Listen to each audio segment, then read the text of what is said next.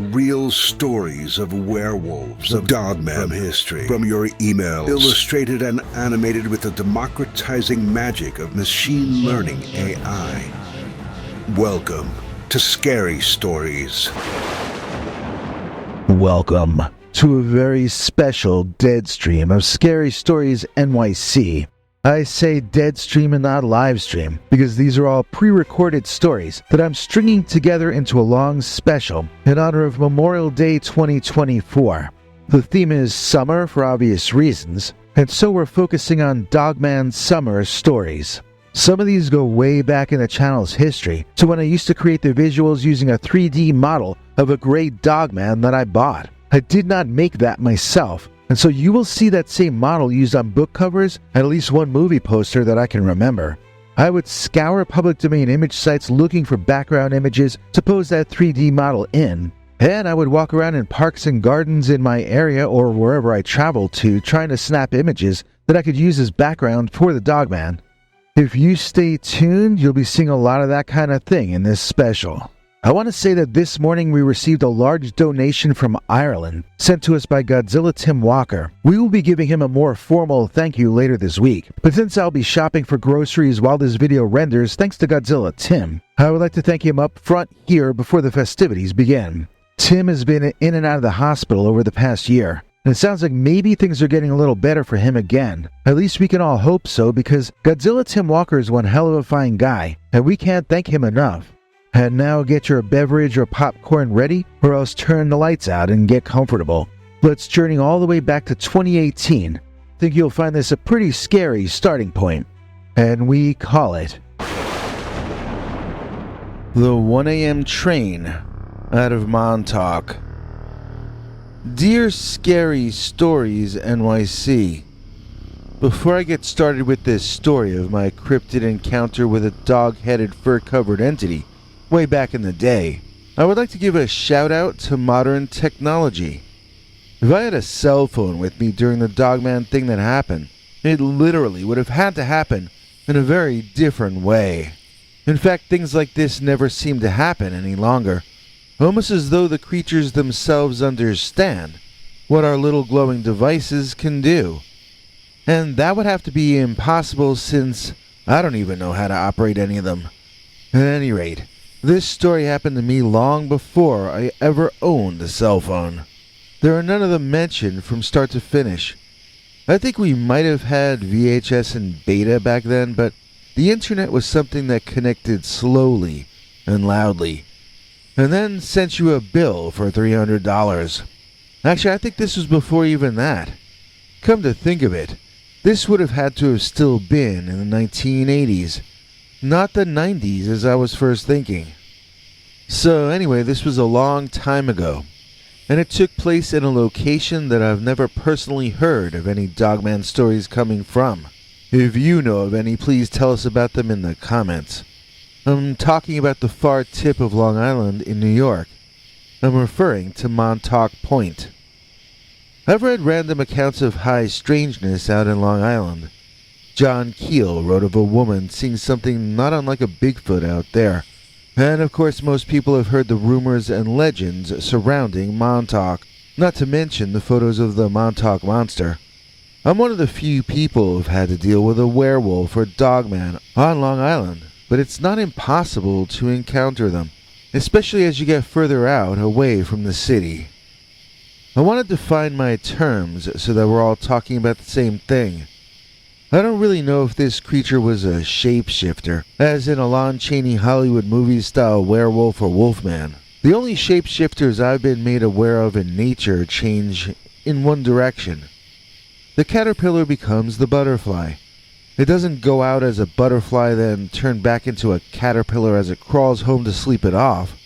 So I personally think those werewolf legends and films and shows we're really probably talking about something else entirely different than real-life werewolf stories talk about. Like those might have been cautionary tales about addiction or out-of-control emotions or rage or coming of age, with the transformation into an animal meant more symbolically than literally. If the thing I saw had transformed from something else, I think it was a one-way transformation. if he used to be an ordinary wolf or a dog or even a human being. It didn't matter in the current moment. He was now a Dogman, and even if I referred to him as a werewolf or wolfman, as I told you what happened, you should know that in this context, I mean to use the words interchangeably. Now, at the time when this all happened to me, I was living in Montana. If you live on the western side of our great state, you find yourself arguably within driving distance of 10 or more national forests, national parks, and protected wildernesses. So, in which of these did I see the Dogman? Well, in my case it was a little more complicated than that. I was spending a day hiking, well, more like walking around, really, in the mountainous Lolo National Forest, south of the Flathead Reservation. I was hot and sweating, wearing a t-shirt and jeans, having wished I were wearing shorts instead. I'd experienced the passing of a loved one fairly recently, and I wanted to find the peak that she and I had once stood on together. It was very frustrating, but then a cool breeze made me feel a little less overheated, and also helped me feel a new sense of optimism and hope. The next thing I knew, though, it was nighttime, and I was in an area surrounded on all sides by water. The cool breeze blew a little harder now and whistled or even moaned in this new dark place. I felt like I was in Innsmouth in some Lovecraft story. I felt as though I were on an outcropping of land somewhere up in New England. I wondered if it were really night, or if it was the storm that had darkened the scene. I remember standing on a road passing over water. Technically it was a bridge, but I don't remember anything bridgy about it. I don't even remember rails along the sides of the road. I do remember it being autumn or winter, because all the trees were at least turned orange or brown or yellow, if they hadn't already lost their leaves entirely.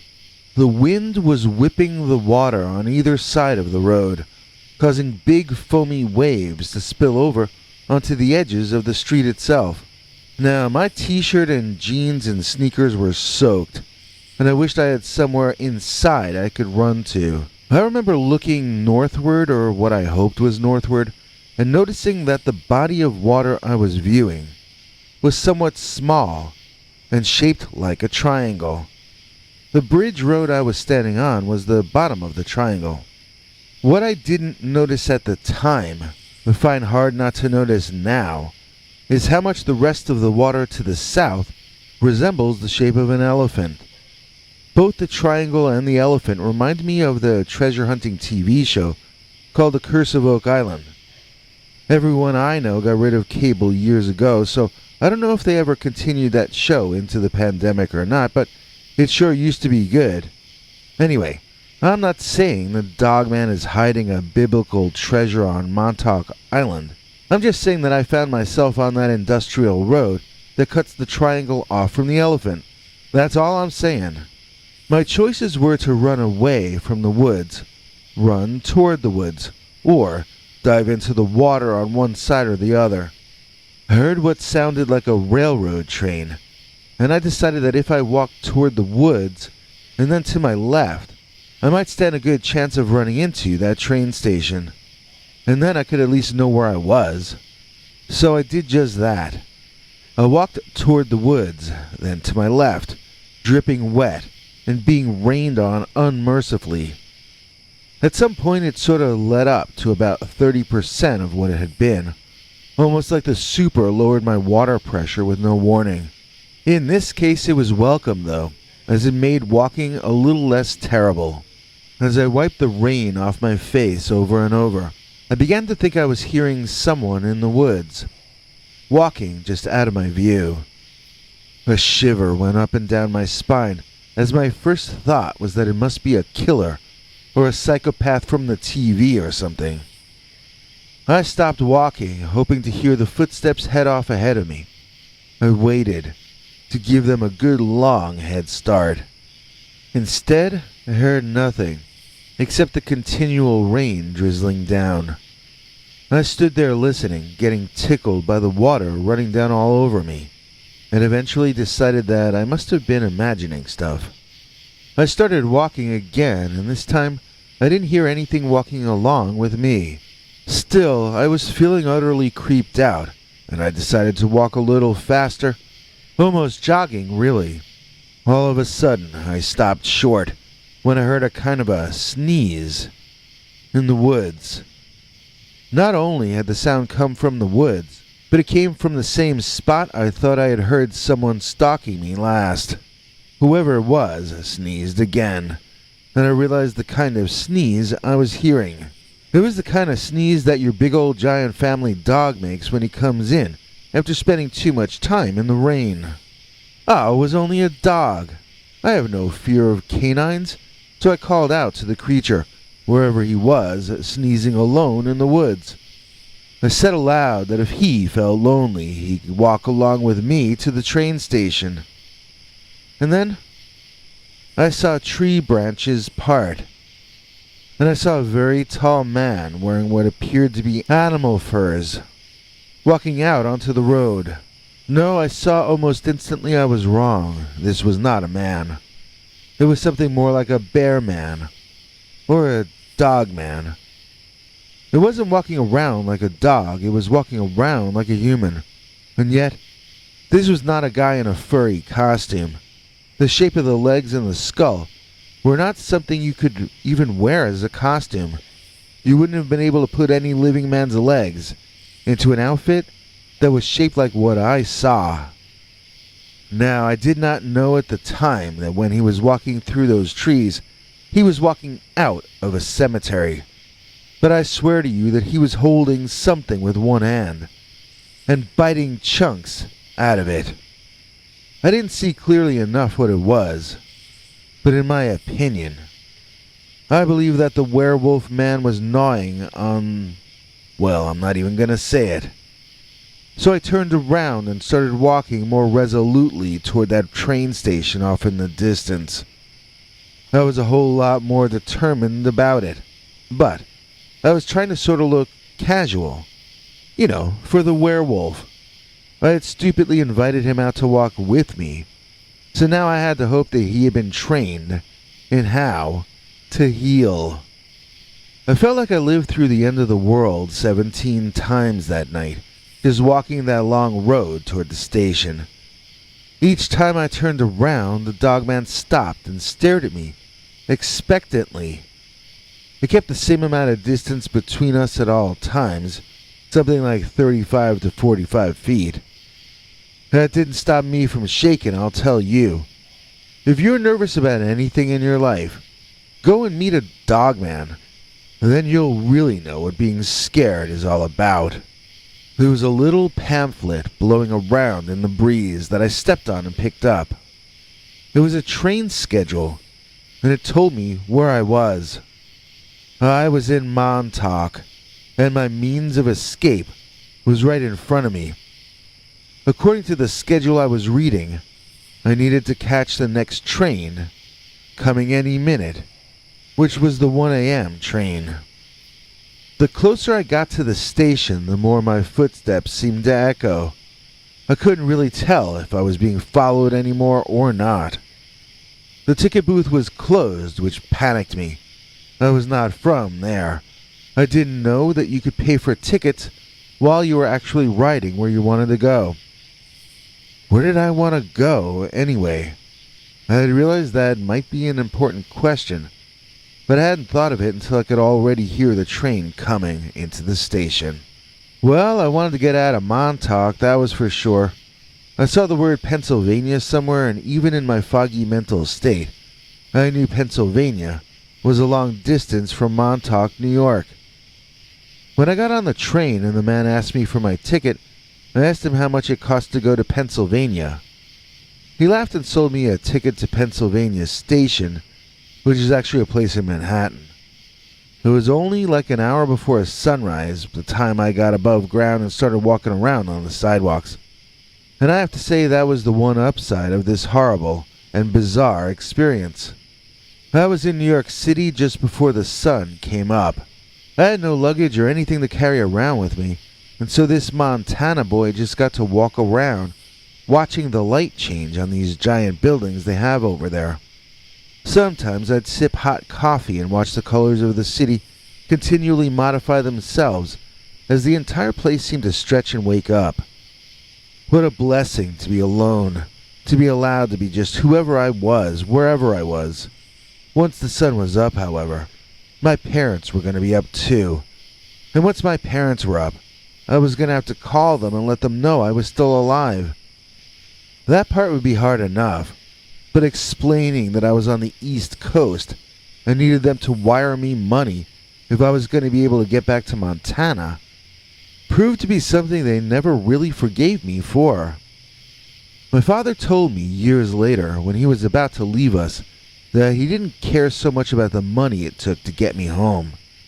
It was the fact that I would even think to pull a stunt like that, flying to the other side of the country without telling anybody and with no return trip planned. That was the part that left him feeling so slapped in the face. Neither he nor my mother ever accepted my story that I was abducted or transported and brought to the East Coast against my will, where a werewolf chased me through the storm to the rail station. Their faces would reflect such disappointment in me each time I tried to tell them the truth. The more I would try to explain, the more certain they were that I had lost my mind. Well, my mother called it mental illness, but my father told me and her both that my problem was a basic lack of a moral center and a lack of a backbone to allow me to stand up and behave like an adult. My mother felt my nervous system was diseased, while Dad viewed my morality and my soul as sickening and decayed. The sighting of this dogman or werewolf and my subsequent reaction to it eventually got me almost entirely removed from my parents' will. Since I have no brothers or sisters, they left the bulk of their estate to an organization pledged to aiding young people with severe emotional problems. Even with his dying act, my dad slapped me in the face and slapped my reputation down in front of the world. Rather than leave me enough to live on, Dad left the money to a mental health clinic in sympathy with other disappointed parents. At any rate, I think the worst mental illness is self-importance, and I don't mind working for my daily bread. So I had been in the Lolo out in Montana, and then the next thing I remembered was being in Montauk, New York, at the end of Long Island, in the middle of a rainstorm, being chased by what looked to me like a werewolf. The Lolo National Park is 2,500 miles away from Montauk, okay? If I were to drive from one place to the other, it would take me 38 hours or more to do it. But I remember being in one location and then being in the other. And then I saw the Dogman, you know? I was in this strange nightmare situation, and then on top of that, I was being chased by what I would have thought was a mythical beast before I even understood where I was or how I'd gotten there. Now, even if I had intended to do that, even if it were my goal to personally shame my parents, please answer me this. How? How did I even do it? I don't know myself, but I bet I could find out. I just have to take a night trip out in the rain and interview all the riders on the 1 a.m.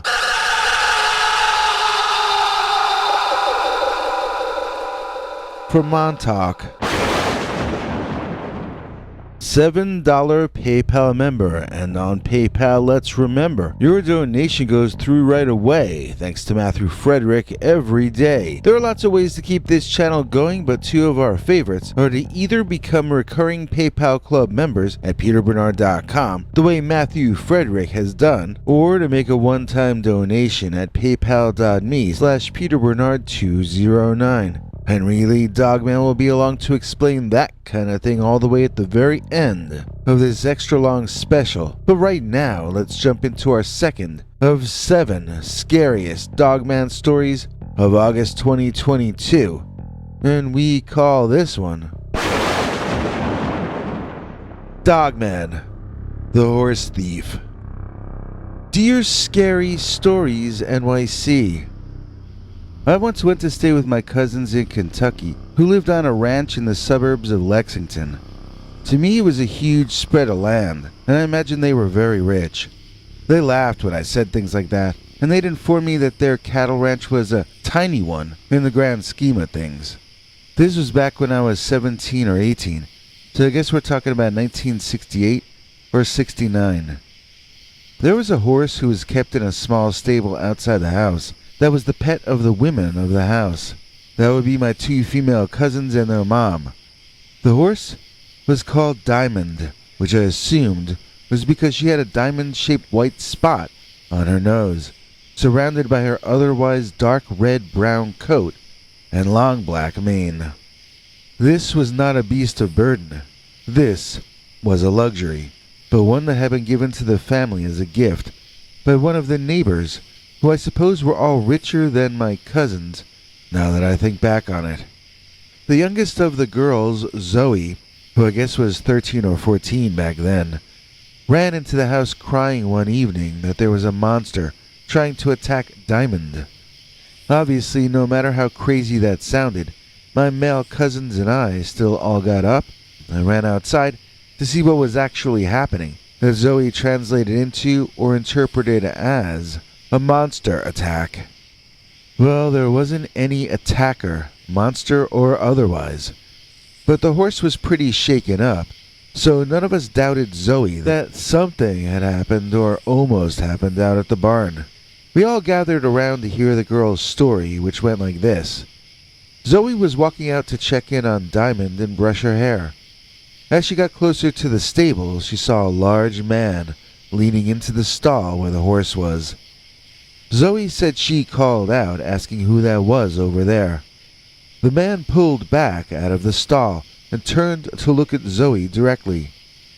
She said he had eyes like fire, and he had to have been a monster, something that worked for the devil. She seemed amazed that the horse was not hurt in any way, as she was convinced that the demonic monstrosity would have cut or burnt her badly before we could have even gotten out there. Still, we could find no footprints of anything that wasn't wearing boots or shoes around the entrance of that little horse house, so nobody really knew what to make of any of this. Zoe announced that she was going to sleep in her sleeping bag near Diamond that night, and I volunteered to stay with her if someone could lend me their sleeping bag. This way she could protect the horse, and I could protect her. Zoe had wanted one of her brothers or sisters to volunteer, but apparently Zoe had developed a bit of a reputation for crying wolf and over-dramatizing events, so her siblings were more than happy to let me guard her instead. It became a moot point when her mother forbade her from sleeping anywhere except her bed. At least I had thought that would be the end of it. Sometime deep into the night, like 2 or 3 a.m., there came a blood-curdling scream from outside my window. I had been dreaming, so I woke up completely confused and turned around. Had that scream really happened, or did I dream it? Well, it happened again, and this time I leaped out of bed, and I ran outside to see whatever I could see. Well, Zoe ran into me as I ran out the back door, and we both came tumbling back into the house. She was shouting that the monster was back, and I ran outside past her because I really wanted to see this thing for myself. I wondered what it would turn out to actually be that was out there, and I was kind of stunned when I saw what looked like a werewolf bolt away from the horse stalls on 2 legs. It was clearly not a man, however, even just going by his silhouette. He was too tall to be a man, for one thing, and he ran in such a way that a human wouldn't ever do it. The legs it ran on were shaped differently, looking more like the rear legs of a large canine. The way it ran, however, was not like a dog or a wolf or human or any other living being that I'd ever witnessed. I was mocked by my cousins because I was from the city, and so what would I know about how animals walked or ran? Just as we had all doubted Zoe and guessed what she might really be seeing, so too now I was the one being doubted, and my family wondered what I had seen that I had misinterpreted as a werewolf. Zoe and I got together to compare notes. It was taller than her father, and her father was I think 6'3". It had a body something like a human except covered in fur like a dog. Its legs were like a canine's hind legs. Its head was not human at all, looking like a cross between a prehistoric dog and a prehistoric wolf. The head looked so large and heavy that I wasn't sure I could have even lifted it should it have fallen off the beast's broad, man-like shoulders. It was large like a bear, but it was fast-moving and wily, like a creature 1/3 its size. The two of us made plans to sneak out that night with our Instamatic flash camera and lay in wait for the dog-headed werewolf man. We were going to, in those innocent and primitive days, attempt to get photographic proof of the existence of the creature or monster or whatever it was. Zoe was doing it to convince the others that the danger was real in order to protect her horse, Diamond. To an extent I was too, but I was also very interested in getting a flash photo of the beast, just so that I myself could see it better. I really couldn't understand what that thing was, and I wanted to know pretty badly. I kept having dreams about it where I would understand what it was finally. There would be such a sense of relief and excitement as I found out what the creature was. I always felt like the answer was so obvious. I almost wanted to laugh at how simple the explanation was. The trouble was, as I would wake up, I would forget the answer and realize that it had all just been a dream. In waking life, the dog-headed man was even more of a mystery than he was in my dream life. So before I go on, do you all know what a Polaroid instant camera was? Back in those days before digital cameras, you would shoot images onto film and then take them somewhere like a drugstore to have them all developed. It cost money, and it took time. The other option, which had been around since the 50s at least, was to buy yourself a Polaroid instant camera, which would shoot the image onto a little square thing. You'd pull the little white square out of the bottom of the camera and wait a few minutes while the image developed on it in front of your eyes. There was no film. There was no film negative. That little white rectangle that your image appeared on was the photo, and that was the only copy of it that was ever going to exist. So these Polaroid cameras had their disadvantages, but they had the advantage of being ready to view in only a few minutes. Now obviously they don't make these cameras any longer since digital photos are all much more instant than the instant cameras of old. To me and Zoe, back there in 1968 or 69 though, we felt we were armed with state-of-the-art surveillance equipment when we had that old Polaroid hanging around our neck. So once we both snuck out and regrouped on the side of the stable invisible from the house, we realized that we didn't really have a plan. She did bring her sleeping bag and I did borrow one of her brother's, but I didn't really feel comfortable with the idea of sticking my legs down into that thing. If the dog-headed werewolf man jumped out at us, I might be too busy unzipping the sleeping bag to get away in time. During the sunlit hours it had all seemed so simple. Wait till the werewolf man came out to mess with the horse, then snap a flash photo. End of story. Dogman is proven to be real. But once we were out there in the middle of the night, it didn't seem that simple. Even if we got a photo, it wasn't like that would make the dogman disappear or collapse unconscious. If the dogman showed up, we were going to be in danger. It wouldn't matter if we got a photo of him if we lost our lives in the process. At least, it wouldn't matter to the two of us. So we unzipped our sleeping bags and used them more like covers as we sat there leaning against the wall of the horse's home. We both awoke with the sound of Diamond the horse whinnying and thundering out of her stall.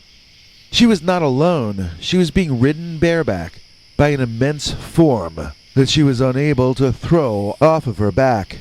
Zoe screamed and ran around the back of the stalls. She was the one who had the camera, so I hoped she was planning on sneaking around the other side and getting a nice little Polaroid to prove our case. As I watched, the two animals battled for dominance. Diamond ran in a circle, rearing up on her hind legs, then throwing herself onto her two front legs as she raised her hind quarters up in the air. Still, her rider held on, its hands grabbing her mane, sometimes her neck at others. The humanoid form's knees and lower legs held tight to the horse's back, giving easily with the movement of his mount.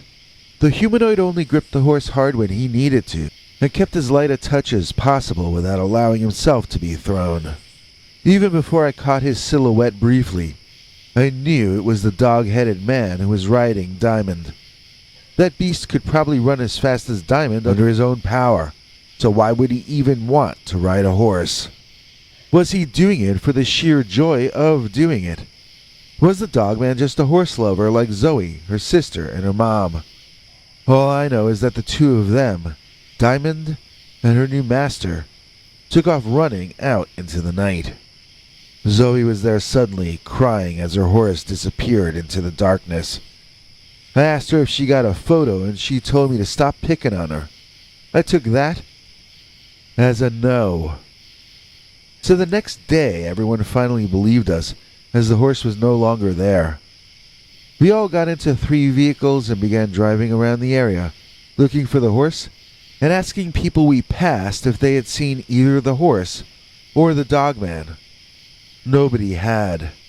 We were seriously bummed out when we drove back to the family farm, but when we got there, Diamond was back in her stall. The ladies celebrated while the guys looked for prints from the creature, finding none. Of course, the discussion that night was what kind of higher security enclosure the horse needed, and how much it would cost them to construct it. The rest of the time I was out there that year, I helped them with that project, but it didn't matter, because the Dogman never came back. I guess he only wanted to steal Diamond for a joyride. I can think of nary a person as nice as Mary. Her kindness helps us pay the billies. Of course, I mean dear Mary Gillies. Please join me in thanking today's executive producer, Mary Gillies, for making this episode possible. Mary has been a PayPal Club member at our $7 a month level for years, and we could not have made it this far without her. Thank you so much, Mary Gillies. Did my uncle really box a Dogman? Dear Scary Stories NYC, I don't know if this would be useful for your channel or not, but I used to have a crazy Uncle Lazlo who told us stories about fighting these humanoid animals that I think might have actually been Dogmen. I mean, he never called them that. I don't think he knew the word Dogman. But in retrospect, it seems to both me and my younger brother, this might have been what he was talking about. I'm not going to say that my uncle never exaggerated. In fact, he had a reputation for wild stories. But the fact remains that he never used the word Dogman to describe what he fought, and he never tried to get any publicity drawn to himself because of these old stories he'd tell. It seemed like something he actually wanted to keep hushed up because, well, let me just tell it to you in order of how I think it happened, and then you can sort of hopefully see my point. It doesn't seem like the kind of thing a guy would have made up, not even my crazy uncle. Now, my uncle was stationed in Australia during his time in the service. This would have been back in the 80s or 90s, I guess. And that was where he became involved in boxing kangaroos. I'm not sure if that's still legal these days or if it was legal back then either, but I know it was still happening. Maybe it's going on today, I wouldn't know. I raised the term of animal cruelty one time to my uncle, and he said it was more like human cruelty because the kangaroos won as often as they didn't. Regardless of any of that, it was when my uncle was back in Michigan, shortly after being discharged from the service, that he fell into an illegal underground fight club scene, in which he claimed he was sent into the ring to fight this American kind of kangaroo. It was sort of a mix between a wolf and a roo. It didn't jump around. It walked upright on its hind legs. And not only did they have boxing gloves on these particular animals, they had muzzles on their long snouts as well. These were more like upright walking canines than kangaroos. But they were about the same size as the roos, and there was a pretty heavy underground following for watching their fights and betting on the same. Uncle Lazlo told us that this was run by organized crime and he never had any idea what the animals he fought were, or where the mob managed to capture them. Since he had just gotten out of the service and was introduced to this line of illegal work by some of his buddies from his tour of duty, he assumed these were foreign exotic animals shipped into the United States. In fact, he had a sort of presumption that they came from the Middle East and were discovered during one of the conflicts that the U.S. got itself involved with over there toward the end of the last century. I'm of the opinion that the beasts were probably captured right there in Michigan, the same state the fights took place in. If they were imported from anywhere, it was probably from across the border up in Canada. I think those were dogmen, and everyone knows that dogmen come from the Midwest. And the mob of that day simply imported them into Detroit itself, where they were kept in captivity and used to fight humans in the boxing ring for people to bet on. Apparently there was a huge underground racket for watching these fights. Now, I have no idea how they put boxing gloves on kangaroos before they put them in the boxing ring, so I certainly have no idea how a dogman can be fitted with the same. I once asked Uncle Lazlo how it was done, and he only got annoyed at me. I took that to mean that he didn't know how they did it either. My guess would be that they put some kind of knockout drug in the dogman's food, then waited till he was asleep to tie the gloves and booties onto him, because these dogmen, or American kangaroos as my Uncle Lazlo used to call them, had claws on their hands and claws on their feet, both of which needed to be covered and heavily padded in order to prevent them from ripping apart their human opponents, not to mention the referees and probably half the audience. Uncle Lazlo said the American kangaroos were far more vicious than the Australian ones, and they were significantly harder to beat in the ring as well. According to my uncle, the creatures were about the same size as the men, around 6 feet, but they had ears up on top of their heads, which gave them the illusion of a height advantage. They tended to fight in a manic way in the early rounds, but if they didn't score an early knockout, you could often outlast them and win in later rounds. The creatures seemed built for shorter bursts of speed, while Lazlo claimed to be one of those slow and steady wins the race kinds of fighters. He told us he'd be on defense for at least the first 3 rounds against these creatures that I think were dogmen. His plan, or really his coach's plan which he chose to follow, was to let the creature tire itself out, then try to win the fight on points. He never succeeded in knocking any of them out, although he did tell us he'd had his block knocked off more than once by one of them. That's kind of the part of it that makes me wonder if this all might have been for real. I mean, if he was making it all up, wouldn't he have told us that he won? That he beat the dogman up and knocked it out? It seems like if it was a fish tale, then he would have won in the ends of the stories. Instead, Uncle Lazlo always seemed to end these stories wide-eyed and shaking his head at the memories. One time I asked him whatever became of the people on that scene, and he told me nervously that he didn't want to know. When I asked him what he thought happened to the animals, he got visibly upset and told me that he didn't care, as long as he never had to see any of them, ever again. Even years afterward, he was quite shaken up by the memory of what he called the American kangaroos. Would he have been acting that way if these were just stories he made up to entertain his nephews? I asked Uncle Lazlo if he thought the fights were still going on, and if I could get to see one of them. He told me it was possible that the fights might still be happening, but he lost his connections to all that long ago. The reason he left the fights is that they got shut down quietly by the feds, with the heads of the operation disappearing suddenly. Maybe to federal prison, or maybe who knows where. That didn't mean that someone else might not have started it all up again somewhere else. Most likely someone with deep enough pockets to pay the feds off to keep it quiet. But Uncle Lazlo said the fights were so dangerous and so risky that it's also quite possible that they were never revived.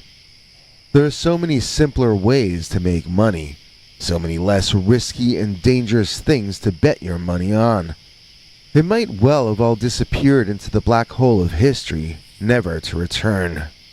Our uncle left us in 2016, sadly, with no way to answer any of these questions.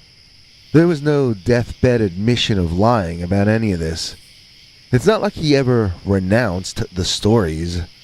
Then again, it's not like this was the subject of conversation too often toward the end either.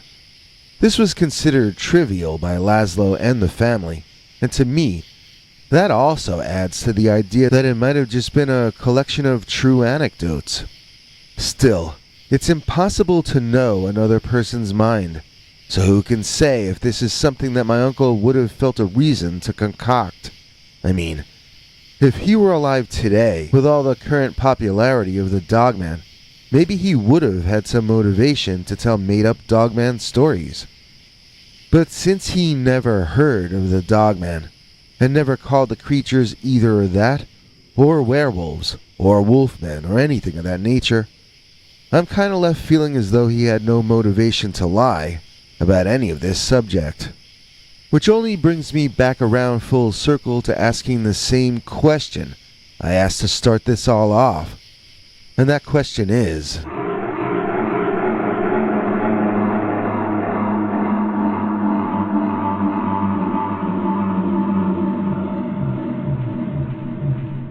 did my uncle really box a Dogman? You're watching the Scary Stories NYC Labor Day Dogman Marathon, featuring the scariest Dogman and Werewolf summer stories, going back over our channel's entire history. And now for something completely scary. The mutant Dogman. Was it natural? Or bred by man? Dear Scary Stories NYC, I am not a person who sees cryptids all the time, but the one incident I have to tell you is a real doozy. It happened, I guess, about 5 years ago now, and my friend who was with me has unfortunately passed away since then.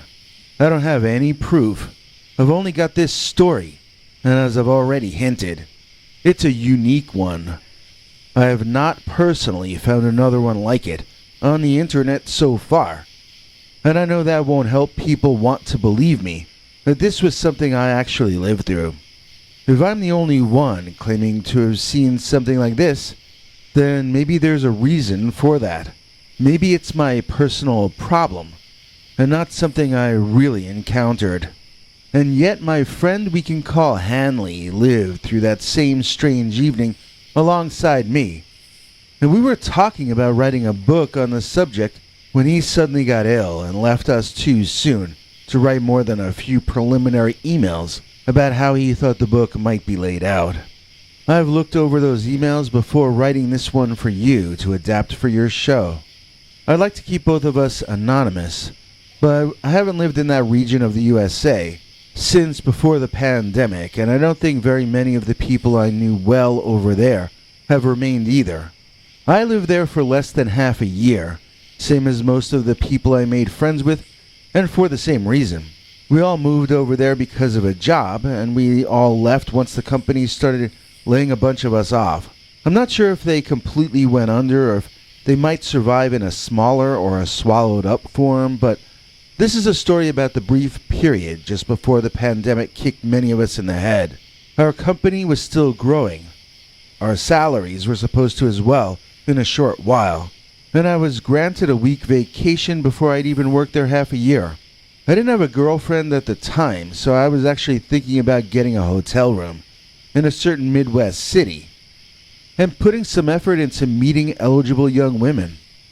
My work buddy Hanley talked me into going camping with him instead, saying some nonsense about how women would flock to me after I got back to nature or something like that, I don't know.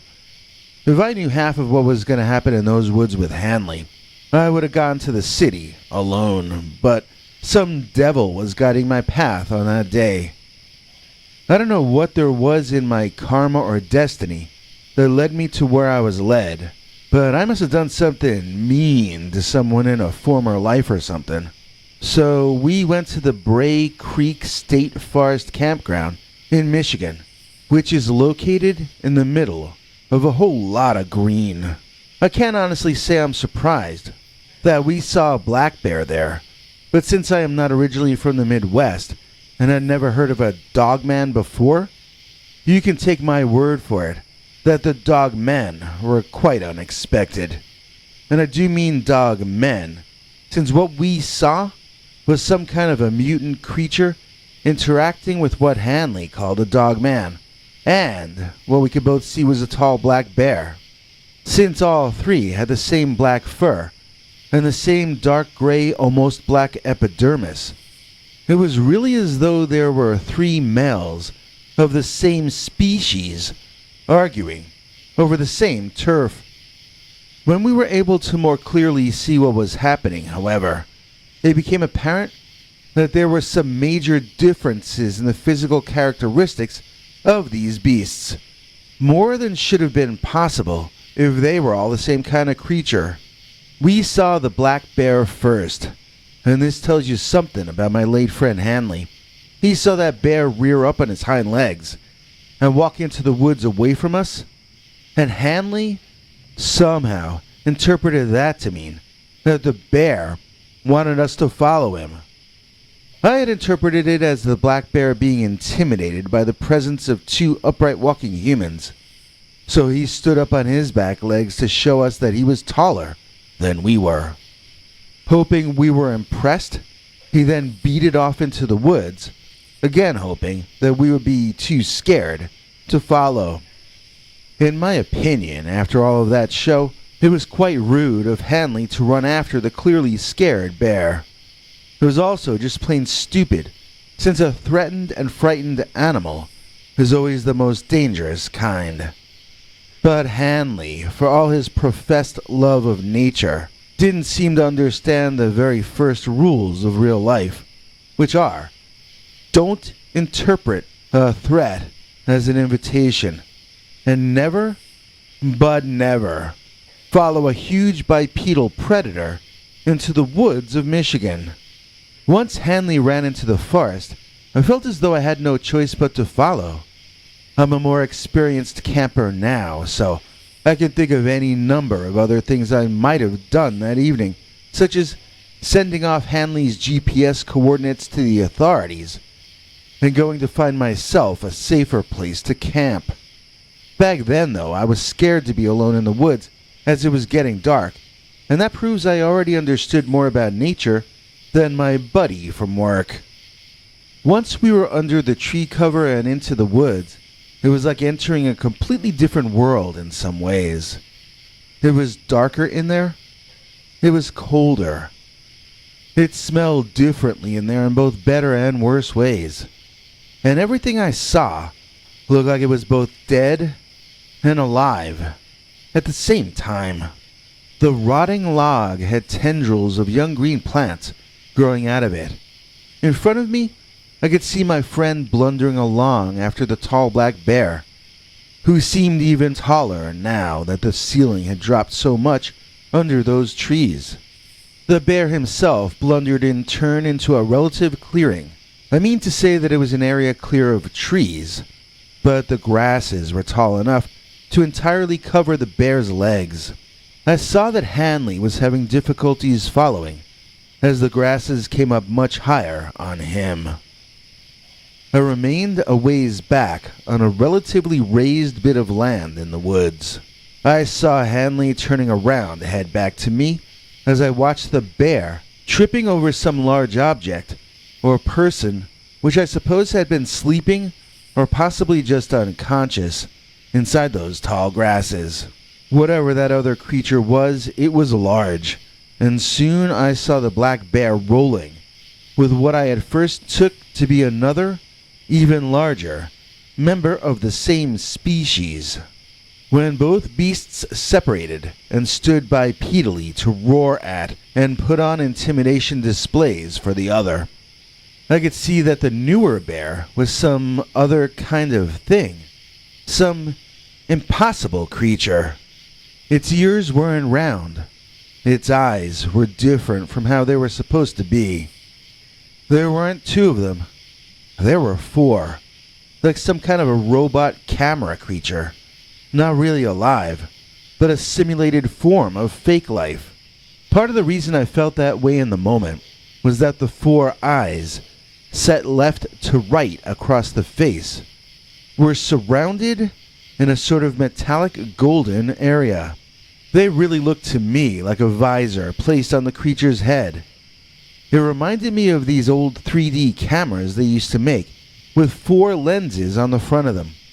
And I really saw the creature as some kind of a robot, at least back then. Hanley found his way out of the grasses and to me, and we both climbed a tree to get a clearer view of the action. We both felt too close for comfort, but too far for any clear photography or video. By the time we were up in that tree, I could no longer see the black bear anywhere. It seemed to have run away. The larger creature with the golden visor was now in a series of displays intended to intimidate the new challenger. Now, this second challenger is the one that Hanley called a Dogman. That was my first time ever hearing the term, at least hearing it used to mean a monster instead of a kid's book. The amazing thing to me, as I've stated earlier, is that this Dogman had the same black fur that the gold visor mutant had, which was the same black fur that I saw on the bear that started all of this. So the entire experience had a number of illogical, surreal aspects to it. It wasn't like we felt spooky or that things had gotten weird, but we were both expressing frustration as to the illogical nature of what we were seeing. It made you feel paranoid, like, is someone putting us on? But then I saw that Hanley's clothes were covered in ticks from walking in those tall grasses, and the two of us set to work removing as many of the bugs from him as we could see. Soon it was getting too dark to see the insects, and we needed to withdraw from the woods and quickly find a safe place to set up a fire and a camp. Now, there was someone, I apologize for not remembering who, that Hanley told this story to a while after it happened, and a while before he left us. That person told Hanley that they didn't think that the four-eyed monster sounded like an old 3D camera. They thought the eyes sounded like the eyes of a jumping spider. So I looked it up, and this person was actually right. The way the furthest left and right eyes are smaller, that's much closer to what I saw than the 3D cameras were. And the other thing is, that spider, his eyes are surrounded by what looks like metallic gold paint or something, doesn't it? Just like the weird mutant Dogman or bear, or whatever it was that we saw. The trouble with thinking that the Dogman we saw had the eyes of a jumping spider is that jumping spiders are tiny little creatures, while the Dogman we saw was bigger than a tall black bear. That's why, even though I no longer think that we saw a robot or cyborg or anything like that, I do still wonder if human intervention had anything to do with that bizarre four-eyed monstrosity. And to this day, I'm left asking myself the same question as I was back then. The mutant Dogman. Was it natural or bred by man? We'd like to thank our executive producer. Today she came in clutch. I'm talking about our newest member named Mrs. Topher Kutch. Or Cooch? Sorry. If you would like to help us stay online in this very strange era in the internet's erratic and ever-changing history, we have a number of ways to donate and help us out. Among them is the choice to become a channel member and get to see 4 secret stories per month, in addition to our public videos that everyone can see. The Booger outside of Butler met the Dogman. Dear Scary Stories NYC, Back around 2009, my friends and I started seeing a Bigfoot that we called the Booger outside of Butler, because we were seeing it near Butler, Indiana, which is just this side of the Ohio border, and just that side of Michigan. I'm going to try to tell you what I remember about what my friends told me they seen, and then I'm going to finish it with my sighting, because in my experience, I didn't only see a Bigfoot, I seen a Dogman too.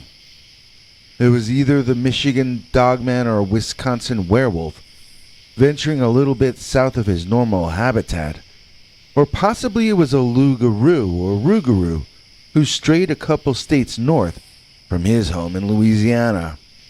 You know, not many people know this, but Ohio and Illinois are ranked 4th and 5th on the list of most Bigfoot sightings reports, and Michigan makes the top 10 as well.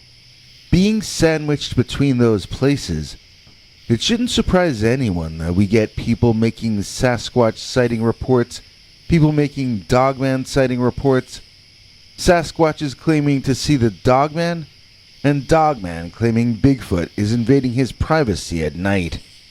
Okay, I made up those last two parts, but it was kinda getting like that for a while. Now, I didn't personally see any of this till it was about to end, but my sighting was the last that anyone I know had of either cryptid, period. If people have been seeing them in that area since around 2010, those are not people that I know. So the first sighting I heard about was of a dog-headed werewolf-style Bigfoot seen by a friend who told me to call him DJ Jazzy Jeff. This in spite of the fact that he is not a DJ, he is in no way jazzy, and I don't think anyone has ever called him Jeff or Jeffrey or anything like that. So Jazzy was driving north on County Road 79, which is just 1 block away from the Ohio border. It's a lot of flat farmland over there, although this was late in the summer, so there may have been crops growing tall enough by then to block some parts of the view. DJ Jeff claimed that he saw plants moving in a distance. Then suddenly, a tall dark silhouette burst out from the crops onto the county road. This would have been over by that Zion church painted all white over there.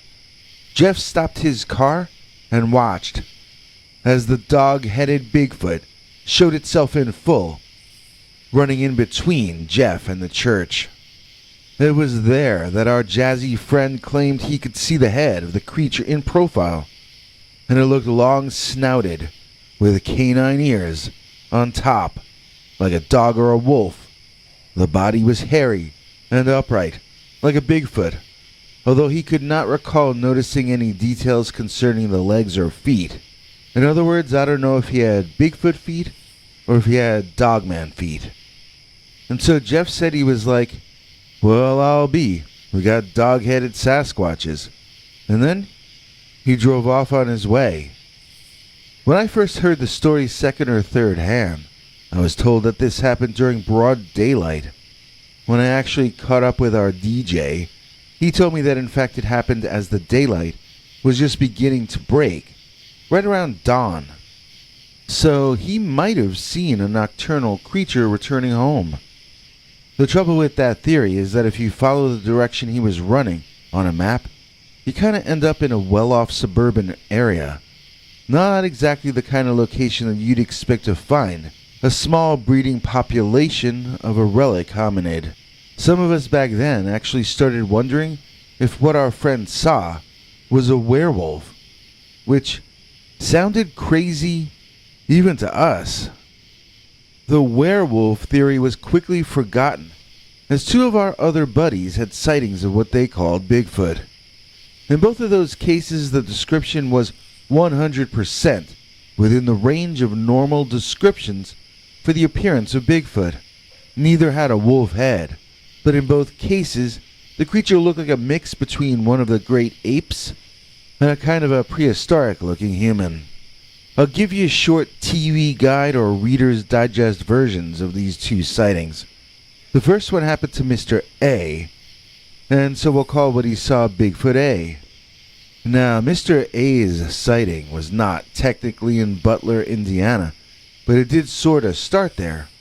A was with Miss A, his gal pal at the time, and the two of them began a sort of a daytime date by meeting at the International Monster Truck Museum and Hall of Fame, which, as everyone knows, is located in Butler, Indiana. I don't know if Miss A appreciated how lucky she was to be standing right there, next to some of the greatest automobile athletes and gas-powered entertainers of all time. So if she's listening, she should know that she was among chrome-plated royalty on that day.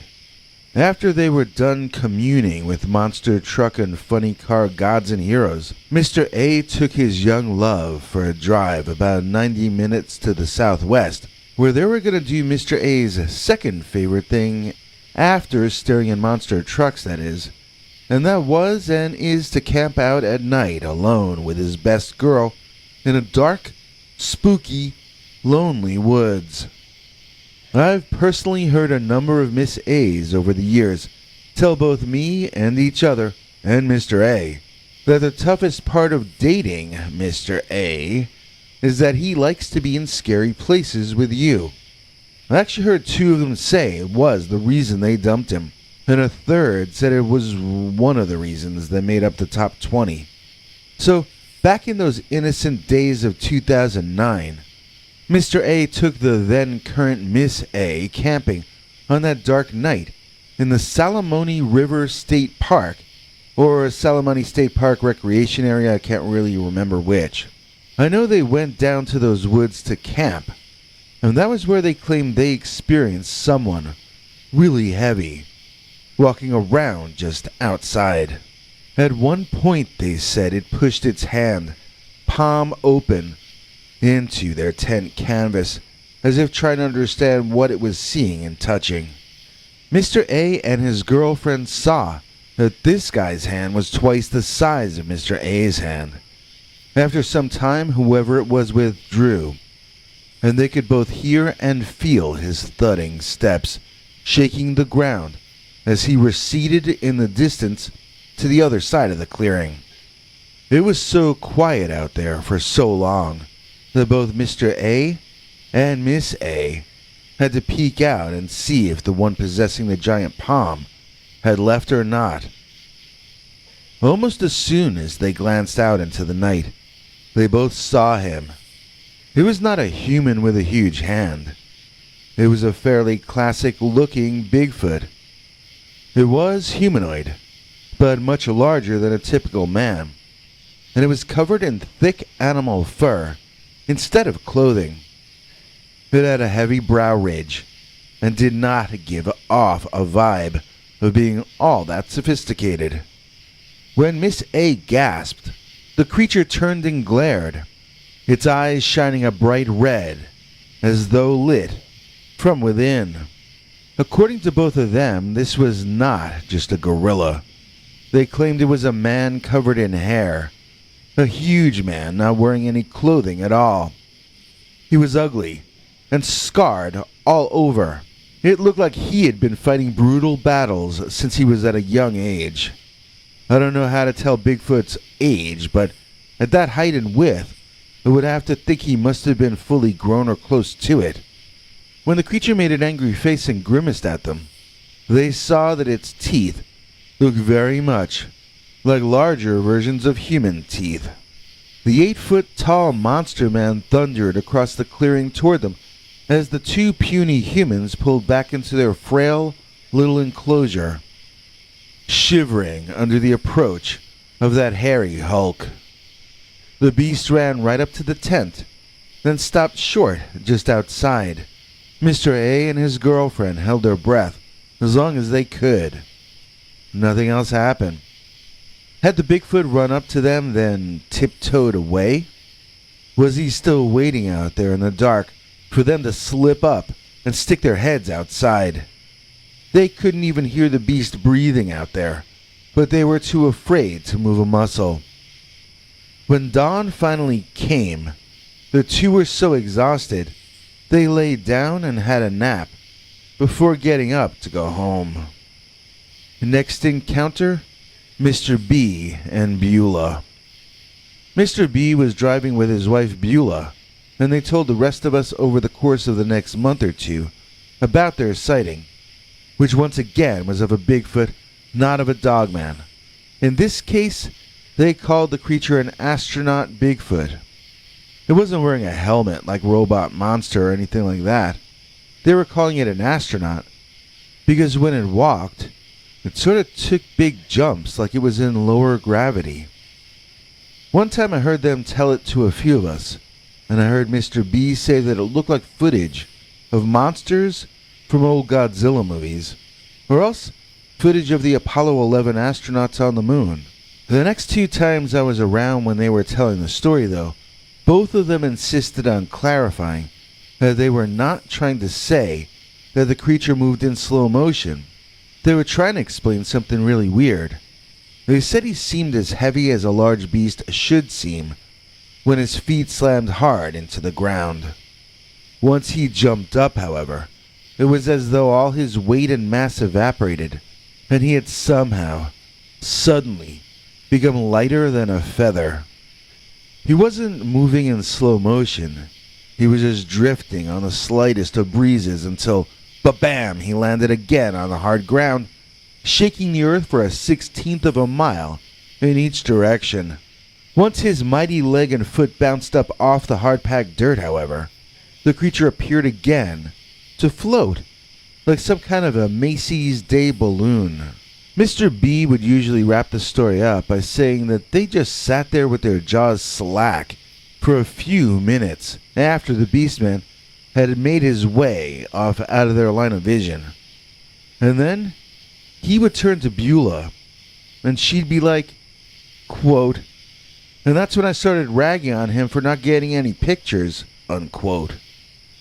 Okay, now let's go to my sighting, the Mongo Monsters from the Mongo Mill Pond.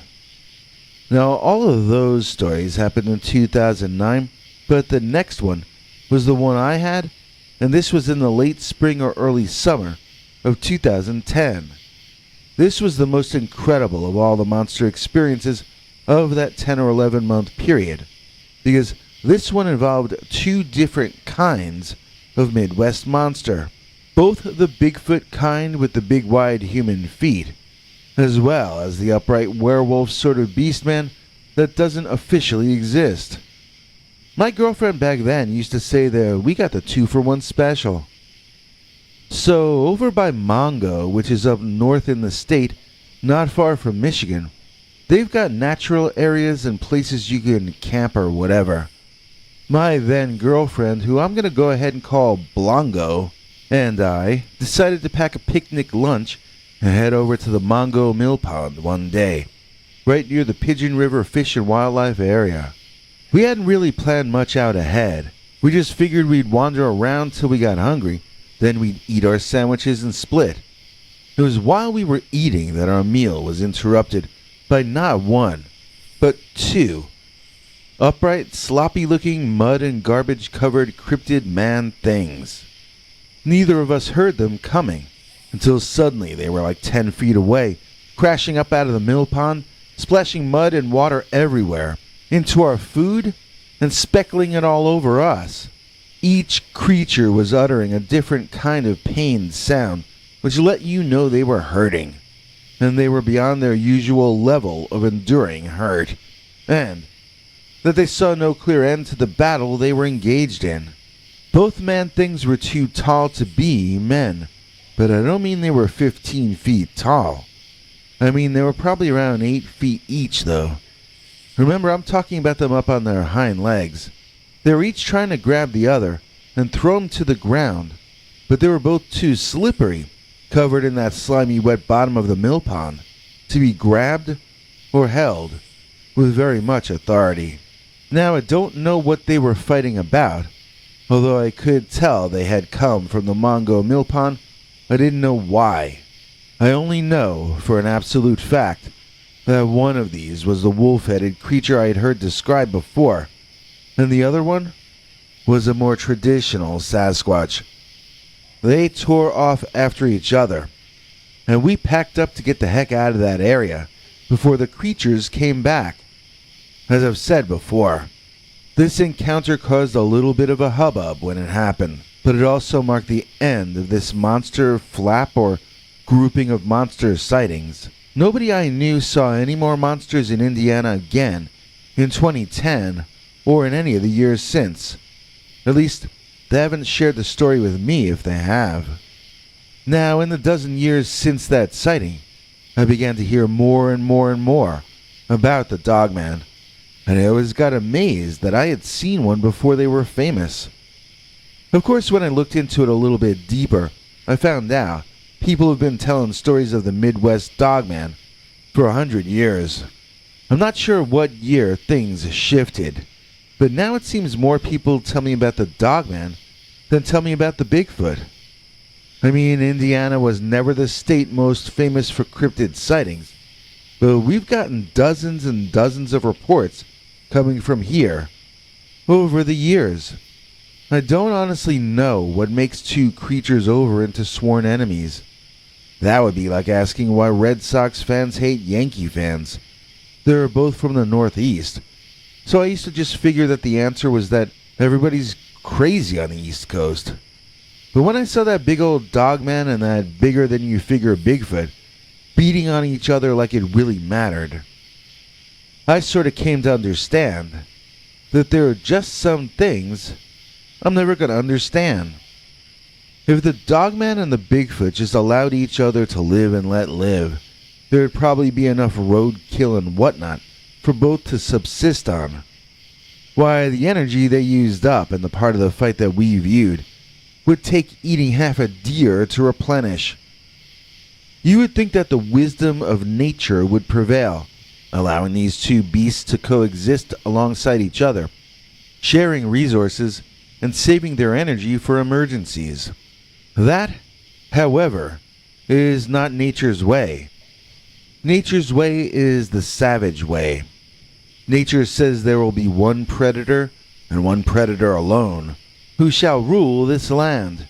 Everyone else will take second or third place or lower under the true king of the temperate jungles of the North American continent. I don't know how long this evolutionary struggle will rage on, but I do think I know who will eventually win. When the Bigfoot could not grab the Dogman, the canine slipped out of his grasp. When the Dogman found the Bigfoot too slippery, however, he pulled out his fishhook-like claws and began scoring bloody point after bloody point in the battle as the two immense beasts raced away from us. The Dogman's claws are not like your pet Fido's claws. They're something more like the claws of a lion or tiger. Or possibly a better comparison would be to say that they're like your cat's claws, but much, much larger and far more lethal. Anyone who spent any time around a cat that was flipping out over something knows that even a little kitty can become seriously dangerous when they start acting like idiots. If you only end up with a few scratches on your hands, you're lucky. You could end up like Nick Fury in that bad superhero movie, whatever it was called. That's why he wears the eye patch. Disney should have a Marvel Comics soap opera called As Stan Lee Turns in His Grave. Let's get real before I let you go. The Bigfoot can make a fist. The Bigfoot can punch with that fist. The Bigfoot can yell a lot, and he's pretty freaking scary to be anywhere in the vicinity of. The Bigfoot does not, however, have jaws strong enough to bite off your car's bumper and little deadly Ginsu knives at the ends of each of his fingers. The Bigfoot also is known to kill what he needs to survive. The Dogman, on the other hand, will kill more than he needs. And then, he'll steal food away from other animals in his area on top of that. This is how I think they've taken over so fast. They don't just take the lion's share of the food and resources for themselves in their insane rages. They then begin taking away the smaller bits that are left. Can even the legendary Bigfoot survive such a drastic change in the ecology of the American wilderness? Or are we really talking about the permanent end of the Bigfoot era in world history when we're talking about incidents Like the time when the Booger outside of Butler met the Dogman. You're watching the Scary Stories NYC Labor Day Dogman Marathon, featuring the scariest Dogman and Werewolf summer stories, going back over our channel's entire history. And now for something completely scary. Woodstock Werewolf. Dear Scary Stories NYC, I have a story for you that happened to me 10 or 11 years ago in Seven Bends State Park, right outside of Woodstock. Not Woodstock, New York, with the hippies and Jimi Hendrix playing the national anthem. I mean Woodstock, Virginia, which is located something like 100 miles west of Washington, D.C. This is a northern area in Virginia. In terms of Dogman locations, it's just to the west of Maryland, which does have a tradition of a Dogman called a Dweo, going back generations. It's just to the south of Pennsylvania, home of numerous Dogman and Bigfoot legends. And it's just to the east of West Virginia, home of the infamous Mothman. So although I had never personally heard of any local Dogman experiences until I had my own, it doesn't seem that far-fetched to me that one of the creatures might migrate through the area sometimes, or at least in some years. So in this area, the Shenandoah River flows along in about the bendiest configuration that you can imagine, flowing east and then west and then east, giving it this snake-like appearance when looked at overhead or on maps. You can understand why the area and the park there are both called Seven Bends. I had the intention of camping with a friend of mine we can call Jerry Lee in the Seven Bends State Park over there. I mean, we wanted to sneak off and camp in the woods, not in any official campsite located over there. We were into having a private time in those days, not wanting to be bothered by, older people. We wouldn't set any campfires because we didn't want to be noticed, and we'd survive off of trail mix and whatever we'd brought with us to drink that time. We were both taking undergraduate classes in Pittsburgh, and we'd camped in a couple of parks in Pennsylvania before we decided we wanted to see these Seven River Bends with our own eyes. I won't say that we weren't into cryptids at the time, but cryptids to us back then were sort of stories to tell each other in the dark to see which one of us was braver. I'm not sure if we believed that Bigfoot or anything like that was real back then. At least, I don't know if we believed in them once the sun was bright in the sky in the daytime. At night in the forest when you can't see anything, but you can hear everything, well, during those times it's hard for at least some part of your mind to start believing in, in just about everything that goes bump in the night. In that location, however, we kept hearing a kind of an animal noise that we couldn't place. It wasn't quite canine. It wasn't a bird. It wasn't a raccoon, but it didn't seem human either. At points when it got briefly loud, it sounded like a crazy woman. So you can imagine how spooky that was. We had heard that some wildcats can sound like human women when they're under some kind of a stress or pain, so we wanted to know if there were supposed to be any of those kinds of cats in the woods around Woodstock. One of the days we wandered into the Woodstock Museum in town over there, hoping that someone could tell us what that animal was that we were hearing the night before. Now that particular museum is a lot more about human culture than about animals though, so we ended up getting caught up with a couple of the people who either worked or volunteered there, as they explained the history of that town, going back to when it was caught in the middle of the Civil War. It was so interesting to us that we lost track of time. By the time we realized we had to go, the sky was dark, and it looked like it was about to start raining. Jerry Lee and I beat it out of town, sort of jogging back to our campsite in the woods. We had set up camp in a relatively flat plain on a hillside, and Jerry was concerned that we might slip down the hill if the rains got too intense that night, or else we might experience a mudslide from further up the hill and get ourselves buried. When we got back, the rain hadn't started yet, but the sky had grown as dark as midnight. Once I got my eyeballs on that tent, I was ready to walk right up to it and pull it down. But Jerry Lee's arm blocked me from walking out of the woods and into the clearing. Ahead of us in the darkness, there was someone else walking around our tent. He looked like a big guy, but he was bent down low to look really closely at our tent. I wanted to call out to the guy and tell him to leave our stuff alone, but he looked so very tall, even when he was bent over like that. If he turned out to be a psycho, a guy that large might be able to take both me and Jerry Lee in a fight. So I kept my mouth shut, and I watched to see what the big guy might do next. Well, he came around that tent in such a way that I could make out his appearance a little bit better. And I have to say it was not quite what I had been expecting to see.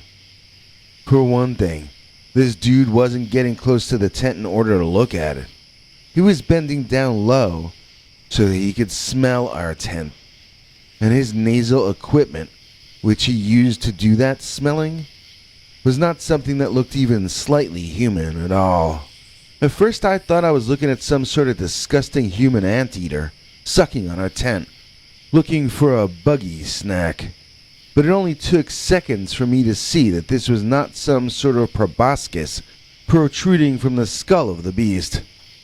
This was a snout, like something a wolf or other canine might have. It snapped open and shut. It held long rows of fangs. It ended in a canine nose. It was a wolf that was walking upright like a man. Was it a werewolf? Or was it just a kind of a wolf or wild dog that walked on its hind legs? I mean, I've read that sometimes dogs and bears can injure their front legs, and then they figure out how to walk on their hind ones instead. It's either that or give up, you know? So sometimes nature finds a way, as Jeff Goldblum is known to say. Once the upright walking anteater theory fell apart, I replaced it with the big dog walking upright because its front legs are probably injured theory. But when the animal suddenly noticed the two of us standing there staring at him, the creature grabbed a stone from the forest floor and flung it toward the dirt just in front of the trees we were hiding behind. The spinning stone bounced once on the hard dirt, then flew up into the air to slam loudly into a branch over the head of me and my friend. Leaves and twigs rained down on us. The creature man had an arm better than C.C. Sabathia or Felix Hernandez, and he knew exactly where we were. The thing about seeing the creature spin that rock at us is that it sure didn't look like his arm was injured. Both his arms looked more than healthy. They looked like some kind of steroid freak from the planet Krypton owned them. This was some kind of a dog with a human chest and muscle man arms. His paws were enough like hands to not only be able to pick up that rock, but to be able to spin it like a professional pitcher. That's not a wolf or a canine with injured front arms. That's a wolf or a canine with superior front arms. The arms of a human athlete, not the arms of a house pet. Was this possibly a real werewolf? Was this an animal that just happened to resemble the mythical Wolfman? Jerry Lee started backing away from our camp, and he pulled me from behind to bring me with him.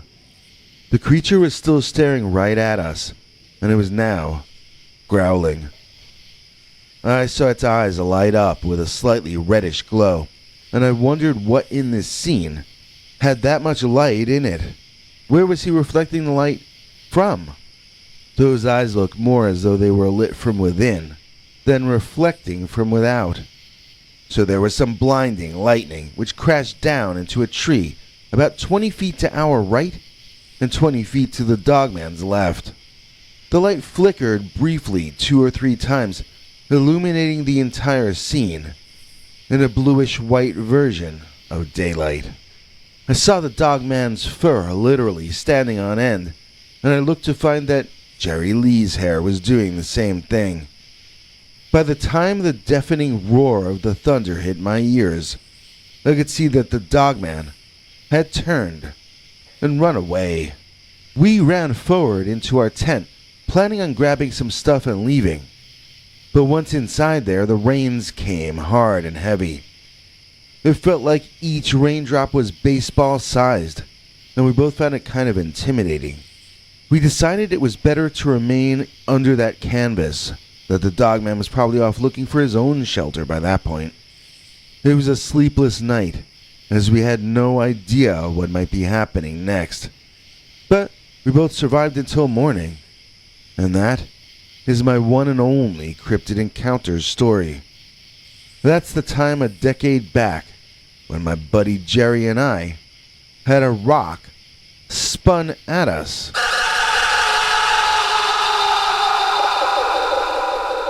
By the Woodstock Werewolf. You're watching the Scary Stories NYC Labor Day Dogman Marathon, featuring the scariest Dogman and Werewolf summer stories, going back over our channel's entire history. And now for something completely scary. Dogman, on the way to worship. Dear Scary Stories NYC, I've got a Dogman story for you that involves one of the creatures trying to prevent my wife and daughter from attending church on Sunday.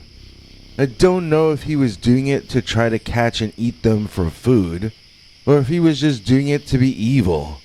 It certainly seems that there are a lot of people who do things for no other reason except to be evil lately, so it shouldn't surprise me if animals began behaving in this way as well. As you have requested, I have separated the ending of the story out, as it is somewhat violent. You can use that one for a members-only show, I don't care. As long as you stick to my facts and keep this all anonymous, I'm fine with the rest of your choices. So I'm about to tell you a story about the Pennsylvania Dogman, but I have to first get through this other nastiness, which is the reason our parish shut down and we moved. Some of the rest of the congregation told me they were done with being publicly religious, as it only drew harassment from those violent gangs. What are they called again? The fascist aunties? Something like that? They called us terrible things, and now there is no more church in that old area. Now the only thing left considered divine in that part of the country is the government. Gee, I wonder who that benefits. You can think on that particular question for yourself while I tell you this little tale. So one Sunday, my wife and daughter came back from church very distraught, saying they had been chased home by bullies who insulted them because of their religious faith. My daughter was bawling, saying the people told them that our family isn't wanted and that we should move out while we still could.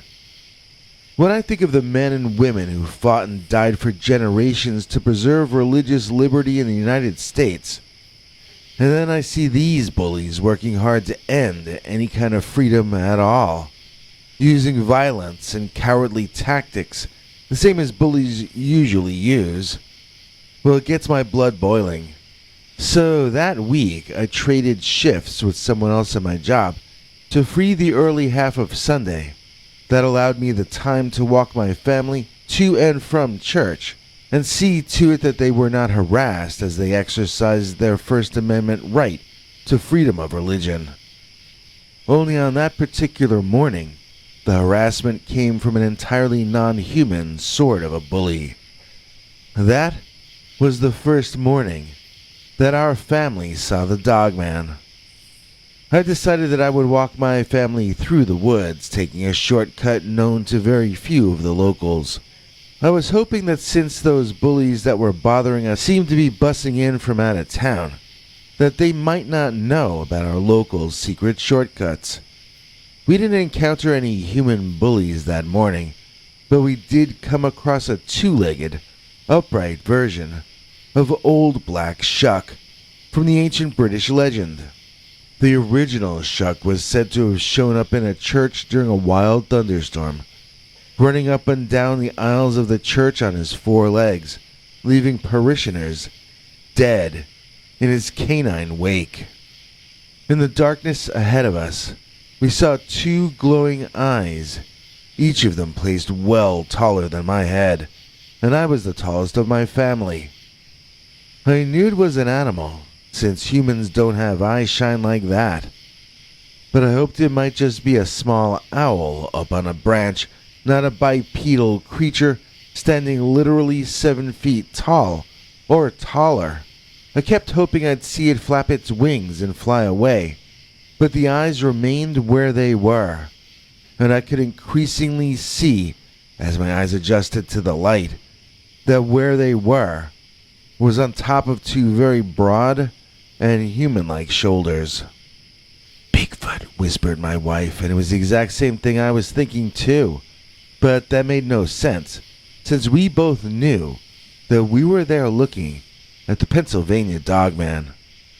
We knew we were seeing a bipedal werewolf, so why did both of us think of Bigfoot when the werewolf stood there looking at us?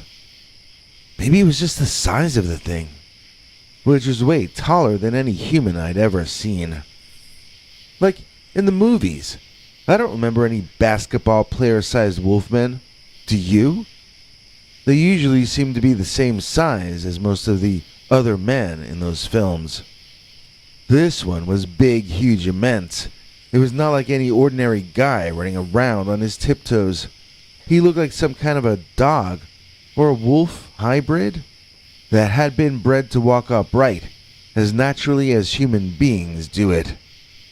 He looked to me like an elite super soldier deep undercover, or else he looked to me like some guy afflicted with lycanthropy and gigantism at the same time. It was really scary being so close to that out-of-control, clearly frightened predator. And while this was happening, I remember being gripped by a bizarre and all-encompassing sense of sadness as I watched my life play out in front of me, in between the live action happening in that moment. Every single time I made a decision in my life that I later regretted or questioned, I was cringing through a replay of that moment, sometimes presented from multiple angles somehow. Every decision seemed like a complete failure to me then, because they had all led to me and my family facing this flailing wild man-beast.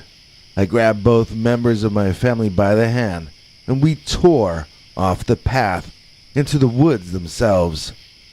I knew that cement sidewalks and suburban streets were on the other side of those trees, and I was gambling that the Dogman wasn't willing to follow us out there into suburbia. Well, he wasn't. Not then, anyway. In fact, I'm not sure how far he even followed us. We did not see him again that day. The next Sunday, we organized the neighbors with the larger vehicles to make the rounds and pick everybody up to bring them to church. Meanwhile, me and some of the other dads went into those dark woods that morning.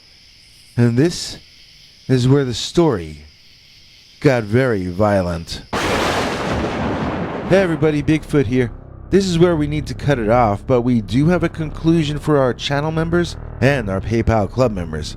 It should hopefully be up right now, so PayPal Club members, check your emails for the URL, and channel members, check your notification page. If you aren't a channel member yet, we give you 4 secret Dogman stories a month that nobody else gets to hear. Oh, and we all owe a debt of thanks to today's executive producer, Valerie Gomez, aka Nicole Gomez, who I think was also executive producer of our last episode too. Valerie became a channel member again last time and has donated to us using our super thanks button located under this and all of our videos this time. It's the YouTube equivalent of our paypal.me/PeterBernard209 direct donation link. Some people refuse to use this or that. I can understand. I might branch out to 1 or 2 more ways to donate. I just don't want to get too confusing. You're watching the Scary Stories NYC Labor Day Dogman Marathon, featuring the scariest Dogman and Werewolf summer stories, going back over our channel's entire history. And now for something completely scary. Welcome to the Savage Summer of Dogman special. Hope you liked our new open. I'm still working on it. Going for that found footage sort of look. We've got an extra long show tonight and we're dedicating it all to Kathy Barrickman. Let's get started with this all new, crazy story that the person who submitted it named The Savage Summer of the Dogman. Dear Scary Stories NYC, I saw the Dogman twice when I was in my early 20s, but he left a mark that changed me for good. I had just broken up with my live-in girlfriend, and my grandparents were going overseas on a vacation cruise. Or maybe it was the Bahamas or something. I just remember they were going away on a cruise for the summer, and they asked me to stay and watch their house out in the country.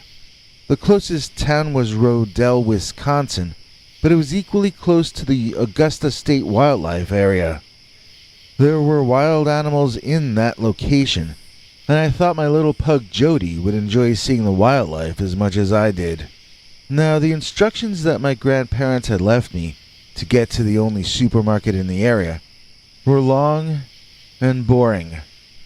I looked up maps online and discovered that it was much less distant a walk if I cut through the woods in the backyard. At least in the drawing in the map, it looked like it was less distant. I hadn't really considered that a mile walking alongside highways is still less work than walking a half mile through a dense, overgrown forest that there seemed to be no pre-worn path through. It felt like I was walking on land that no human had ever tread upon before, but I made it to the supermarket. This was back in the days of America, when they not only gave you bags for free, but they were the real plastic kind. Double bagged for you if you wanted it, sometimes even if you didn't ask. That was the greatest country that will ever be, and I miss those days. So I got food and whatnot, and I slung one beautiful American plastic bag over one wrist, and the other one over my other wrist. And I twirled them around so that I didn't even have to really focus on carrying them any longer. Everything about the world was so much better back then.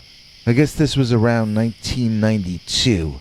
Nothing that's happened since has been anything but a curse on humanity, if you think about it.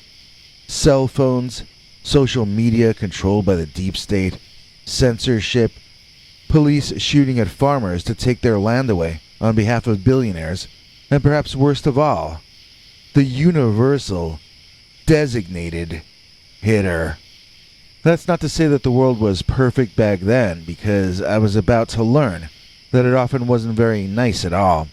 Midway through my long trudge and climb home, huffing and puffing because both arms were weighted down, I decided to stop and eat one of the evil snacks I had bought in the store. I forget if it was a yo-yo or a doodah or a phone bone or what it was, but it was either made by Hostess or Drake's, or whatever the equivalent of those were back there in Wisconsin in 1992. I opened it up with great anticipation, and all at once, the smell of wet dog hit my nostrils. That was not what I was expecting. I held the taste treat up to my nose and sniffed it, and it smelled of staleness and sugar, just as God intended. Relieved, I scarfed the Neo food down my throat. Then I wrapped those plastic wonders around my wrists again, and I got back to trudging toward my pug and my grandmother's house. Boy, that wet dog smell sure would not go away. It seemed to linger in the air. I stopped to smell my own armpits, but they had their own unique aroma, slightly different than the wet dog one. I started to hear something moving in the bushes behind me, and my heart began beating harder. I walked a little faster where I could walk, and I climbed and squeezed and jumped a little faster where I could do those things. I kept looking back over my shoulder whenever I could, and then the thing that was following me showed itself. Well, it showed its head anyway, peeking out through a bush. It was a dog. A dog! I love dogs. Why had I been so afraid? I looked that dog right in the eye from where it was peeking out, and I said something friendly like, "Hi there, boy." That dog's eyes turned cold, and its lips curled back, displaying some world champion feral carnivore choppers. Then I heard it growl, and I stopped making eye contact at all. This dog was clearly not my friend. Peripherally, I saw the beast move forward, out of the bushes, on all fours, and then stand up on his hind legs in one long, slow, graceful movement. By the time he was done standing, he was taller than any man I'd ever seen. I had shaken hands with football players and one basketball player when I was younger, so I had seen tall humans before. I can't tell you if this creature was 7 feet tall, 8 feet tall, or what, but it was the biggest bipedal thing I'd ever seen. When it was standing up like that, it really looked like a hairy human, and yet that head was canine. It was 197% canine. It looked like nothing but a wolf or a jackal or something, but when it stood up, you felt like you were meeting a new species of human. I booked it out of there. I could hear the beast man following. I didn't look behind, because I already knew he didn't like eye contact, and I already knew he was still following me.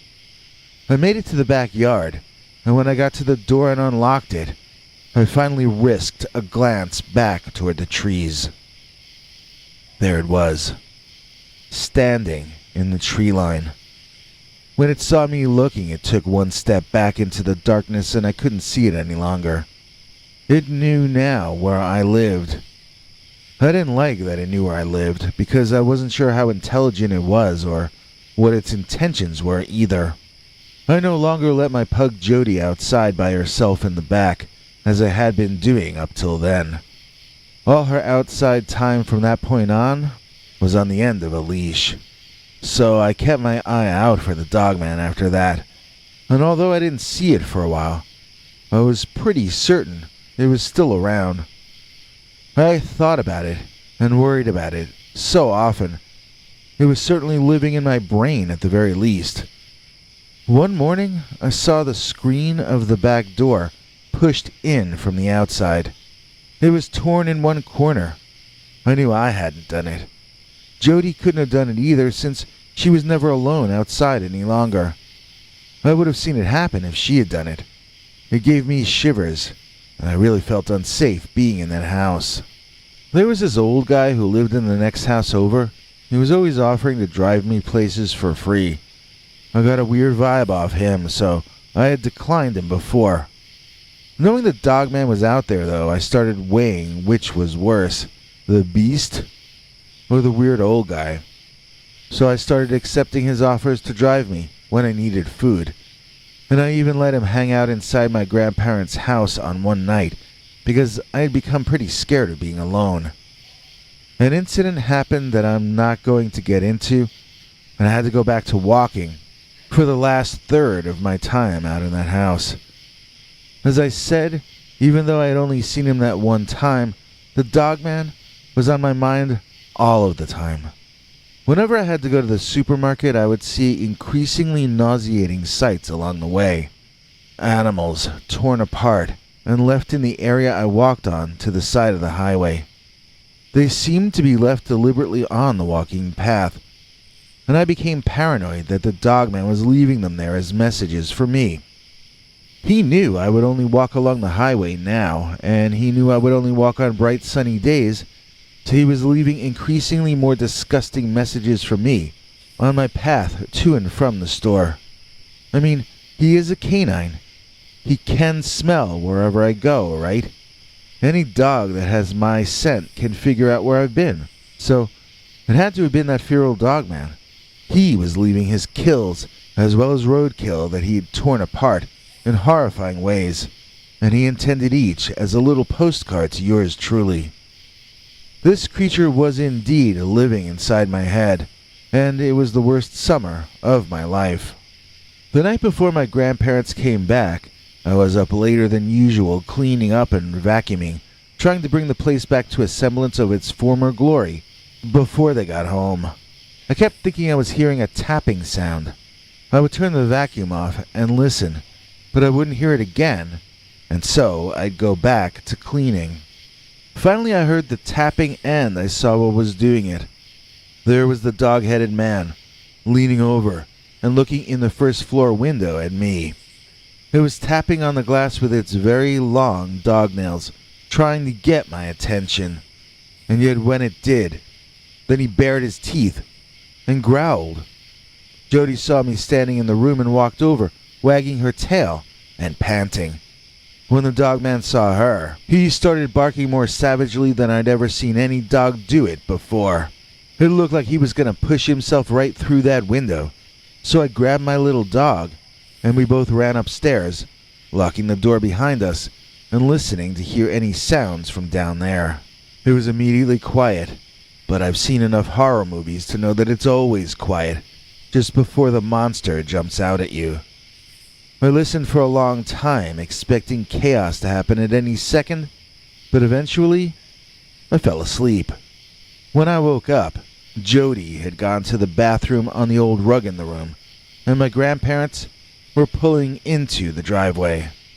You know, I miss my grandma and my grandpa. They were awesome people. I don't miss their house, though, or the wildlife in that area. I'm lucky that I even survived.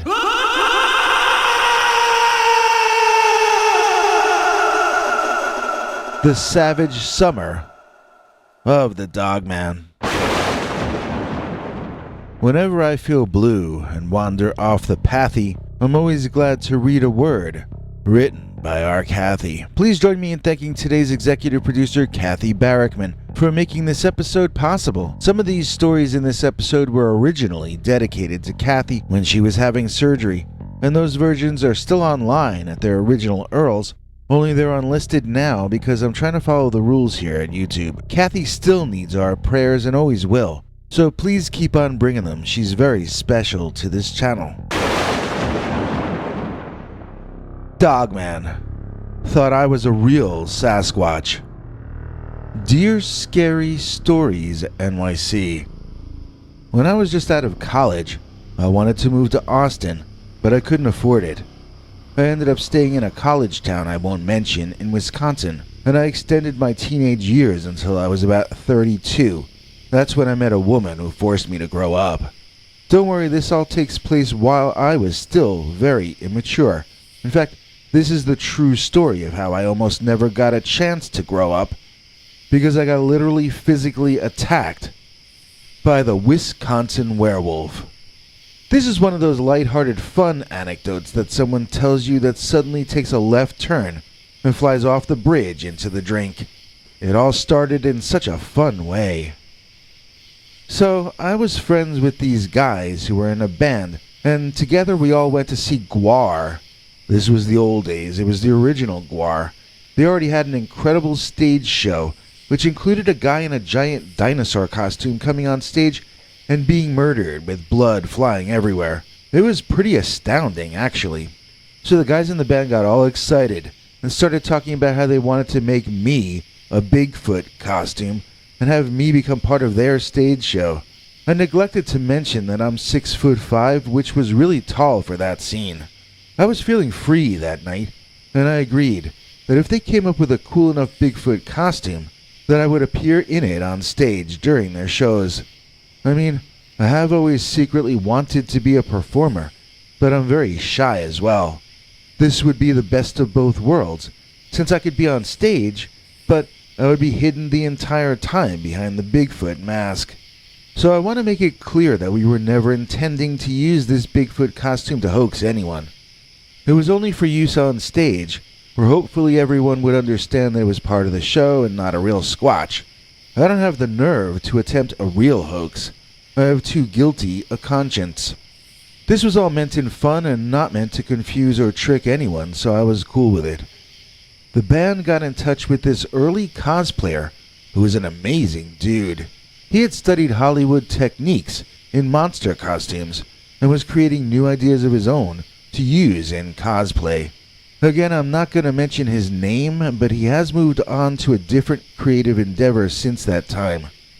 At any rate, he created for us a costume that was way beyond its era. It would still get a rise out of a crowd at a convention even today, I think, but at that time, it was almost beyond belief, fact, and fiction, if you know what I mean. You could tell almost immediately that it wasn't real for a few reasons.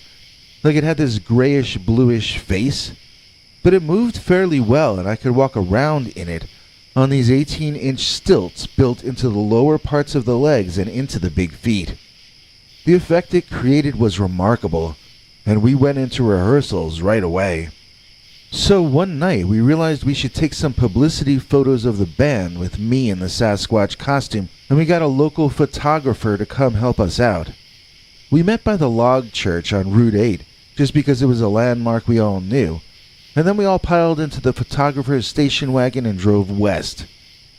I don't remember exactly where we were, but we just randomly chose a place where there was some grass off the road and a tree line behind us. They had to walk me like 30 seconds to get back to the tree line, and the grass was high. I was in my Bigfoot costume without the head on, and they were guiding me because it was hard for me to see anything directly beneath, and I couldn't really tell where I was placing those big feet. You have to remember I was nearly 8 feet tall on those stilts, and once I put the giant Bigfoot head mask on, I was literally over 8 feet up in the air. The bigger they are, the harder they fall, and I was hoping to remain upright throughout this photo op. Once they strapped me into the headpiece, which also had a built-in helmet for me in case I actually did fall, I was locked into that costume. I don't know if I even could have gotten out of it by myself if I had tried, since I always had assistance both getting into and out of it. This is how I first heard about method acting and other acting techniques and theories. I had to basically find ways to stay in character until someone helped me to take the Bigfoot mask off. I began to study performance artists and comedians like Andy Kaufman, who was a genius and a huge inspiration. I began to think of myself as a Bigfoot performance artist, and we weren't even out of rehearsals yet. As we took those publicity photos, me threatening the guys, and them pretending to be scared or miming out their attacks on me for the camera, I felt a sense of excitement for the future that I never felt before in my life. When someone tackled me from behind, and I fell face forward into the tall grass, I was actually laughing as I fell. I thought it was one of the guys in the band, and I was having fun with whatever happened. But when I landed, I heard screaming and shouting all around me, even as I found it hard to get my face up out of the dirt. The costume was somewhat inflexible in some areas, and I found myself eating dirt for some time before even being able to tilt my head to one side a bit. There was also someone on my back who was taking the joke way too far. Whoever they were making it hard for me to breathe by standing alternatively on my belly or on my chest. I couldn't shake them, and they were on the verge of causing me to pass out. The shouting continued, and eventually the weight was lifted off me. I found the guys in the band removing my helmet mask and helping me to sit up, while everyone was still shouting and sounding pretty scared. There was a lot of cursing and swearing, and people were picking up rocks off the ground and throwing them. When I looked in the direction the rocks were flying, I saw something that is the reason you're listening to me in the first place. I saw a genuine, real-life cryptid, not a guy in a costume like me. I was looking at something I had no idea about beforehand.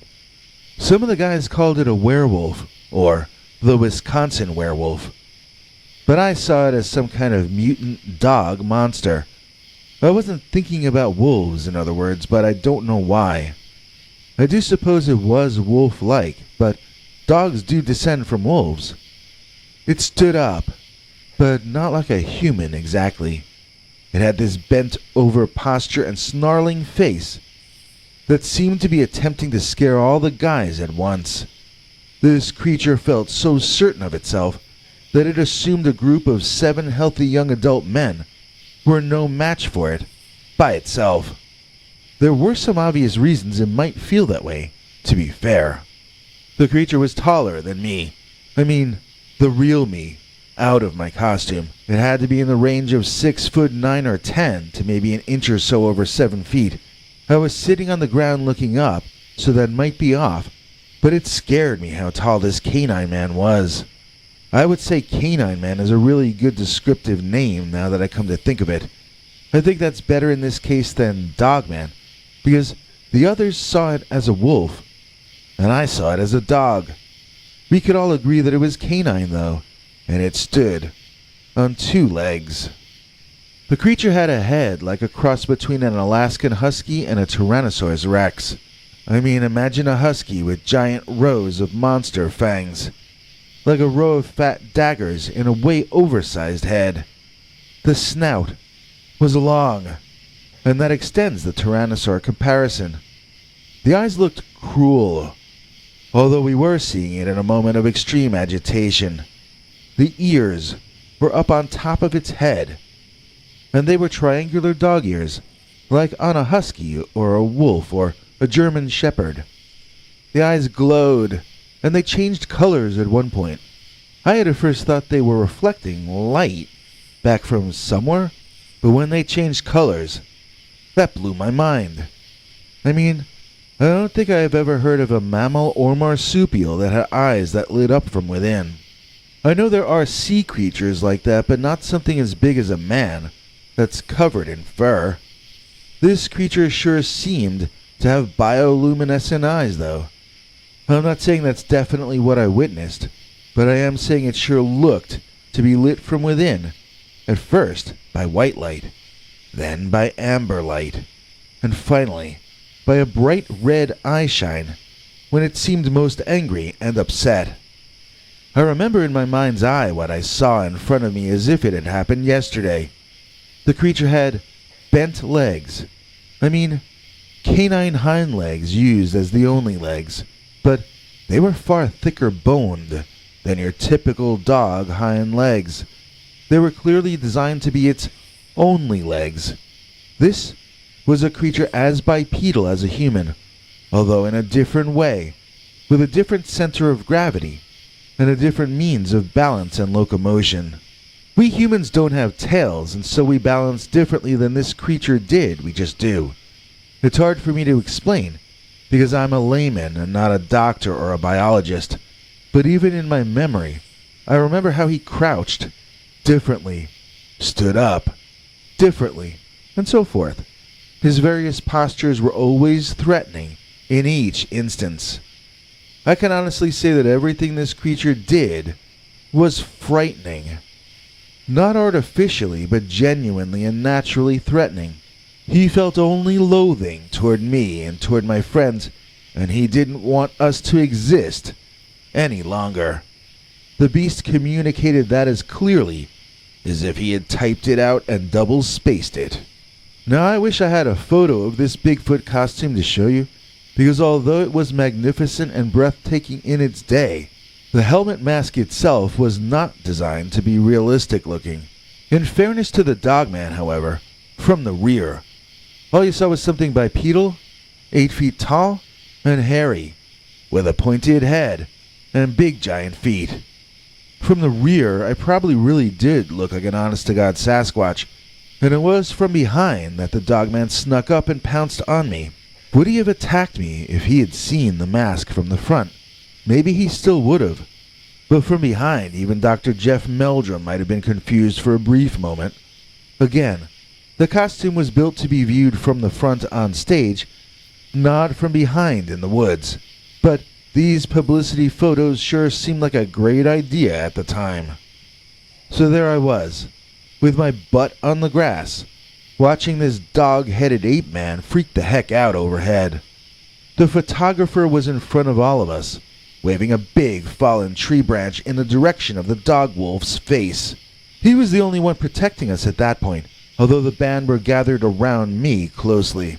I wanted them to help me up so that we could go back to the station wagon, but they wanted me to stay down until that Dogman left us all alone, which didn't look like it was ever going to happen. The canine man grabbed the branch out of our photographer friend's hand and threw it away. Then he glared at each of us in turn, his nostrils flaring. The guys resumed throwing rocks and pebbles at the thing as it began walking, step by step, toward me. As I said before, its eyes glowed first white, then amber, then bright red, as it seemed to have some negative intentions in mind for me. I think it thought I was a real Bigfoot. From behind us came a warbling sound, but only for a second or two. A police car was clearly parked back there, and decided to briefly cue us in, that it was watching the scene. I turned to look at the vehicle back on the road with the officer seated inside looking back. Then I turned back around to see what the Dogman's reaction was going to be to this, and I couldn't even see him any longer. He had run back into the bushes. The guys grabbed me under my armpits and helped me get back on my feet, heading back toward the road. I remember asking the photographer if he got any pictures of the monster, and he seemed surprised at the question. I took that as a no. I think the guy was only concerned with saving my life. I don't think he ever thought of himself in that situation. I have to admit, if I could get a photo of a real cryptid attacking someone, I'd probably snap a couple of shots first, and then help the victim out second. But this photographer was, and probably still is, a better man than I am. If he had taken some photos, I might not have survived the attack. These are the nature of the trade-offs that life sometimes hands you. It wasn't only the photographer that saved my life either. It's a good thing the band felt protective of me. Or, at least protective of their Bigfoot costume. If they hadn't gathered around me when I fell, putting themselves in between me and my attacker, I don't want to think about what might have happened. To me, I mean, not the suit. That got torn up anyway, but if it got any worse, it would have been my blood staining the fur, not the blood of a Sasquatch. As it turned out, we never got to use the Bigfoot costume in even one live performance. Once the band encountered that Dogman, only bad luck followed them. Nobody could afford to repair the suit, so it went on the back burner. Then the guy who wrote all the songs got divorced and had to get a day job to pay alimony to his wife that he couldn't afford. The band sort of fell apart quickly after that, as guys either got into other bands or found other things to do with their days. See, Guar was able to tour and could therefore afford extravagances like elaborate stage costuming, but these guys, my friends, they hadn't broken out of their own hometown yet. So the Sasquatch thing that they were attempting was really beyond their means. I don't even know who has possession of the costume these days if it still exists, but I'm pretty sure it was never repaired. I also never got to see any of the photos of myself in the costume either. The bad luck seemed to have mostly avoided me, but I moved to the West Coast soon afterward. We all kept in touch for a few years, but when I dropped off of Facebook and Twitter a few years back, I lost touch with them all. They used to joke that I moved to Northern California to be with my own kind, and they always insisted that I was really of partial Sasquatch ancestry. When you're tall, you have to accept that people are going to make these jokes. You just hope they're meant in a warm way, like my old buddies in that band so many years back. I hadn't even thought much about those times for a while, but my son sent me the link to your episode about a Bigfoot and a Dogman, and asked me as a joke if that was my story you were telling. I realized then that my story actually fits in with yours because that creature who attacked me, it very well might have been a Dogman. In fact, I think it was. And the fact that it came out of the woods into a clearing filled with adult human males and attacked me anyway indicates that it had a deep hostility toward anything that looked like Bigfoot. Maybe these two species really are mortal enemies. Possibly they are fighting over the same resources and food. Maybe they literally are each attempting to remove the other from the picture. Maybe my old-time story from my youth is actually a precursor to some of these more recent stories that people are sending you. Maybe the war between the species started long ago, but is only becoming noticed by humans more recently. Maybe this is signaling to us that the creatures, both of them, are multiplying, even as wilderness and resources dwindle. That's not going to bode well, as if this is true, they will increasingly be forced to venture further and further into and around human settlements in order to locate the resources they need for survival. After all, I personally experienced the deep loathing that the Dogman has for Bigfoot without even realizing it for decades. I think it's important to note that Dogman thought I was a real Sasquatch. I say Googway is a Dogman, not a Bigfoot.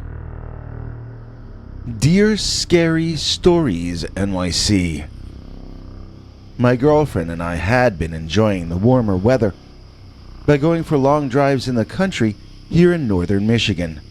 When we found secluded or dark locations, we sometimes would take advantage of the situation and get a little romantic. One night about 5 weeks ago by now, we were chilling in a fairly creepy location, doing our thing and paying attention to each other.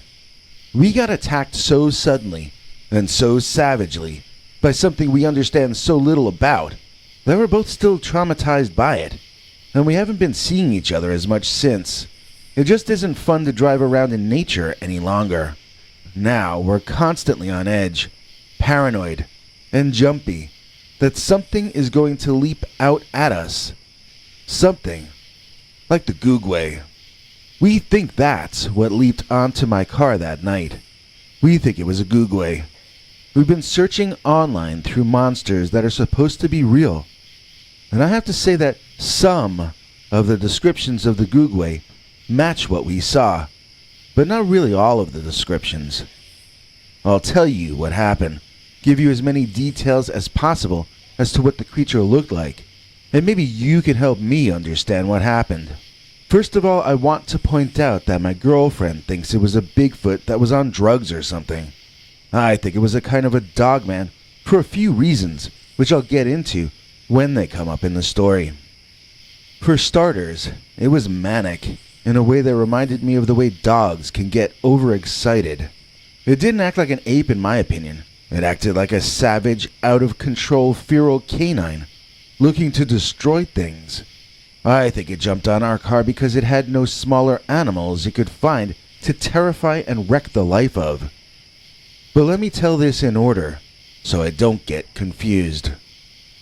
It all started for us when the car bounced and we screamed. We didn't know what was happening, and we had to loosen our embrace on each other and look around. There it was, on the car hood. It was squatting down, looking in the front windshield at us, and it was barely able to get down low enough to see inside. This was a large creature, large as a big man. I don't mean an overweight guy, I mean a super tall, super ripped guy. Imagine Aaron Judge, but on steroids, packed with ridiculous amounts of muscle. Then cover that with dark animal fur, and you're getting into the neighborhood of what we were staring at, as it stared back in at us. There's something that I noticed which my girlfriend did not. Well, a couple of things actually, but I didn't notice the second one till later. What I saw right away was that this creature had very strange ears, which were partially like a dog or cat's ears, but were not placed quite so high on the head. Or maybe they actually were as high on the head, but this creature had a much taller forehead than a canine would generally have. At any rate, the creature was furiously angry at us the entire time, and it had those ears folded backward, tight, against its skull. This is probably why my girlfriend never noticed them. She said the creature had small ape ears, so small in fact, that she didn't even notice them. I can assure both her and you that it did have ears, it had canine ears, and they were tall ones. But it held them back due to its anger and its bad mood, and the tall forehead made them much harder to notice. It did exhibit eye shine, but not all the time. Yes, the eyes did look as though they were lit from within, but as they occasionally went dark as well, I could see that it was a reflection of lights from outside sources that I was seeing. When the eyes glowed, they did so like a cat in the dark that you take a flash picture of. I didn't notice any color in the eye shine, but then again, I wasn't looking for that. You have to remember, my memories of the creature were recorded in my brain when I was terrified and confused, nervous, that my girlfriend and I were about to die in a horrifying way. The creature started jumping up and down on the hood, bouncing us all around inside. I started to climb from the back seat into the front so that I could start the engine and get us out of there. With the car bouncing and my hands sweating and slippery, it took a few tries before I made it back into the front seat, and I got pretty banged up in the process. Not as banged up as I was gonna be if that creature succeeded in getting in at us, though.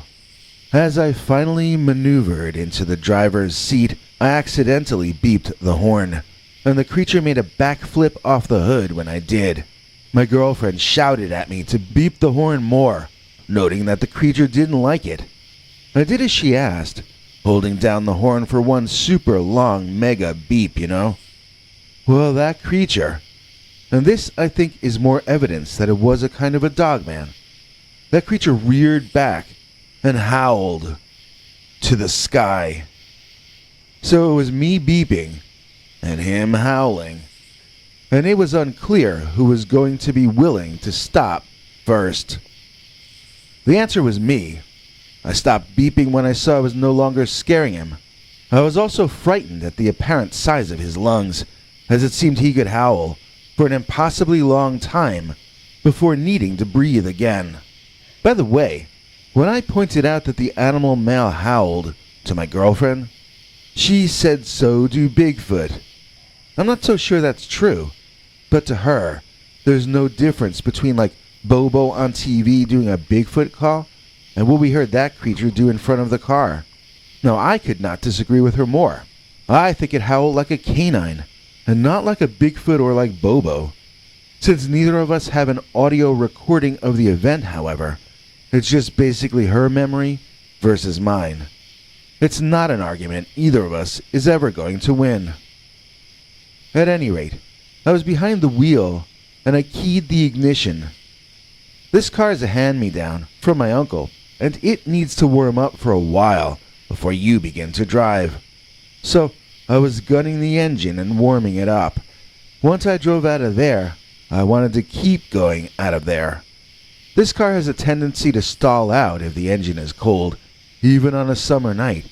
So I kept it in neutral, and I just pumped gas into it. The engine was screaming, and the Googway Dogman seemed to take that personally. He started bellowing back, trying to be louder than the car engine. I honestly don't know if it understood the difference between the car and a living thing. Maybe he thought we were parasites living inside the car. I don't know. It screamed at my vehicle as much as it screamed at me and my girlfriend.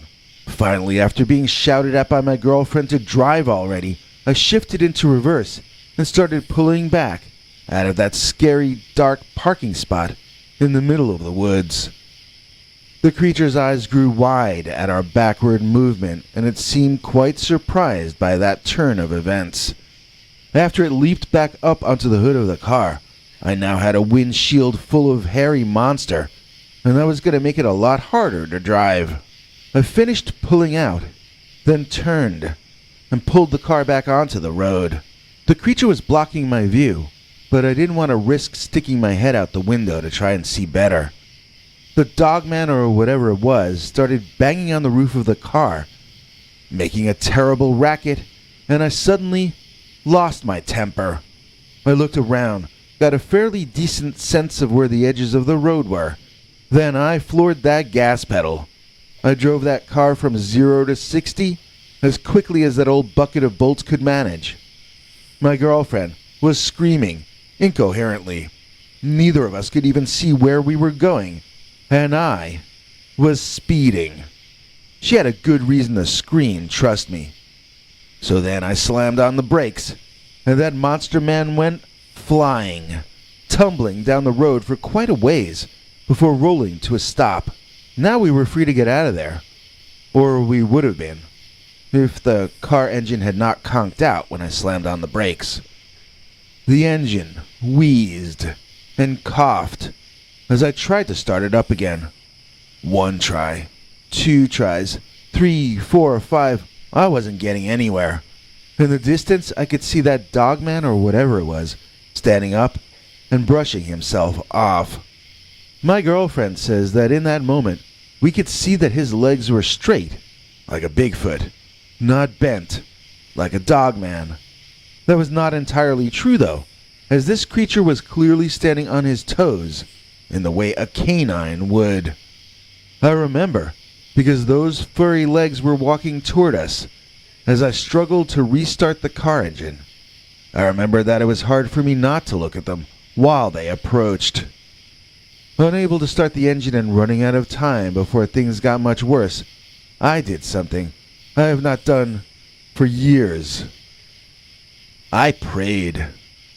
I prayed to God for that engine to start, unsure if God really still cared much about me at all.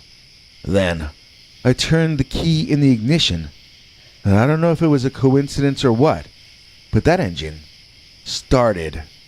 I gunned it, roaring the car louder than any cryptid, and from the look in that Dogman ape thing's eyes, it understood that it was about to get run over by Japanese engineering.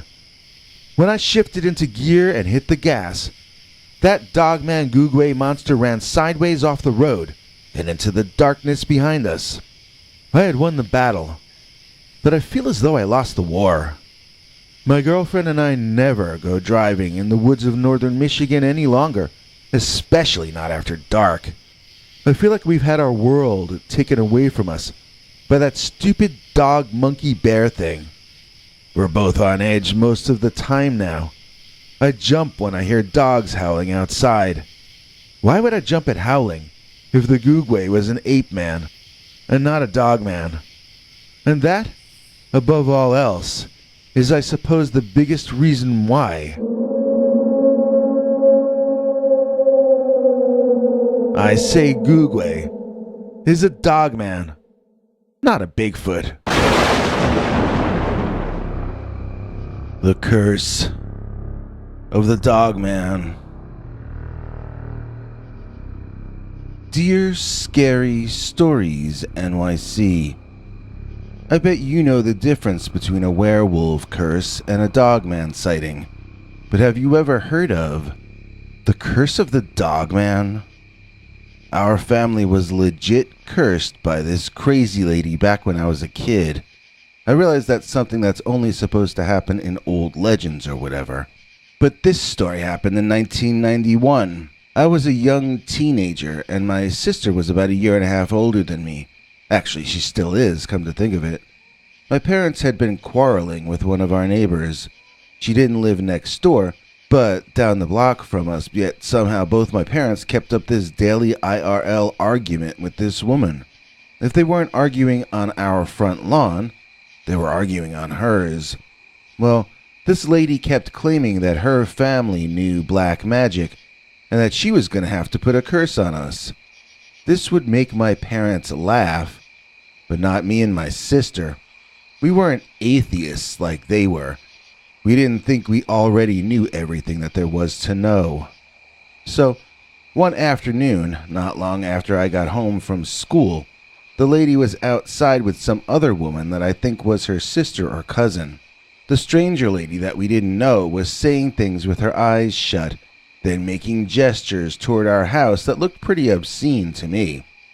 The police had been there since before I got home, but I really didn't think anything all that bad was going to actually happen, so I was inside watching TV as I remember it. There was a weird banging kind of sound, or I should say there was one loud bang. It was kind of like the sound barrier being broken in that it was very loud and very sudden. but had a unique quality to it as well that I can't really define for you.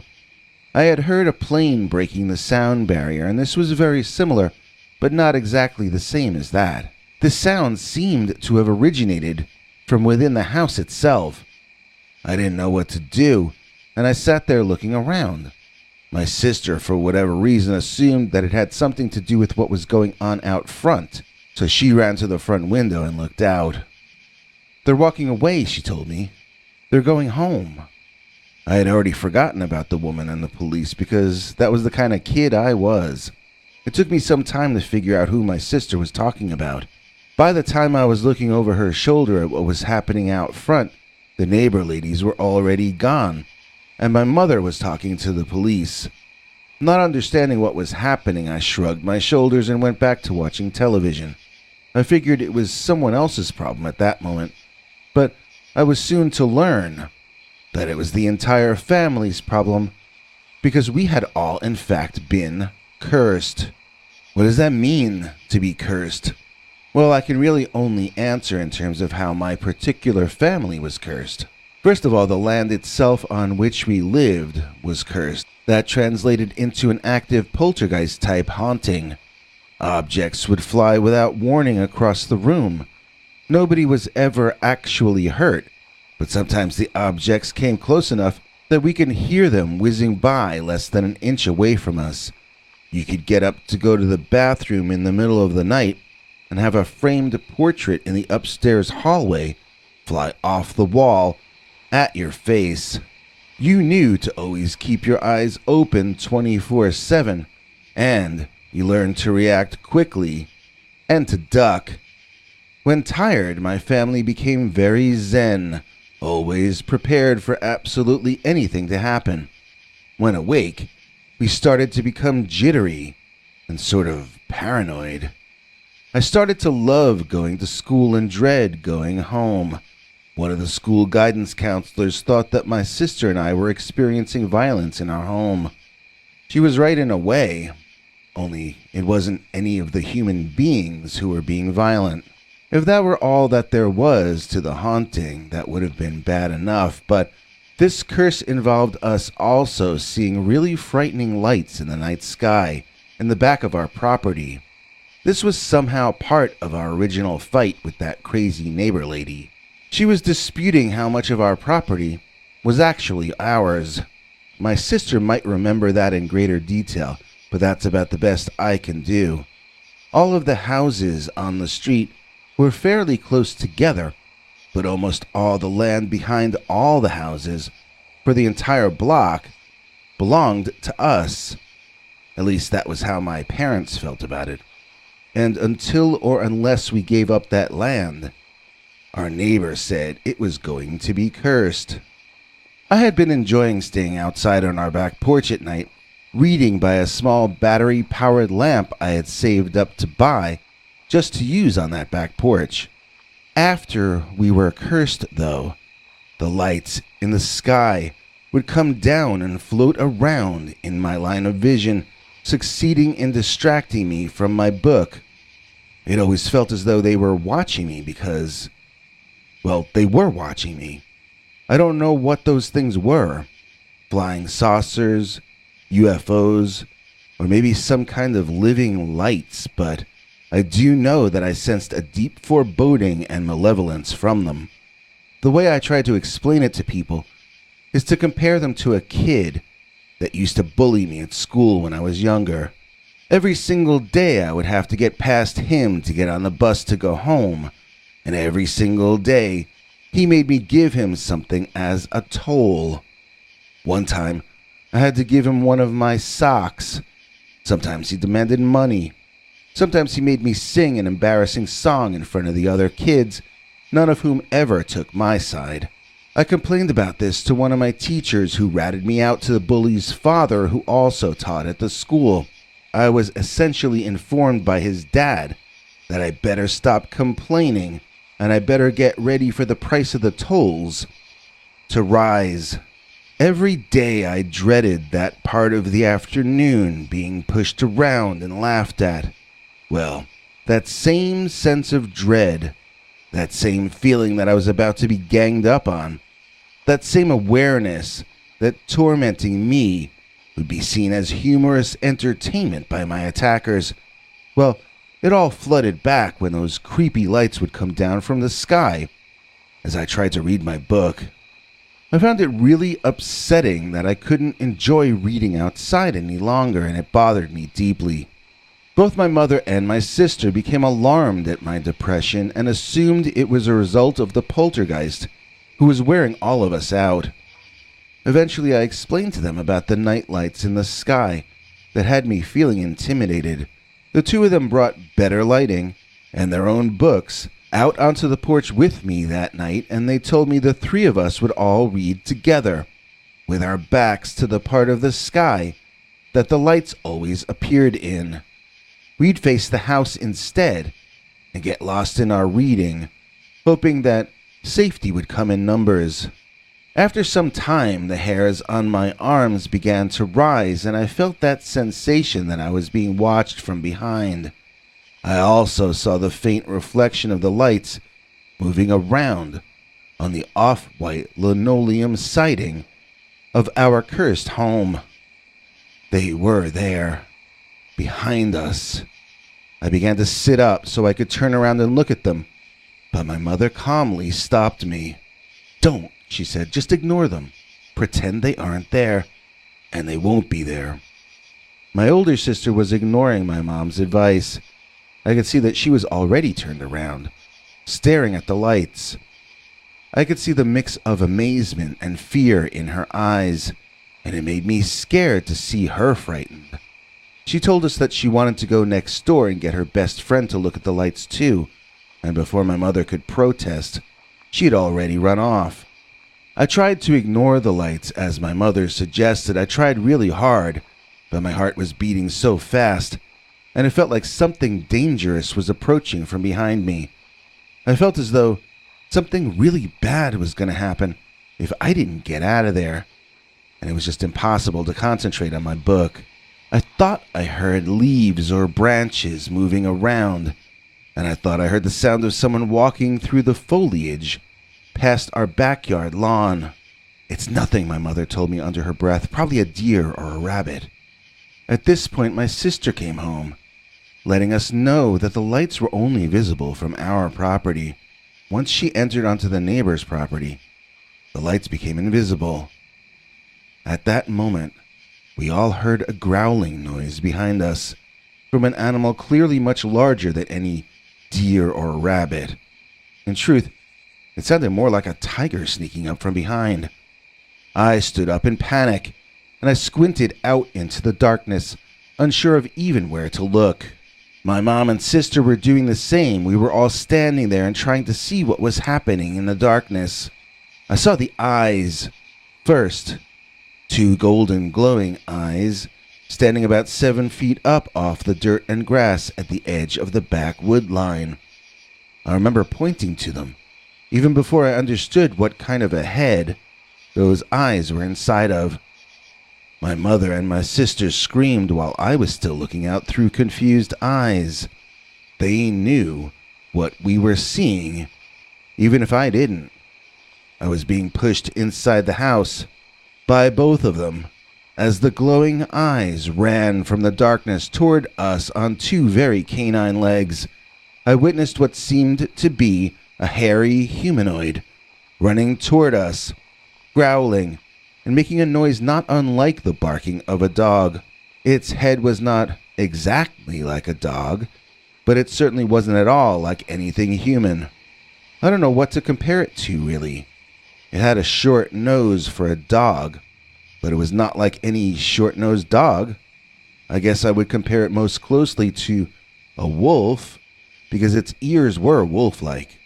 Its fur was black and shaggy, more like, I guess, a terrier than a wolf. It was wavy and long and shiny black all over. There was white around the neck and chest mixed in, and it also lightened at the tip of the nose, but the creature was generally black.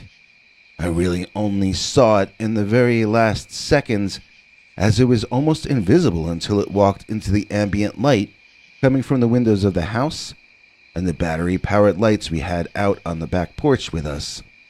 What I saw in those few seconds ruined my brain for quite some time afterward. My family took it hard when I flipped out. I went from being a kid who got good grades to a kid who would stare out the windows like a zombie. My parents sold the property cheap, and we moved into a much smaller place where the poltergeist activity continued unabated. One night, in the new house, I woke up with my entire bedroom illuminated brilliant white and an object appearing to be a seamless silver disc outside my window. It vanished as quickly as it appeared. We were clearly still cursed, even though we had moved, and no matter what house we bought, that land became cursed along with us. The Dogman seemed to have a special attachment to me. I was the only one who ever saw him again after that first incident, but I would see him every single week. The Dogman would appear outside of my window at night, looking like the reanimated corpse of a prehistoric dog. Maybe that's what he actually was. He would move, but he seemed sort of dead. He would tap on the window until I woke up, and then, in my head, I would hear him talking to me. He always said the same things. I remember looking at him standing there with his weird salt and pepper snout of gritted teeth, and I remember hearing his voice in my head saying, "I know what you're thinking." I would try not to think of anything, because he would name it, no matter what I was thinking about. But he would name it in a hurtful or insulting way. One time when he was there, I thought of our late family dog, and the voice that the Dogman projected into my head mocked the poor pooch for having passed away. This Dogman was a creep. It was a mean old jerk, but it terrified me, and I never had the courage to get out of bed and run away when that heinous, dead-looking upright dog thing was outside my window at night. A while later, when my older sister got admitted to a prestigious college in another state, my parents were scared to let her stay in the school dorms. They didn't want Dogman to suddenly appear on campus. At great expense, they bought my sister a small cottage just off campus and gave it to her to live in while she attended classes. Needless to say, the place was haunted from day one, and her life remained a living hell.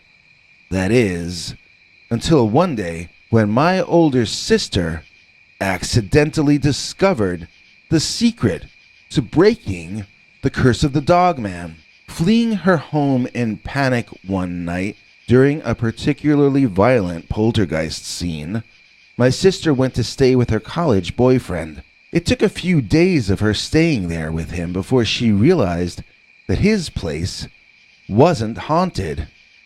She rented a room in his house, and nothing strange happened to her there. Somehow, the curse only applied to property that we owned, only to land that belonged to the family. My sister was renting, and so the curse didn't apply to her any longer.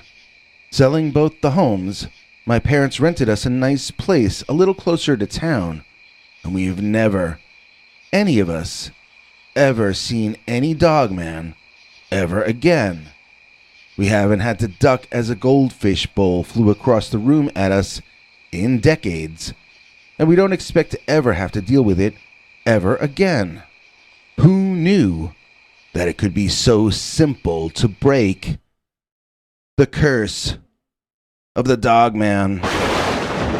Don't go anywhere. We've still got the Dogman story from our thumbnail to tell you, but first, please join us in thanking our executive producer for this episode, Travis Turner. When you're talking about our Travis, what you're really gonna have is a learner and an earner. That's our EP Travis Turner. This episode would not have been possible without the kind donations of Travis Turner. In return, we sent him links to see our weekly Sunday night secret uncensored Dogman stories. and our over 15 hours of archived scary stories as well. You can see them too. Just join our PayPal subscribers club at peterbernard.com or click the handy dandy join link under this or any of our videos. And now, for that second Dogman story I promised you. This one takes place in a creepy old abandoned mansion in the middle of the night. The electricity isn't out. The house was never wired in the first place. Grab your best flashlight, make sure the batteries are working, and let's venture into the darkness to meet Dogman in the abandoned mansion. Dear Scary Stories NYC, there was this time when I was a kid that my uncle got into real estate, and he tried to sell my mom this decrepit old former mansion. My mom had been saying she wanted a fixer-upper, so without telling Dad what she was doing, she threw me in the back seat, and off we drove to see this place with her brother, my uncle. Back then, my dad used to work at nights, and I guess that's why we were driving out to the place under cover of darkness. Mom clearly didn't want Dad to know about any of this until she was certain that he should know. Dad was happy with where we were living because we lived in the neighborhood that he had grown up in, and most of his family was still out there at the time. Some of them still are to this day. Mom, on the other hand, always had a dream of living in a mansion or a castle. Her favorite TV show was Dark Shadows, and I blame that show for her obsession. It might have originated in the romance novels she read, though I don't really know. When we got to this place, from the outside, I was quite impressed. The house was absolutely huge, and in the misty darkness, it looked like the coolest haunted house of all time. Honestly, that night, I thought this was actually the mansion they would show on Dark Shadows in the beginning. Not the one with the columns in front. I mean that big old spooky-looking mansion in the mist and darkness as the theme music plays. Google for Dark Shadows opening credits if you don't know what I mean. It turns out that it couldn't have been that place, though, since I learned from a Dark Shadows fan page that the mansion in the credits actually burned down while the show was still on the air. I don't think that makes my story any less creepy, though, because it really was like visiting the fictional Collinwood. We didn't run into any vampires, but that was the only time in my life that I ever saw anything that might have been an actual, real-life Dogman or werewolf. As I said, from outside in the darkness, the place looked absolutely magnificent and simultaneously terrifying. Once we opened the front door and walked inside, though, both my mother and I were stunned by what greeted our eyeballs. On the one hand, we were expecting the interior to be much smaller. Collinwood on TV had such small rooms and narrow staircases, but this entrance hall we walked into was so huge that our footsteps echoed in it. On the other hand, we were unprepared for how bad the condition of the home was on the inside. My uncle began walking up the grand staircase, wanting to show us upstairs first. My mother refused to set foot on those rickety-looking stairs and forbid me from doing so either. She said we'd have to limit our tour to the main floor for that night, and my uncle reluctantly agreed. This house was old. The lighting fixtures looked like they were for gas lights. They also looked like they wouldn't provide even half the illumination we were getting off our big giant flashlights that we were each carrying. My uncle led us to this room in the back that he was calling a kitchen, but it wasn't like any kind of kitchen I'd ever seen. There was a giant old fireplace built into the wall, tall enough that I could walk into it standing up straight. And in the back of that supposed kitchen, I saw something that looked an awful lot like a bathtub. It was built solidly, right into the floor. It had no legs on the bottom of it. Bathtub or not, it was a permanent, immovable part of the room, and I was instantly filled with curiosity about it. Walking away from my mother and uncle, I skipped and pranced over to shine my light into the tub and see what might be inside it. Well, I shone my light directly into the eyes of a huge, hairy, apparently mammalian beast with a body shape closer to a primitive human than anything else. The face on the creature was not human, nor was it like that of the legendary Bigfoot. It was not ape-like or simian in any way above the shoulders. This hairy ape man somehow seemed to have been born with a positively demonic-looking monster version of a dog face, and this dog face held the largest rows of teeth, each looking as long and sharp as a switchblade. This creature looked like a killing machine, and it smelled like one too.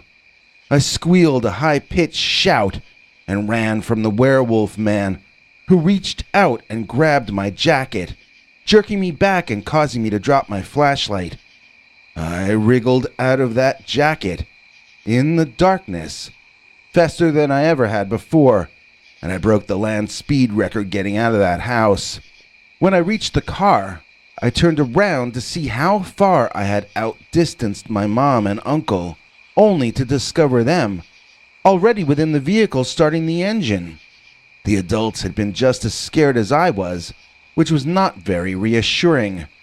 I remember my mother crying and asking my uncle to read the street signs for her and tell her when she needed to make turn-offs or watch out for traffic. It was horrible seeing her like that. I never knew how vulnerable she could be. She had always seemed so strong and superhuman to me before. I hated that Dogman for bringing my mom to her knees. I was used to being scared I was a dumb kid, but that thing scared my mom, and that was uncalled for. We never, as in never, discussed any of this ever again. We never mentioned it to my father, and we never went to look at houses in the dark ever again either. And neither should you. Take it from me, the last thing in the world that you want to run into is Dogman in the abandoned mansion. 3 of my dad's Booger Dog, Dogman experiences. Dear Scary Stories NYC, on Father's Day this year, I find myself thinking back on my father and his times. My dad was very old school. He farmed, he hunted, he fixed cars, and he claimed to have any number of experiences with a creature that had to have been a dogman, but which he called a booger dog. This was years and years before I ever heard the term dogman, and I don't know why my father would have made this stuff up. The booger dog, according to my daddy, was distinctly different from the wood booger, which was what we would call a Bigfoot or a Sasquatch. I saw one of those with him once on a boat trip that we made into the swampland to see my grandfather shortly before he passed on. That was a terrifying day for me as a 13-year-old boy. Daddy told me to lie down in the boat and to pray silently when we first spotted that wood booger on the shoreline. After we got past it in peace, he told me that sometimes those things will throw boulders at your boat to try to sink you if they think you're acting too proud of yourself. You have to be submissive when you run into a wood booger, he told me, although even that is sometimes not enough if they happen to be in a bad mood on that day. The entire ride home, I kept low out of fear, and my daddy laughed at me the whole way. When we got back, he told Mama that her husband and daughter were home. I didn't appreciate that. Daddy expected me to grow up faster than I was able to, while telling me all the time that he was being overprotective. I really think each generation of us is weaker than the previous one, because my daddy always seemed like some kind of superhero compared to me and my generation. When my father would talk to me about the booger dog, He would ask me how scared I was by the wood booger Bigfoot that we had seen that day alongside the river. I would answer that I was as scared as I could imagine ever being. Then Daddy would say each time he ran into a booger dog, he was 10 times as scared as when he encountered the wood booger. When you see a wood booger, you can try and be submissive. You can try to sort of reason with him, Daddy explained. But when you're walking into a booger dog scenario, you just have to focus on survival or escape. There is no reasoning with a booger dog. Daddy lived his life on the outskirts of Texarkana. His younger days were east of there near Garland City in Arkansas. His final 25 years when he was semi-retired were spent west of Texarkana in a house near Redwater, Texas. I believe all of these stories date back to his days in a part of Arkansas that's less than a half-hour's drive to Fouke. If you don't remember, Fouke is the place they shot that documentary movie, The Legend of Boggy Creek. I don't mean any of the sequels or remakes. I'm talking about the original from the early 70s. When I saw that, I was out of college and an adult already, and I tried to take my father to see it too because it was about the wood boogers. Daddy refused to go, saying wood boogers are to be avoided. He liked to tell his stories, but he didn't want to hear anyone else's stories. They would just get him unnerved. It wasn't entertaining for him because he lived in the country, and I think he was afraid those things would reach in through the window, just like they do in that movie. It just hit too close to home for him, I guess. Anyway, here are some of Daddy's booger dog stories told as well as I can remember. There are other stories too, but these are the ones I remember the best. I'm going to try to tell them from his point of view, writing as him. These are not actually in his own words, though, as Daddy never wrote any of this stuff down. I'll be paraphrasing throughout, but it should make sense if you pretend this is him talking. Number 1. The booger dog that chased me down a hill. Way back when I was just married, before I turned 20 years old, I came face to face with my first booger dog. I nearly died of fright, but I survived. That booger dog sure showed me who was boss, though. It happened like this. I was out hunting as usual. It was hot out, in the middle of the summer, when the bugs are extra thick, and the air is even thicker. I saw some varmint's tail coming out from under a bush. There wasn't any tail I was familiar with, and I didn't know what was in there. I could tell it was facing away from me, but that was it. I thought it might be a dog, so I whistled to see if it would react. If it was something wild, I was going to try and bag it for dinner, but if it was someone's dog, obviously I would want to spare its life. So like I said, I whistled, and the tail disappeared. Then the bush got all disturbed like something was going to come on out of there. I held my rifle at the ready and waited to see what was going to happen next. I emptied my head of all fear, but also of all hunger and anticipation. If you let your stomach guide you, then you'll fire on anything. On the other hand, if you let your fear rule you, then you might miss your shot when you get a clear one. So I just watched, and I just waited. But instead of some critter moving left or right, or toward me or away, something rose upward. No lie, something started coming up out of that bush, and I backed off a whole lot really quickly. I was afraid it was going to be some other guy aiming right at my head. So I tore off about 20 or 30 feet away, got myself into a good defensive position behind a thick tree, and I peeked my head out. Well, what I saw made me feel dizzy. I felt like I was seeing something from the bottom of a bottle of bad moonshine. I blinked my eyes, and I pinched myself, but that thing was still there. So what did I see? I'll tell you, it looked like a living nightmare. It looked like God put that thing on this here earth just to be scary. every way this thing could seem terrifying, it did so in spades. It had evil-looking eyes.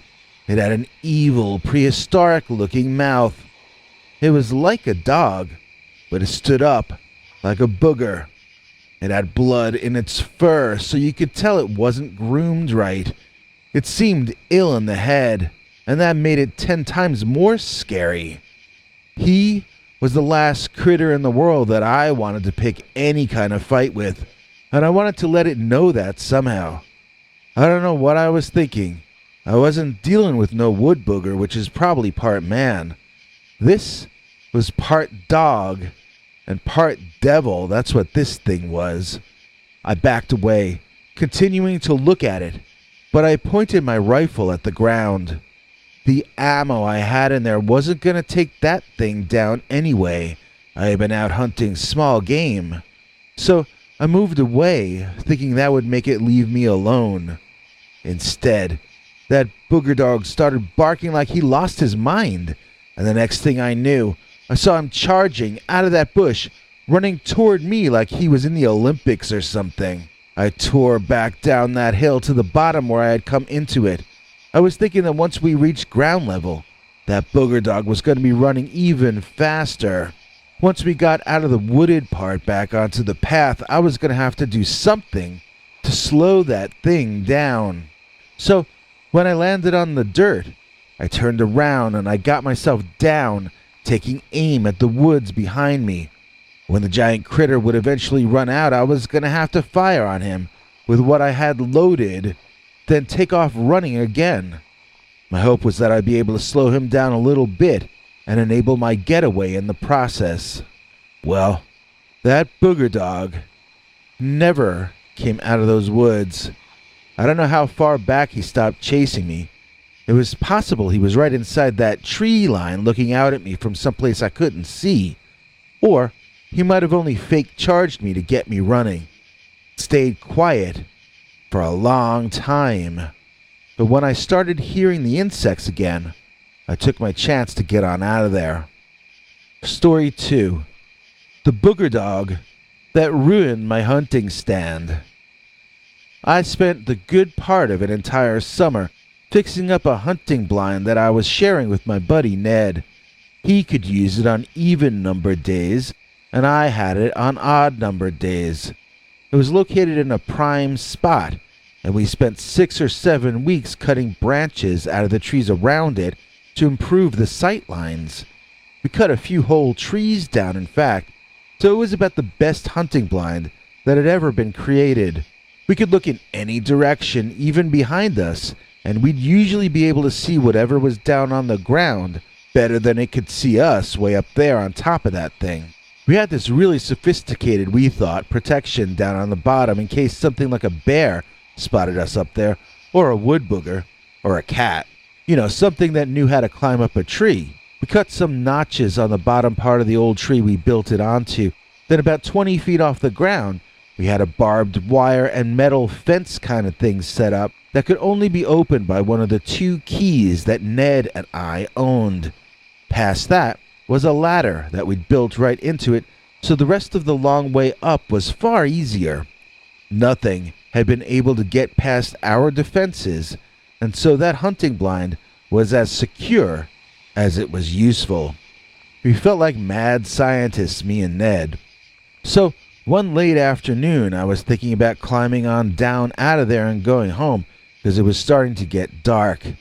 I did a double take because I thought I saw a man wearing a gray fur coat heading my way. When I caught sight of him a second time, I saw that this guy's fur was his own fur, and his glowing eyes told me right off that I was dealing with a booger dog. Some of them, when it gets dark, their eyes glow like some kind of demon from hell. I seen one once that had red glowing eyes, but this one had eyes glowing this sort of off-white color, which is more common, at least in my experience. I had only seen, I think, 2 booger dogs in my life up to that point, and both times for less than a second before I had started running. I had a false sense of security up in that blind, because I had never been messed with when I was in it before. so I took the opportunity to outright stare at that dog-headed thing. It looked like a wolf, except it stood up like a man and must have been 6.5 feet tall. Staring at that thing was a big mistake. Booger dogs have that same sense that we have. They can tell when someone's staring at them. Don't you know that critter looked straight up at me in my tree blind, and his eyes narrowed in hate. Even though I still felt safe up there, I'll tell you a chill went through me. After that thing's dog eyes zoomed in, it let out a high-pitched barking like it had just seen a ghost. The next thing I knew, it had run straight toward me, pushing trees and whatnot out of its way as it made a beeline for my tree stand. That was the first time I feared for my life in that hunting blind, as I didn't know if the thing was going to be strong enough and crazy enough to get through my defenses down below me. I could see clearly that the thing had hands like a giant raccoon, complete with opposable thumbs. Raccoons, as we all know, are excellent climbers, and this booger looked stronger than 4 men put together. Well, the thing tore into the tree trunk at the bottom, and I really couldn't see too well what he was doing at first.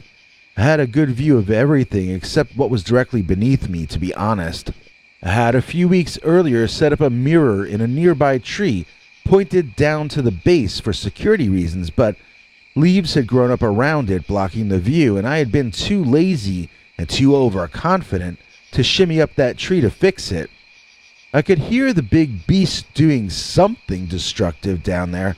I just couldn't tell exactly what. I didn't hear any metallic noises, though, so I wasn't feeling like he was getting very far up that bottom level. Even though that thing was packed with muscle and had hands like humans or apes or raccoons, which can all climb very well, I don't think that booger dog had his brains wired in the correct way to climb. This creature may be some kind of a dog that is cursed in some way.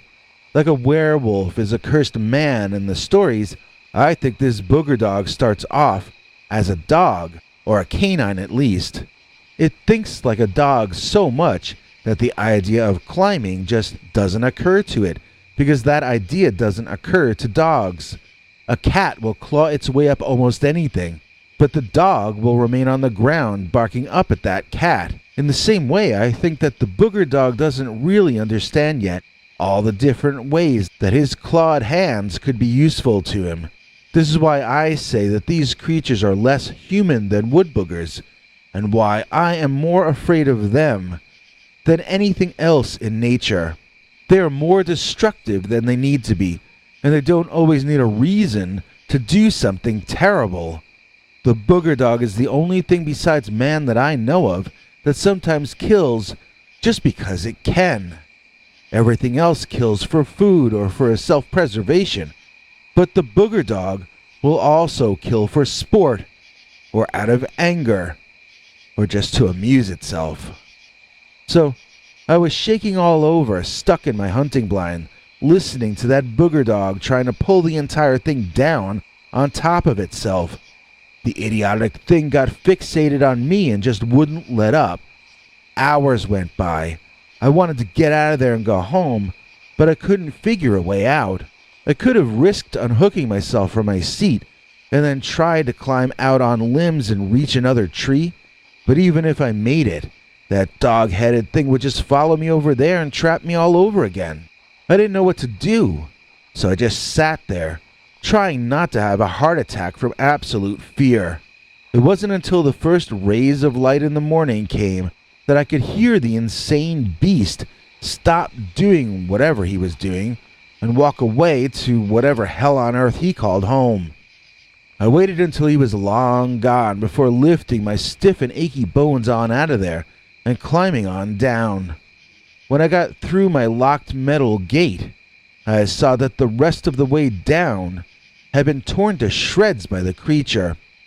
Not just tree bark, but shreds of the wood itself were all over the ground all around, and the trunk was half the thickness it had been before that booger noticed me up there, looking down on it. He hadn't succeeded in getting me down out of there, but he had seriously destabilized the base of that hunting blind and ruined almost 2 months of work by 2 grown men trying to create the greatest hunting blind in history. So let that be another lesson to you. If you see a booger dog, you better look away fast. Otherwise, he'll feel you looking at him, and he'll take it as a personal offense. Story 3. The booger dog that dug up my yard. It was these next 2 incidents that convinced me and your mother to pull up roots and move to Texas, as these made it all too personal and too dangerous. This was in the late 60s when you were away at college. That was back when your mother's cat Snookums passed on, God rest her soul. You weren't around, so you probably don't know how sad it made the poor woman. She wouldn't let me get her a new cat for near on a year out of respect for Snookums, and she made me bury her in the garden, where the cat liked to play and sleep. So the next night after the funeral, we heard strange sounds coming from the backyard. When we checked on it through a window, we were horrified to see one of them booger dogs digging up the poor cat's grave. That's another thing I think these are cursed dogs turned into hellish creatures and not just a normal breed of predator. The desire to pull dead things out of graves, that's something a ghoul would do. It just seems unnatural and wrong to me. I made your mother go back to bed and I went out back to make noise and scare that thing off. I put a big stone slab over the grave to keep out the predators. You remember that stone. It was right in the middle of your mother's garden and a constant reminder of her loss. My temper toward the booger dog had reached a boiling point, and the next thing that happened just pushed it all too far for us to put up with it any longer.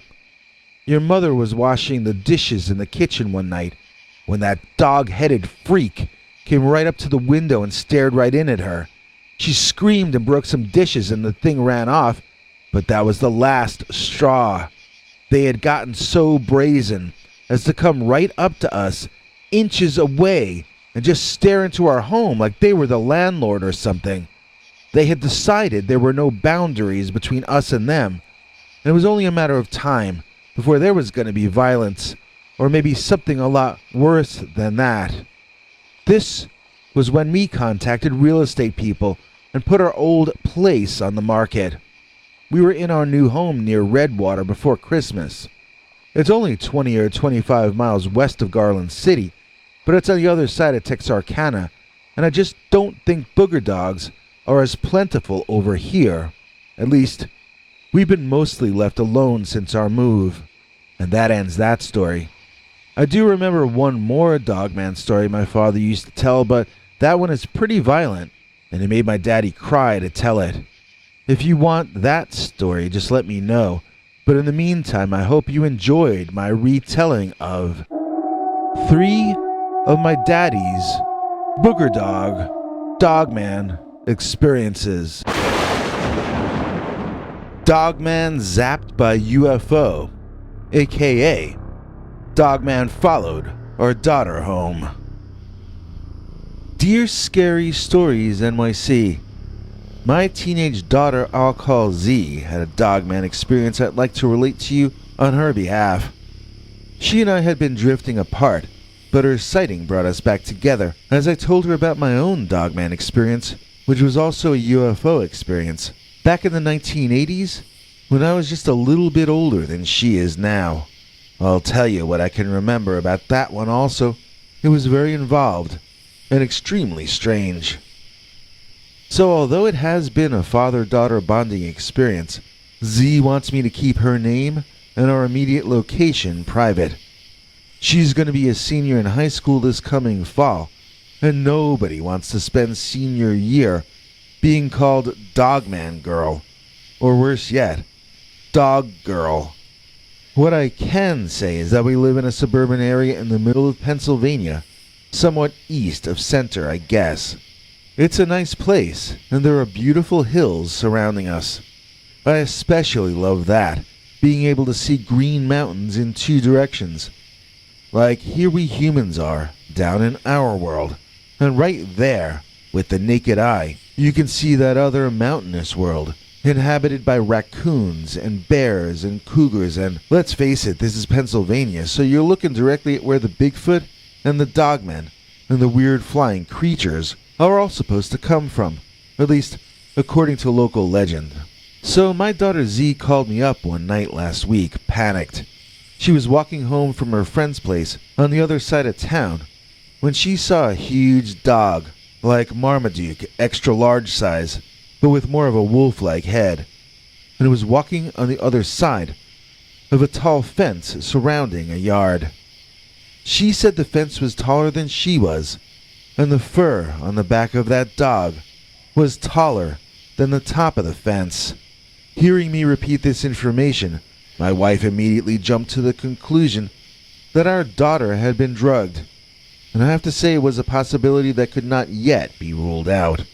So, we didn't know if this was actually even happening as we jumped into the car and drove to the street that Z told us she was walking down. So anyway, when she saw the dog, she just acted like she wasn't scared and tried to walk as calmly as possible past that tall fence.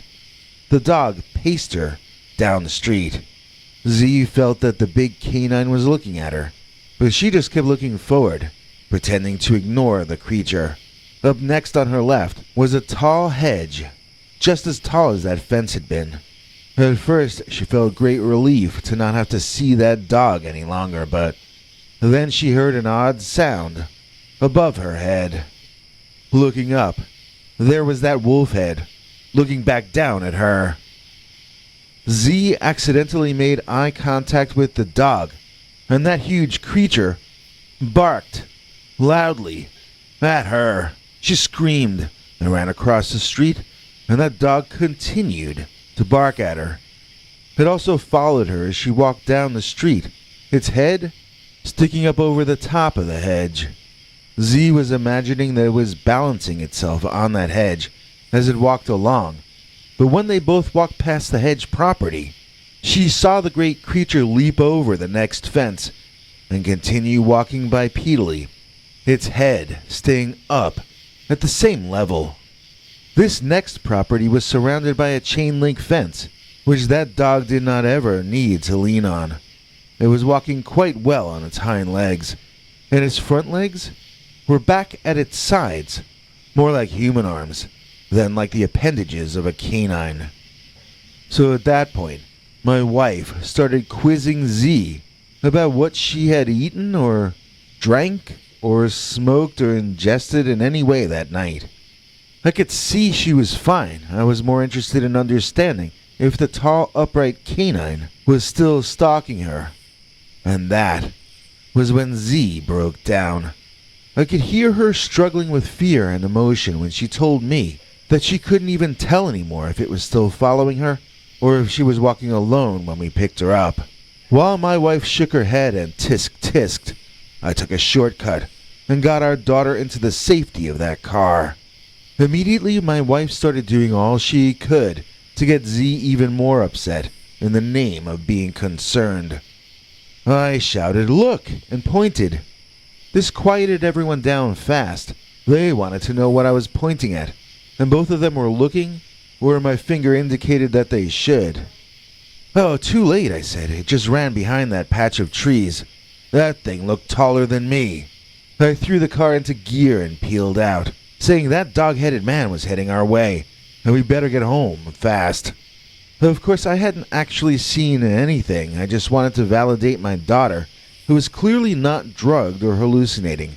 It might not have been the most honest thing to do, but my wife was a lot nicer to our daughter about this whole incident afterward. Now, as I mentioned earlier, I had my own weird Dogman experience when I was much younger. Maybe it's a coming-of-age ritual in our family or something, to see a Dogman. Not to brag, but when it happened to me, I saw a whole bunch of Dogmen. So, not everyone knows this, but Pennsylvania is ranked number 6 of all the United States in terms of UFO sightings. I've known this since I was a kid, however, and was actually trying to track one specific and unique UFO one time, when it led me, directly, into an entire grouping of what had to have been dogmen, or werewolves, right here in the Keystone State of Pennsylvania. Now, I know most of the viewers on this channel are interested in Dogman and not UFOs, but I never would have seen a single one of those Dogmen if not for this particular UFO. I ended up seeing an entire family, or small clan of them, gathered in one location because of following this strange flying vehicle. And that's your reward as well if you stick with me through my retelling of this as it happened to me way back in the far more innocent times of the late 1980s. As we all know, much of the world was different back then, but one thing that was the same, albeit a bit younger, was UFO encrypted researcher Stan Gordon. I remember listening to him on some local late-night radio show back then. I really don't remember what the name or who the host of the show was. I do remember that Stan told that same story about Kecksburg and the strange UFO that crashed there when he was a teenager back in the 1960s.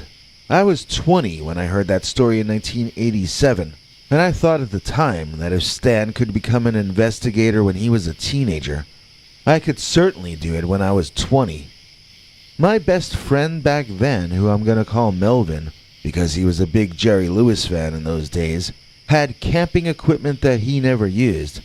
So I joined up with him, or convinced him to join up with me, and we became a UFO and monster investigation team. We didn't name it. It was the 80s, not the 90s. Basically, this meant we'd go camping together and sit outside, craning our necks back and looking upward for UFOs. We'd also have VHS parties where we'd watch cool documentaries about spooky stuff, narrated by guys like William Shatner and Rod Serling. After a while, we'd actually get 3 or 4 friends to show up to some of our meetings, but usually in terms of the camping, it was just me and Melvin. Still, it was nice at the meetings to have a few people interested in what we had seen while we were out camping. Back then, we didn't have night vision cameras or anything. At first, we only brought an audio cassette recorder in case we heard Bigfoot, which we never did. I got a VHS camcorder for Christmas later that year, or maybe the next one. But when this happened, we had no means of recording images with us, only audio. So while my mom drove us to the campgrounds that night, Melvin and I saw a strange light in the night sky. There was a bunch of lights actually, although I did not see those flashing lights which all aircraft legally have to have. I mean, there were lights blinking all around it, but they blinked different colors each time, and if you looked at it for too long, man, you would start to feel lightheaded. Melvin and I decided to count to 4 each time we looked at the strange thing, or a collection of things, or whatever it was, up in the sky, and we'd look away before we counted to 5. This way we could keep track of the location of it fairly well, without getting entranced by it. We figured we were in for an interesting evening, if this was how it was going to start, but we didn't know the half of it. So I remember the location of where my mom left us off, but I forget the name of the place. I'm 90% sure it had to be this campground here, called Dingman's Campground on Google Maps. No, not Dogman's Campground, but pretty close. I don't remember noticing that coincidence back then. So I don't know if that's what the place was called in those days. It's right next to Dingman's Ferry, though, so probably it was. Also, it's right off of US Route 209, which I know you on your channel think is some kind of weird or spooky number. So we had that going for us as well. If it wasn't that campground, then at least I know it was right in that location, just a stone's throw across the Delaware River from New Jersey. While I checked us in, Melvin stayed outside and kept his eye on that UFO. We were lucky enough to camp in the outermost area they had available, and there was nobody else near where we were. We were lit only by the moon and the stars, and it was super dark that night. I remember pitching our tent, then sitting outside at the nearby picnic table, staring up at the night sky, counting to 4 out loud, then letting the other guy take his turn. After a while, that became too much work, and we sort of just sat facing the direction of the lights, gazing up from time to time, noting that they seemed to be floating over the Delaware River. At some point, though, the craft suddenly turned and flew in our direction. The closer it got, the more we could see what it was, or at least what it wanted us to think it was. We seemed to be looking at a solid flying craft, but not a disc-shaped or cigar-shaped one as we had been led to expect. This seemed more like something out of a Star Wars movie, maybe something a little closer to a TIE fighter or whatever those single-person craft were called. You know, the ones they blew up the Death Star with in that first movie. This was sort of flatter, though, and wider, and it had what looked like traditional earthly turrets in the front, which opened up as it drew closer to us. Then, two long cylindrical metallic shafts moved out of those turrets simultaneously, and Melvin and I looked at each other with the shocked expressions of two men who expect to have their lives snuffed out in the next few seconds. Well, we took off running. The only direction we cared about right then was away, as in as far away from that flying gunboat as possible.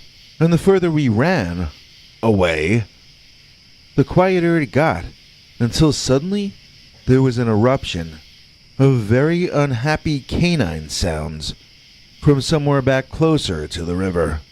That flying thing wasn't coming for us after all, but it sounded as though it were either frightening or possibly harming some dogs behind us. I think maybe it was sympathy for those unseen dogs, or maybe it was that same urge that people have to stare at accidents, but we both ran back to see what was happening to those dogs. As we drew nearer, we could also hear a sound like an electrical discharge, which is a pretty odd thing to hear while out camping in the woods near a river.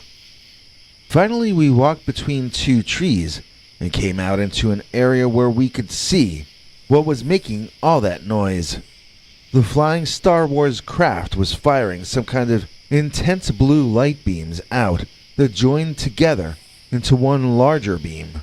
The targets of the skyboat's blasts were these creatures down on the land, who appeared both human and canine at the same time. The effects of the blasts seemed to be in some ways similar to a taser, as the victims shook violently and uncontrollably as they fell, then continued to gyrate and bounce around long after they appeared to have been rendered unconscious. It was sort of not what we were expecting to see, not even in eastern Pennsylvania, over near Weird, New Jersey. So, there was a nest of these half-dog, half-human creatures. That just jogged my memory. I remember at the time, we said it looked like the Island of Lost Souls, or maybe the Island of Dr. Moreau. I know I was thinking of the old black and white version, with Bela Lugosi. Had the Michael Caine version even come out yet by 1987? Either of those works, though, because the creatures looked like science experiments that had escaped. I don't mean that each of them was based on a different kind of animal, as in those movies. These were all wolf people that we were seeing. It was sort of like whoever or whatever created them used dog parts to make a human being. Their legs look like dog legs in the back, but their front arms look like ape or human arms. Their heads looked like a family of wolves, but those wolf heads were on the tops of wide shoulders and broad chests. I wondered at the time if these were natural creatures that the flying craft was either trying to capture or exterminate, or if perhaps they really were experiments who escaped and were being rounded up. I don't know how many there were, but let me think. I saw 2 of them get zapped by the craft, and I saw shots fired into areas that I could not see from my angle, which might have indicated that there were at least 3 more in those locations. I then remember Melvin and me turning and bolting out of there when we felt the ground rumble, and then saw 4 or 5 of the large upright canines running right in our direction. I got my first real sense of how large they were, and I understood why I was feeling the ground bouncing underneath me in direct relation to how close they were getting. This was a moving wall of gargantuas. It was more frightening than an NFL team running at you and looking to make a tackle. These creatures were not only bigger than human athletes by a wide margin, they also seemed to be carrying far more weight. I ran as fast as I could, for longer than I ever thought I could, back away from the lake and into someone else's cabin. The family renting the cabin were outside at their campfire and seemed somewhat unhappy that a total stranger had run into their cabin and closed the door behind him. I looked out their window, expecting to see everything barreled over and down when those 7 or 8 foot tall upright canines came smashing through the campgrounds. That's not what I saw. I saw the father of that family walk up to the cabin that he had rented and open his door. Then I experienced being grabbed by my shirt, dragged out of said cabin, and tossed gently yet firmly onto the dirty ground. "Thanks for dropping by," said the super witty dad as he returned to his family and their campfire. So where had the Dogman gone? I didn't see them anywhere, and even when I was laying belly down to the ground, I no longer felt them running around anywhere close by. I also didn't know where Melvin had gone either. I had a more immediate issue to deal with, though, so I got up and walked toward the public restrooms. After doing my business and washing my face in a sink, I heard someone whispering my name. Looking around, I saw a still terrified Melvin staring out at me through wide eyes from a stall. He was asking me if the coast was clear, and so I caught him up with what I've already told you. So we went back to our campsite and nothing else interesting happened that night. There were no strange lights in the sky, no strange cryptids on the ground. We couldn't figure out any logical place they could have vanished to either. It made an interesting story at our next meeting, but little more than that. Now, even back in those days, both Melvin and I had a gut feeling that the flying craft we were looking at was not from another world. It just felt like something made on Earth, but I can't say exactly why. It was definitely not a legal aircraft. It had none of the little flashy lights that all flying vehicles are required to have. But that doesn't necessarily mean it was from beyond the stars. This is also not to say that it was using any technology officially known to human science in the late 80s either. So in other words, we both had a theory that is probably even less popular in the mainstream than thinking we were seeing a spacecraft zapping those Dogman would be. He and I think we saw hidden technology. I don't know if we're talking about one lone genius inventor keeping his invention secret, or if we're talking about advanced military weaponry, or if I mean a fully blown breakaway civilization. But we did both really feel strongly that the flying craft was most likely terrestrial. We never saw inside the thing, so we never saw who was flying it, or if it was an advanced drone. The ship flew in a way that we could not explain. It was like a jet when moving forward in a straight line, but it could stop and hover like a helicopter as well. There was one time I saw it fly up and backward, then straight forward, hover, fire, then drop straight down to fire directly forward, from 5 feet off the ground into yet another Dogman. I've never heard of any flying craft that could even do that slowly, but this vehicle was doing it as fast as if it were in a cartoon. Which of course brings us to another theory about what happened that we would be wrong to leave out. And that is that what we both thought we saw might have been some kind of a simulation of some sort. I don't know how Mel and I could both see the exact same thing if it were a hallucination. If it were somehow being broadcast or narrowcast into our nervous systems at the same time, that might actually explain every part of it. It's the only one of the 3 theories so far that includes an explanation for where the Dogman and the UFO went in the end. Why were Mel and I the only 2 campers who saw any of this? Was this some sort of theater created only for me and Mel? It's not any harder to believe that possibility than it is to believe that we saw an aircraft bend the laws of physics, which was sure what some of those maneuvers looked like. At any rate, that's about all I have to say about Dogman. From my family's experiences, to my personal pet theories.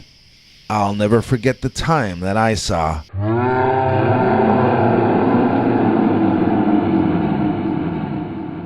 Dogman zapped by a UFO. You're watching the Scary Stories NYC Labor Day Dogman Marathon, featuring the scariest Dogman and Werewolf summer stories, going back over our channel's entire history. And now for something completely scary. Dogman followed my girlfriend to my house. Dear Scary Stories NYC. So I had a girlfriend back in 2017 who I was very attracted to, but we didn't really have too much in common. I'll call her Jade. It's amazing that we dated for as long as we did.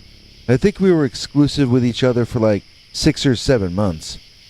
She was the first person I knew who had ever claimed to have actually seen a Dogman. I thought she was crazy and freaky, and the Dogman thing, that was a plus in my book. I didn't know they were real back then, though. I just thought it was a sign that she was kind of a Looney Tune, and I had wanted to date a Looney Tune since I started liking girls. It was always the smart and the good girls that liked me. It's because I wasn't cool or tough. At least I wasn't until I started messing around with Jade. She bought me sunglasses and changed my clothing, or at least had me wear it differently. She did something with my hair, too. All of a sudden, more girls started to like me. Jade was mostly a good thing in my life. But the bad part was bigger than she was, because the bad part of Jade was that the Dogman was so interested in her. So I've been reading a lot about the Dogman and American cryptids in general for the past handful of years. I think the Dogman might become habituated, like the Bigfoot is said to do. Then again, it's possible that the Dogman is really only obsessed with certain people. Habituation tends to imply that you have a cryptid living on your property. Jade's family had a front yard and a backyard, but not enough land for a Dogman to be living on it with them. I wouldn't think so anyway, unless he had an underground lair or something. I would guess that the Dogman commuted from the woods, which I won't name, that's about 3 blocks away from Jade's house. How a 7-foot-tall, upright walking wolfman could walk 3 blocks from the forest to her family's home, I never figured out. You see, I didn't even think she was for real about seeing a dog that walked like a man. I figured she either liked to be dramatic, or else maybe she was nuts, and she really believed what she was saying.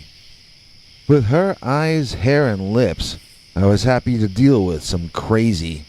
I was young, you know. So one time she was walking over to see me, and she called me up to say she might be late. Her voice sounded weird, like she was gonna cry. I asked her what was wrong, and she started whispering something about the Dogman. I figured she must be having a freak out, so I asked her the address of where she was, and what side of the street and so forth. Then I took off running toward her. When we caught up with each other, she hugged me, like she was afraid to let go. I asked her where the Dogman was, in case she was really seeing somebody or something. Jade looked around and said he was hiding, but she could feel that he was still somewhere nearby. I tried not to chuckle at her paranoia. If I acted like I believed her, I figured I'd be certain to get more hugs than usual. So I just viewed her imaginary Dogman as my secret friend. The thing is, after a few blocks, I started to think I was hearing someone big following us too. And at one point, I thought I saw a big figure darting through someone's backyard. When we finally reached my family's house, my mother could see that both of us were shaken up. We kinda told her someone was following us, and he seemed to be wearing a monster costume. My father laughed at us, but my mother took us seriously.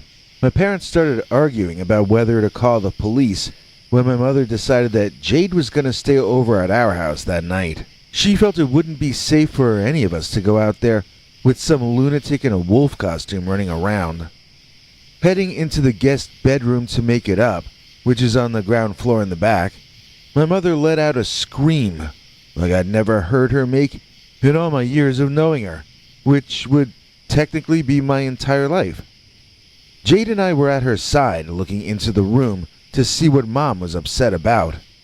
There, outside the bedroom window, stood a very tall man with a wolf-like head. He didn't look like he was animated or a special effect. This was a real, living animal. It wasn't a man in a dog or a werewolf costume. Its eyes glowed in the dark. Human eyes don't do that.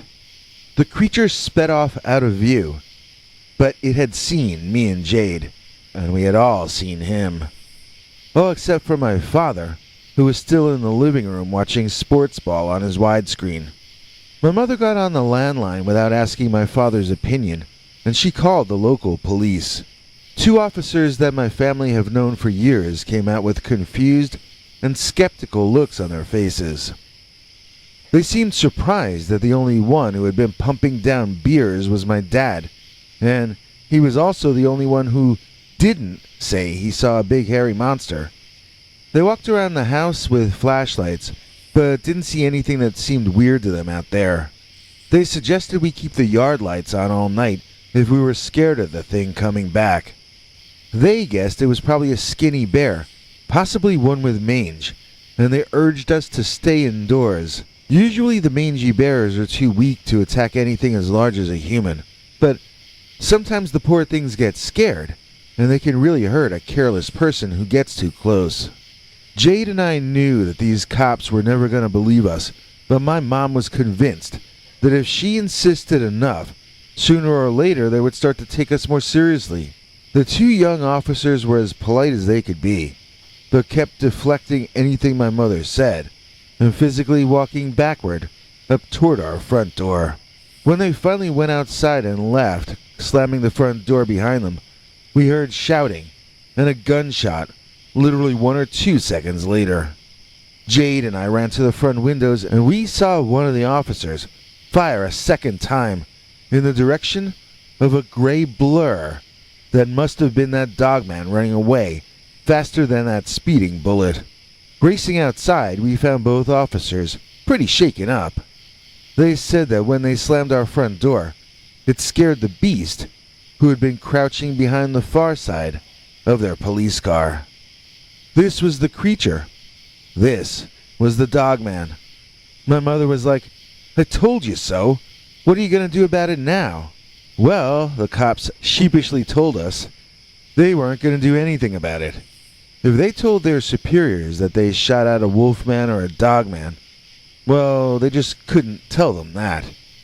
I asked them how they were going to explain the 2 shots they took to their higher-ups, and those 2 jumped in their vehicle, and they sped off. So anyway, after that night, Jade and her family never got visited by the Dogman ever again. That's because the Dogman finds me and my mother far more interesting people to spy on. Now, we're situated in the middle of a suburban neighborhood, and the closest small woods is a 20-minute walk away. So how do we see the Dogman behind or on the side of our house at least once every month or 2? It feels like he's around here a lot more than that. The entire place has turned into a Halloween haunted house in the past handful of years. Dad gave up on sports sometime during the pandemic, and he just watches these incredibly depressing real-life stories of people doing terrible things to each other. Mom has become jumpy and frightened due to the Dogman showing up at such random moments. I haven't dated Jade for a long time, but I do currently have a girlfriend I'll call Jenna. Jenna refuses to come over to my family's home because Jenna, unfortunately, has heard all about our Dogman. So I go over to her place, which is a tiny apartment in town with a roommate who hates my guts. It's funny, Jenna and Jade were friends once a long time ago, but now Jenna thinks Jade is evil. She thinks she brought the Dogman to live on my land on purpose. Jenna thinks Jade is some kind of a witch. One night I was sleeping over at Jenna's apartment, and I woke up screaming when I had a nightmare that the Dogman walked into the city and was looking in the window of that apartment up however many floors above the sidewalk. After I calmed down, though, I realized that could never happen in a town or in a city. The Dogman could never bother me if I lived up in a tall apartment building. So that's my new goal now, and I've gotten more serious about my job. I want to save up and either move in with my girlfriend or else find a roommate situation like she found. All I know is, I think my parents and I should both move out. Ever since the night when...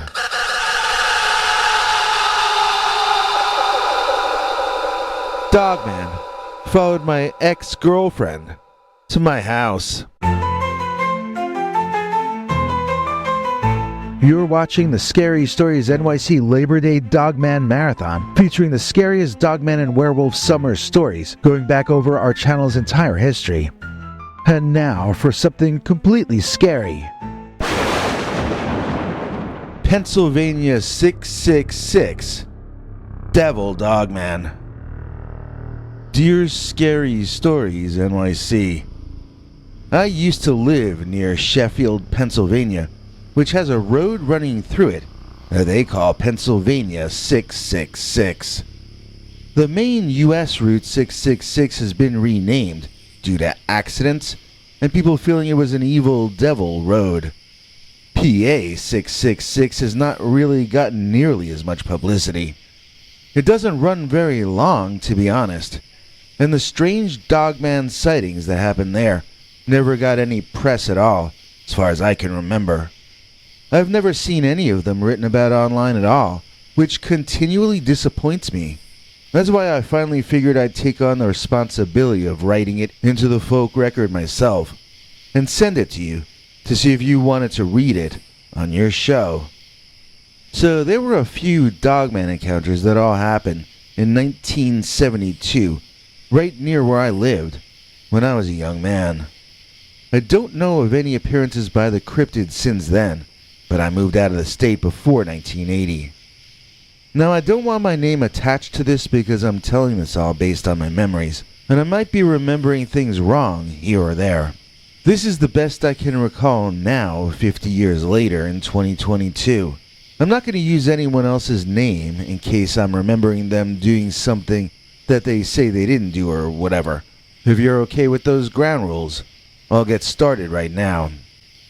So this is all about PA 666, a very little known road, which only runs a little over 2 miles. You can drive the entirety of it in 4 minutes, and yet for some reason, my small circle of acquaintances in 1972, 50 years ago this summer, well, we all saw that werewolf-looking thing or fellow with our own eyes. About 5 of us saw it, or 6, but I only remember a few stories in any detail. I'm going to tell you 2 accounts I was told by people who looked me in the eye to tell me what happened to them. Then, because mine happened after the others, I'm going to tell you what happened to me last. Each of the 3 sightings happened north of the previous one, so let's start down south, here at Barnes United Methodist Church. It's only just a little bit south of here that the road starts getting called 666. Further south of that, it's called 948 instead. And if you follow Route 948 only a couple of miles further south, you find yourself driving through the Great Allegheny National Forest. I'll tell you something, you keep to that area, and you'll find yourself in some of the most beautiful country any place on this planet. There's a scenic area, a natural area. There's plenty of land for a feral apex predator to roam around in. In fact, the Dogman's forests over there take up way, way more space than the relatively tiny human settlements, which are dotted here and there, wherever our blacktop roads slither through. Now in Sheffield, there's a cemetery called the Barnes Cemetery that is right up on the side of PA 666. A couple of blocks further to the north, there's a little road called Barnes Cemetery Road that leads back away toward the woods, where we find a second cemetery. Now, I've never investigated either one. I don't know which one was created first and which one came second, but they both seem to be called Barnes Cemetery. The Dogman sighting that I was told about happened at the more southern cemetery, the one that is right along the side of Route 666. This story happened to a buddy of mine I'll call Joe. Joe was driving his sister and two of her friends home from cheerleader practice. He always volunteered for this job because he was trying to date one of the other cheerleaders. So after a while, he started doing things like buying the girls a soda or whatever, and eventually, they all started hanging out later into the evening before Joe would drive everyone home. So one night, just after sundown, when there was still some color left in the sky, Joe was driving the three girls past Barnes Cemetery along Route 666. One of the girls said she saw something and asked Joe to slow down. Joe immediately did, as he was forever trying to impress those cheerleaders. All four of them in the car saw a truly strange figure walking along a dirt pathway right alongside the cemetery headstones. Joe told me that at first he could only tell that this was a strange-looking figure, like a very tall man, but something was out of the ordinary about him besides just his height. As he walked into a better-lit spot, everyone gasped, and one of the girls started screaming. That caused the other two girls to scream as well. So what were they screaming at? Well, I'm gonna tell you. This guy was big, as in tall, but also big as in muscular, and big as in, well developed. He was just big all over, let's say that. He was covered in fur, even his face, and his nose looked more like a wolf's snout than a human nose. His ears were up on top of his head, so this was not a human being, even though it stood like one of us and had walked upright. In my opinion, this had to have either been a werewolf or else the Pennsylvania Dogman. The creature man heard the girls screaming, and it stopped walking to stand there and stare at them. Joe saw the Dogman staring at them, looking confused. Then, he saw the Dogman begin to look very angry somehow. The creature sort of bent into a run. That was how Joe described it. He crouched and began running at full sprint with the very first step. He went from 0 to full speed before he took his second step. He was that incredibly strong and agile. Joe threw his car into gear and peeled out, with the Dogman missing grabbing the rear bumper by just a second or two. Joe said he saw the cemetery monster give up the chase in his rearview mirror. Then it raced across the street to run down the side of somebody's house. So all of that which I just described happened in either May or June, just before school had let out.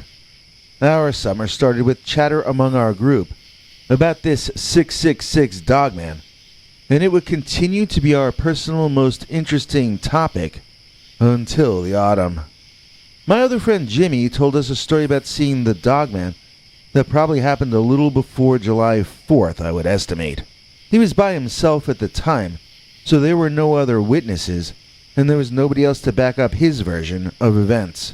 Jimmy had not been getting along with his family, and so he would find any excuse to be any place but home. At night, he often hung with me, but during the days when I was busy, he would do things like go for a walk in the woods. Usually he'd seem very peaceful and blissed out after one of his days in the forest, but this one night in early July, he seemed very unhappy. When we pressed him to talk to us about his problems, we were surprised that it had nothing to do with his parents. It turns out that Jimmy was upset because he had been chased out of the woods by the kind of monster man that Joe and his sister were also claiming to have seen. Jimmy really thought that he was going to die that day, and so the normal things we did for fun weren't really cheering him up as usual. We sat around as the guy told us about what happened to him. It was all very fresh in his mind, so he had to keep stopping to compose himself. It was when he got to the Dodge Run that the Dogman screamed at him and ran across the water from the other side. I asked him what kind of scream it made, and he said it sounded like some big angry guy. You know, a man. He didn't say it roared at him, or that it sounded like an animal. He said it was a big, hairy, upright walking dog, and it screamed at him the same way his father would scream after he stubbed his toe. When the creature ran into the water to cross the creek toward Jimmy, that water practically parted. It flew out of his way so fast. Jimmy said he was screaming and crying himself as he ran out of the woods and through someone's backyard toward PA 666. When he reached the road, he noticed that the Dogman was no longer following him, and he sort of collapsed into the side of the road and got emotional for a while. Jimmy wanted to go home and go to bed, but the situation was so bad there that one of us let him stay over at our place that night. Jimmy sort of needed a night off after his terrifying encounter with the big, hairy Dogman. So now we're up to my story of the 666 Dogman of 1972. Once you get north into Sheffield, Route 666 becomes Route 6. In fact, it does so just before you come to the Sheffield United Methodist Church, like a block or two before. One of the blocks that the road passes, as it is still called 666, is Pratt Street. I had been visiting someone on Pratt Street one Saturday, probably in late August or early September. I remember I had been visiting for some reason related to my upcoming senior year that was scheduled to start shortly. At any rate, I was going to walk back to PA 666, and I forget if my mother was supposed to pick me up over there or one of my friends, but I was in the process of walking down Pratt Street toward the main road to get a ride.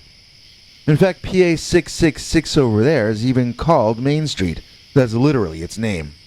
So whoever it was didn't want to come pick me up on Pratt because it was a one-way street, and it would mean them having to drive around in circles to find me.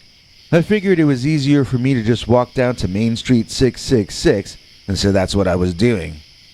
But as I got within eyesight of 666, I saw something I had actually been worried about all summer. I finally had my personal experience with the Pennsylvania Dogman. So when you walk out from Pratt onto PA 666 over there, nothing is on the other side of the street except the woods and the creek. There's one of those little metal barriers there, and then nature takes over. So I looked up, and out of those woods, I saw this big man approaching. He looked taller than me, and he walked with a real swagger. He was one of those guys that looked like he wanted a fist fight. You could tell that, just from his body language. But as I looked at this dude, it all came into focus. He was covered in dark fur. I mean, everywhere. I don't think he was wearing anything at all, and his ears were like dog or cat ears. I felt like I was going to be nauseous. He wasn't anything that should have been able to be there. He was something that walked out of a bad acid trip or something like that. He wasn't a man. He was that 666 devil Dogman.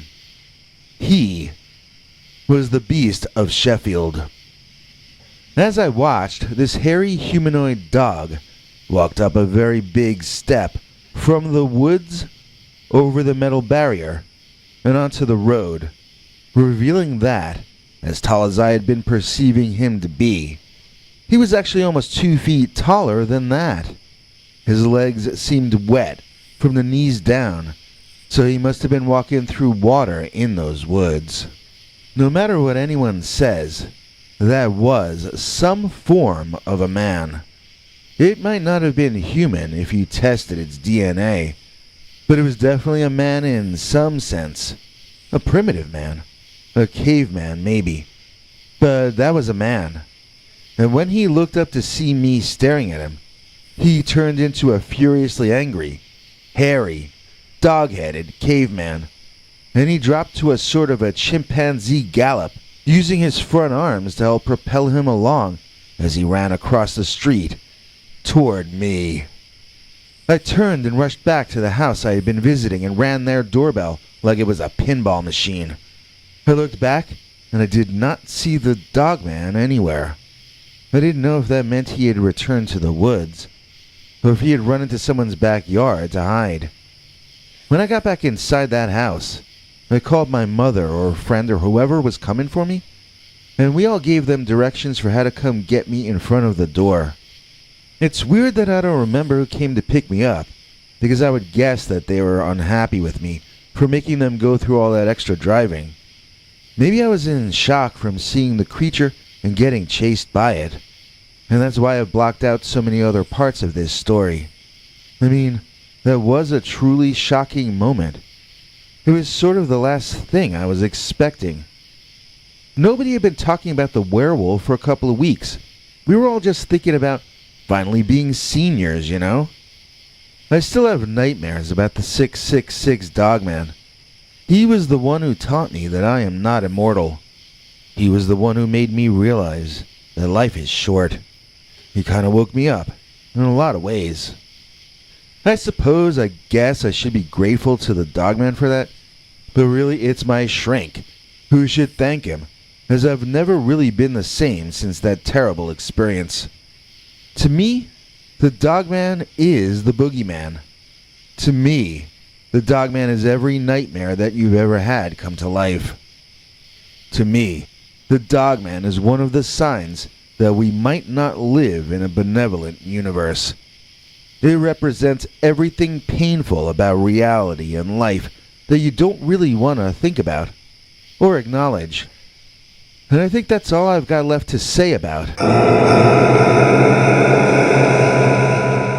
the Pennsylvania 666 Devil Dogman. Dogman, Lord of the Arctic Wolves. Dear Scary Stories NYC, I hope you read this email on your show. I've been listening to you for almost a year. I know you sometimes do stories from a long time ago, and this happened to me way back in the mid-1990s. I had moved to Alaska in 1988, and it was so different from life where I had grown up in Kentucky that I was almost a different person when I was there. I married an Alaskan native, and I became like her for that period, a rugged outdoors person. I was not like that before, and when I moved back to the mainland in 2002 after my divorce, I was never like that again. But while I was there, I had an entirely different personality, a more rugged outlook, I guess you might say. The only exception to that rule would be the time we came to be visited by a tall, silver, upright Dogman. When we encountered the Dogman leading a small pack of white Arctic wolves, it was the only time I saw my wife become afraid in front of me. I had been literally shaking for hours before he even put in his appearance. I had never heard of the Dogman before, nor did I know he might live in Alaska. When my wife and I encountered him, however, we both understood intuitively that he was the alpha male of not only that pack, but he was the alpha male of the Aleutian Islands. We were witnessing some kind of natural feral royalty, a nature spirit, a pagan god form.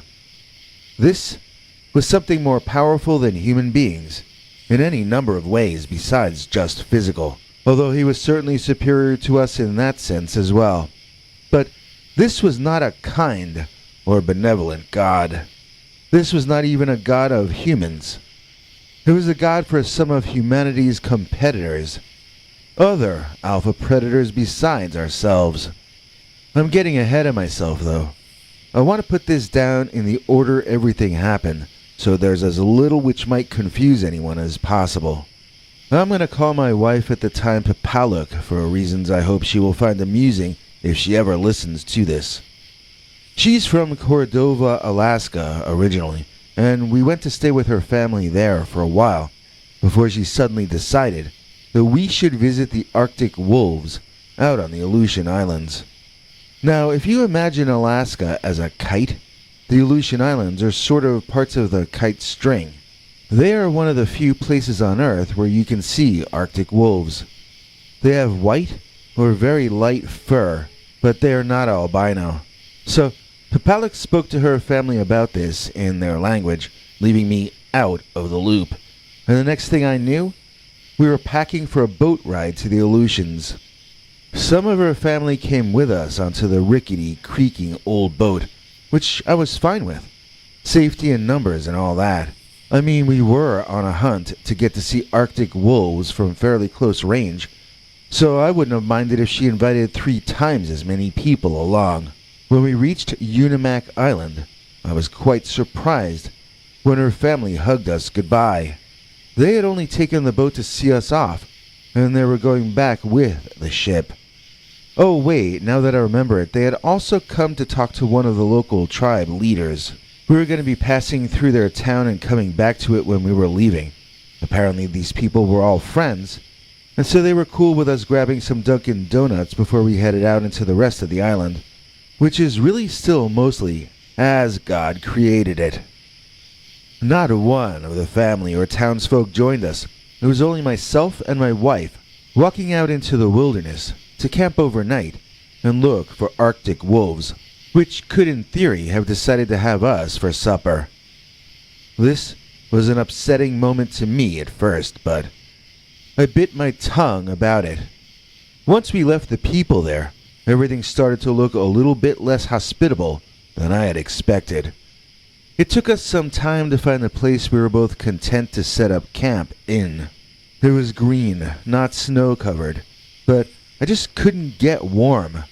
My wife was more used to all of this, but something about that place on that first night made my blood turn ice cold. I couldn't stop shivering, and I couldn't stop shivering inside my mind either. I had that bad feeling about this entire camping trip, and this was the only time I ever had that feeling with my wife when we were out in the country together. This was also the only time we ever encountered any real drama or danger, too. So maybe my instincts were good. That night, while we were getting ready to go to sleep after a long day, we heard howling off in the distance.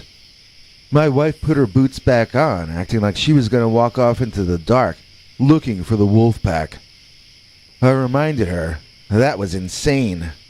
She rolled her eyes and sighed, clearly disagreeing with me, but she wasn't going to go if I wasn't going to come with her. She told me she was putting on her boots to go outside and get the fire started again. The wolves were nearby, and she had come to that place to see those wolves, not to sleep in a tent. I wasn't sleepy anyway, so I helped her out and we heated up some coffee to stay awake. We were in a grassy field, surrounded by trees, rocks, and watery marshy land all around. Our hope that night was that the white Arctic wolves would come out into the clearing so that we could briefly, at least, get a look at them in real life. It was something of a long shot, but it would have been foolish to go out into the dark alone, looking for a dangerous bunch of creatures that would almost certainly outnumber us. So we stayed quiet by the fire, drinking coffee and listening as sometimes one, sometimes several wolves could be heard, howling. It felt to me as though they were all getting closer, that they must be gathering at some spot near us. We quietly went over protocol. We had not brought night vision or infrared cameras with us, and we weren't really equipped to take video either. It was a last-minute decision to come out there. It wasn't like we had a TV crew with us. So we had no reason to venture beyond our fire, we both agreed. We would view any creatures that might show up from behind the campfire, and if our presence seemed to agitate the beasts, we would retreat to inside our tent and hope for them to get bored of us and go away. It wasn't the best plan, but it was our plan, and we shook on it. Just like in the military, if you know in advance what you have to do, it helps to keep your nerves in check and execute your operation as you need to do it. I still had that feeling that something terrible was about to happen, and I needed any trick I could use to keep my hands from shaking. Well, the wolves did actually present themselves a bit later on. We weren't aware that was what was happening at first, though. You see, the Arctic wolves came out behind a very tall creature that walked on its hind legs, like a bear or something. My wife said Frankenstein and ran back into our tent. She swore later on that she said something else in her native tongue, but it sure sounded to me like she said Frankenstein, which is an Eastern European last name, not an Alaskan native word. I mean, I think maybe she just saw what she thought was a monster, and the words sort of tumbled out of her unconscious in the middle of her complete surprise. Whenever I'm listening to a Dogman story that starts to freak me out too much, I think of my wife calling that creature Frankenstein, and I chuckle a little bit. So anyway, it was tall, but it wasn't Frankenstein. It wasn't even wearing a sports jacket. This creature had bent legs, like the hind legs of a jackal or a goat. I could make out a decent amount of detail from the moonlight, but also because the silvery upright animal was almost as pale in color as the white Arctic wolves who followed behind him, reminding me of a mother duck leading her ducklings. Except that silver bipedal monster thing was a male, not a female. I don't want to get into detail, but trust me, it was clearly male, and clearly not wearing any pants.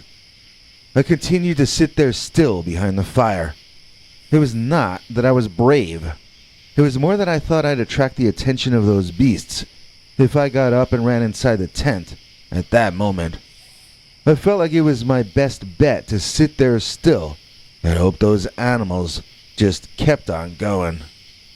My wife whispered to me to get back inside the tent, and when she did, the creature and his wolves all stopped in their tracks and turned to stare at us.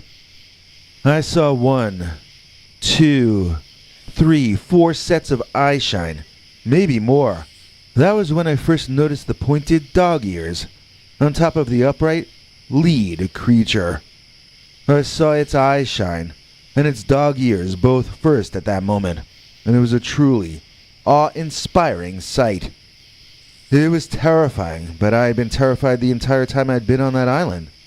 This was scary, but it was also incredibly interesting. Was that a man wearing a wolf pelt to make himself look as though he had a dog head? If so, how were his eyes shining as an animal's eyes would? I stayed put, and thankfully my wife kept quiet. It felt like the moment was lasting forever, and as much as I was shaking and shivering, I started sweating on top of that. One of the wolves broke the silence by whining and moaning and yapping. The huge dog-headed humanoid animal simply turned his head to look back in front of him, and then he led his pack off into a different part of the island. I put out the fire and climbed in the cabin. No, I put out the fire and climbed in the tent. The two of us were both shivering, so we held each other to regain body warmth. I'm telling you, it was not that cold a night. The Dogman being nearby was just making my blood freeze to ice, that's all. I woke up a little before dawn when I felt the ground shaking. Both of us sat up, and I know I thought we were in an avalanche or something. Then we could hear the thumping and feel the shaking proceeding away from us, and I understood this was not an avalanche. This was a very large animal that had run right by our tent. My first guess was, I asked my wife if there were moose on the island. She looked annoyed at me and asked me if that had sounded like it was a four-legged animal running past. I thought about it, and she was right. That had been something on 2 legs.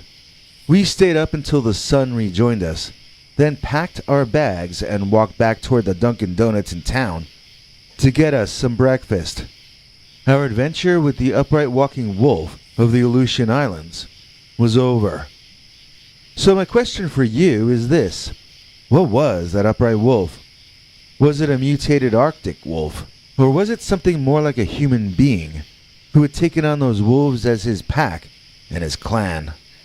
If we were able to collect all their DNA, would we find them related? Or were they two very distinct and different species?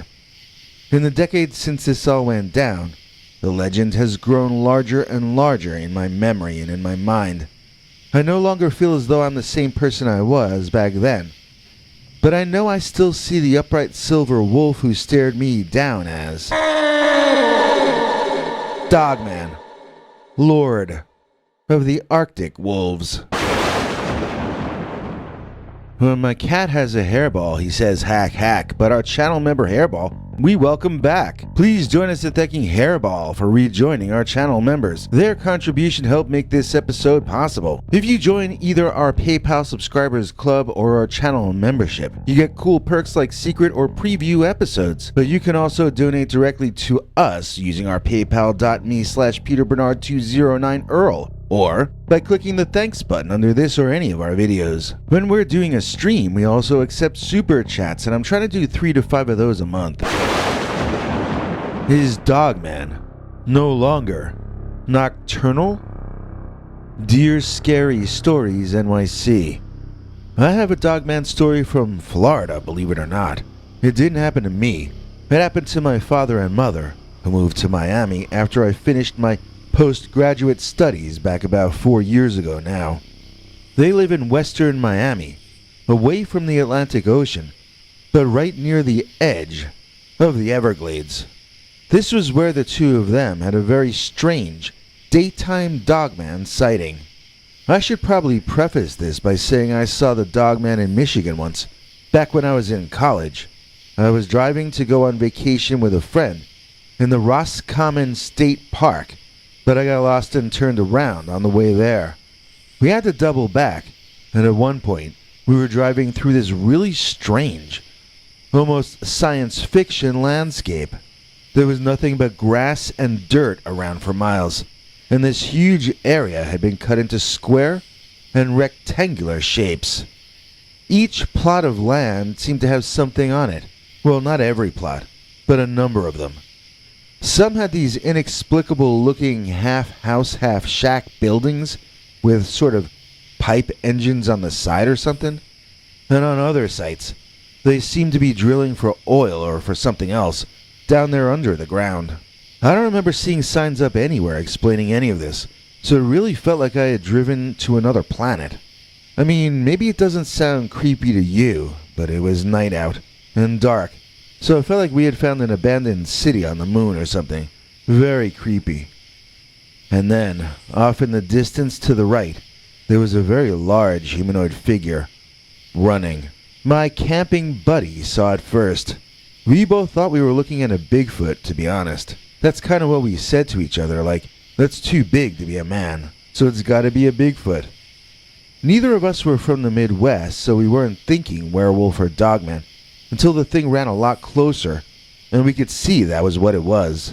I didn't see it chasing anything, but it was sure running like it had to get somewhere fast. That having been said, it ran on its hind legs like a long-distance human runner might.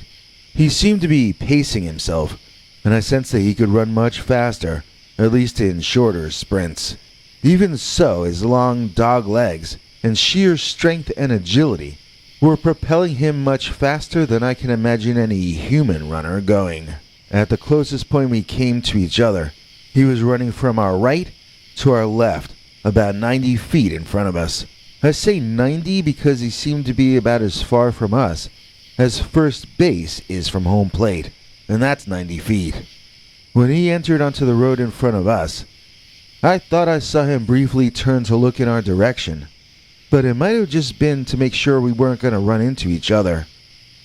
Within a second, he was back to ignoring us and continuing his run through this weird, desolate landscape.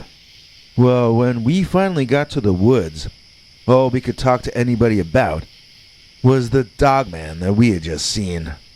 Some people looked at us like we were on something, but then 2 people told us their Dogman stories that happened not all that far from where we had seen ours. Needless to say, I became Dogman obsessed after that. I even got a dashboard camera from my old crate of a used car. If a Dogman ever runs in front of me on a road again, I should get some video of the event. So my parents seemed both embarrassed and proud at the same time when I told them my stories of seeing the Dogman in Michigan. Proud that their son was so enthusiastic about something, finally, but sort of worried for me that the subject of my interest might get me labeled a wackadoodle. So imagine my surprise when I got an email from my mother entitled, "Your father says he saw one of your dogmen this morning." Opening it, I read the body of the letter, which just said, "Call your father." I braced myself because I figured this was going to be either an attempt at humor, like they saw a large dog being walked and are calling it a dogman to make fun of me, or maybe they misidentified something completely different and were calling it a dogman because they wanted something to talk to their son about. They live in Miami. I think they'd have a better chance of seeing J-Lo than seeing Dogman. I got fully ready for the cringe I expected to follow, and when I felt emotionally braced, I called my dad. I'm going to paraphrase what he told me. English is his second language, but my first, so I'll translate what he said into boring modern Americanese for him.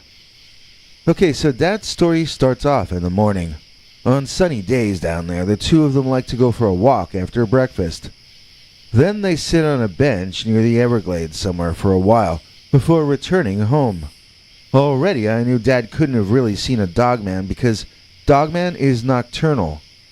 If you see him during the day, it's most likely to be around dawn or sunset. My parents eat breakfast at 10 a.m. the earliest. I know this, trust me. So they get to that bench by 11 or 12. That's when the sun is at its highest point in the sky, directly overhead. When the sun is directly overhead, that's the time of day you are least likely to have a dogman walk up to you. Well, I mean, traditionally it has been. But the thing is, my father didn't seem confused about any of those things. He was talking fast, but being very precise. I could tell he was still quite excited, as the incident had only occurred about an hour and a quarter earlier.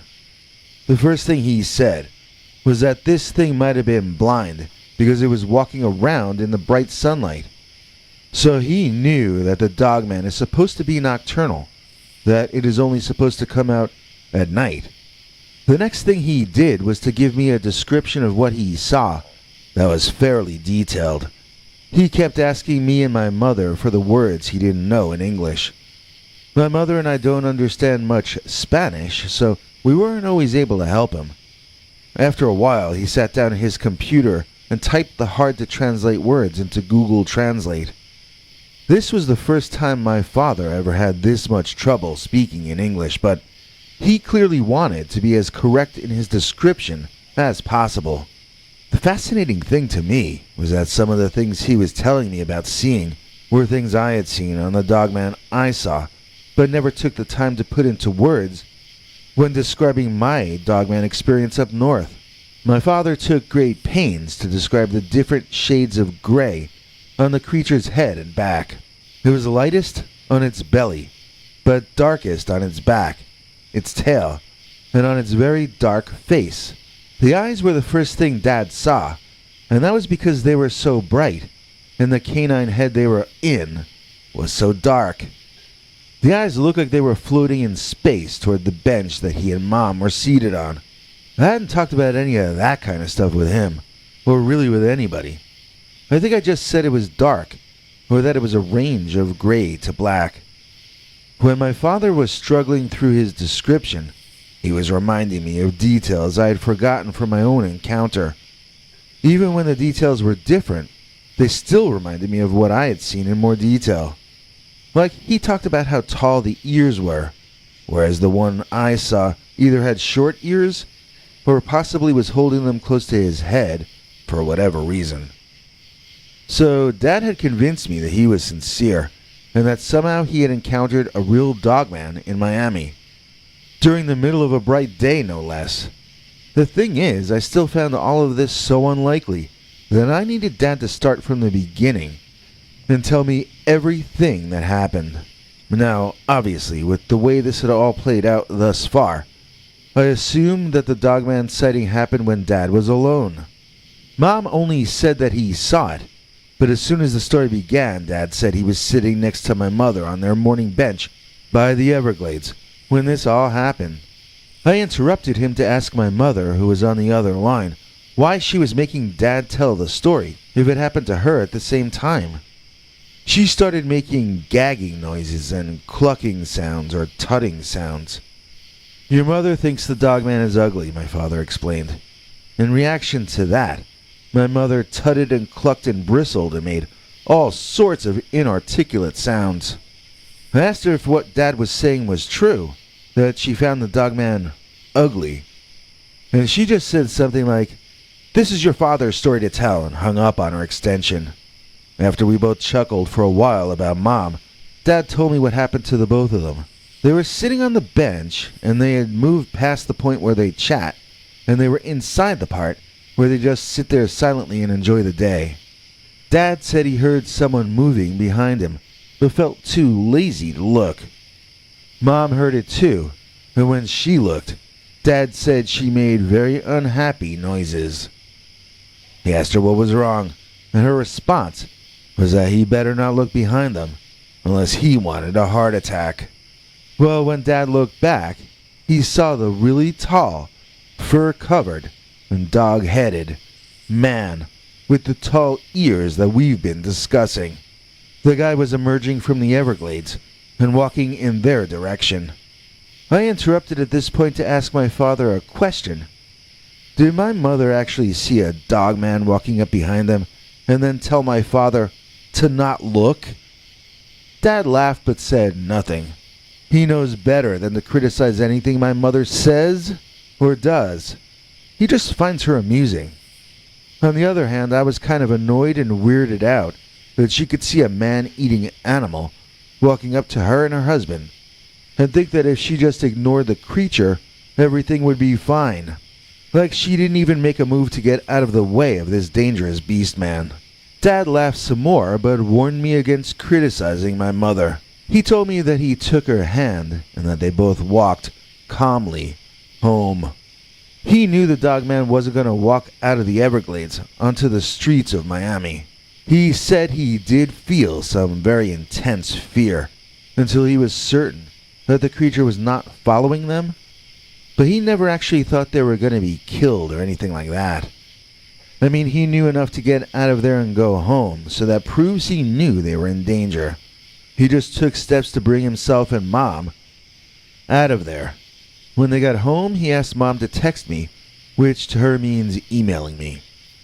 I don't know why she had to email me to call him instead of him just calling me, but they are who they are, and I love them.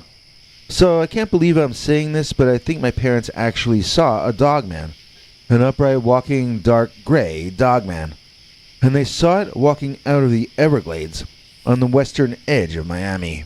Hey, maybe Dogman is just moving to Florida for the same reasons a lot of others are. I suppose I shouldn't be surprised to hear about anybody else who just moved to Miami. But all joking aside, I'm genuinely concerned about one easy to overlook fact concerning this Dogman appearance. That it took place under the bright Florida sun. I've been reading that bears in America are staying awake through the winter instead of hibernating. The experts tell us that this is because they have a year-round food supply, since more communities are now allowing bears to wander into towns and eat the garbage. Why sleep and starve when you can eat the leftovers that the rich suburban humans leave behind? So I wonder if the Dogman similarly has been finding food as easy, or maybe easier to obtain during the daytime than he used to. Since I don't know what a Dogman finds tasty, I don't really know what that new daytime food source might be. I'm just hoping that it isn't elderly retirees like my mom and dad. I think it might be an important thing to figure out if this is more than just an isolated event. And so I'm going to keep repeating the question.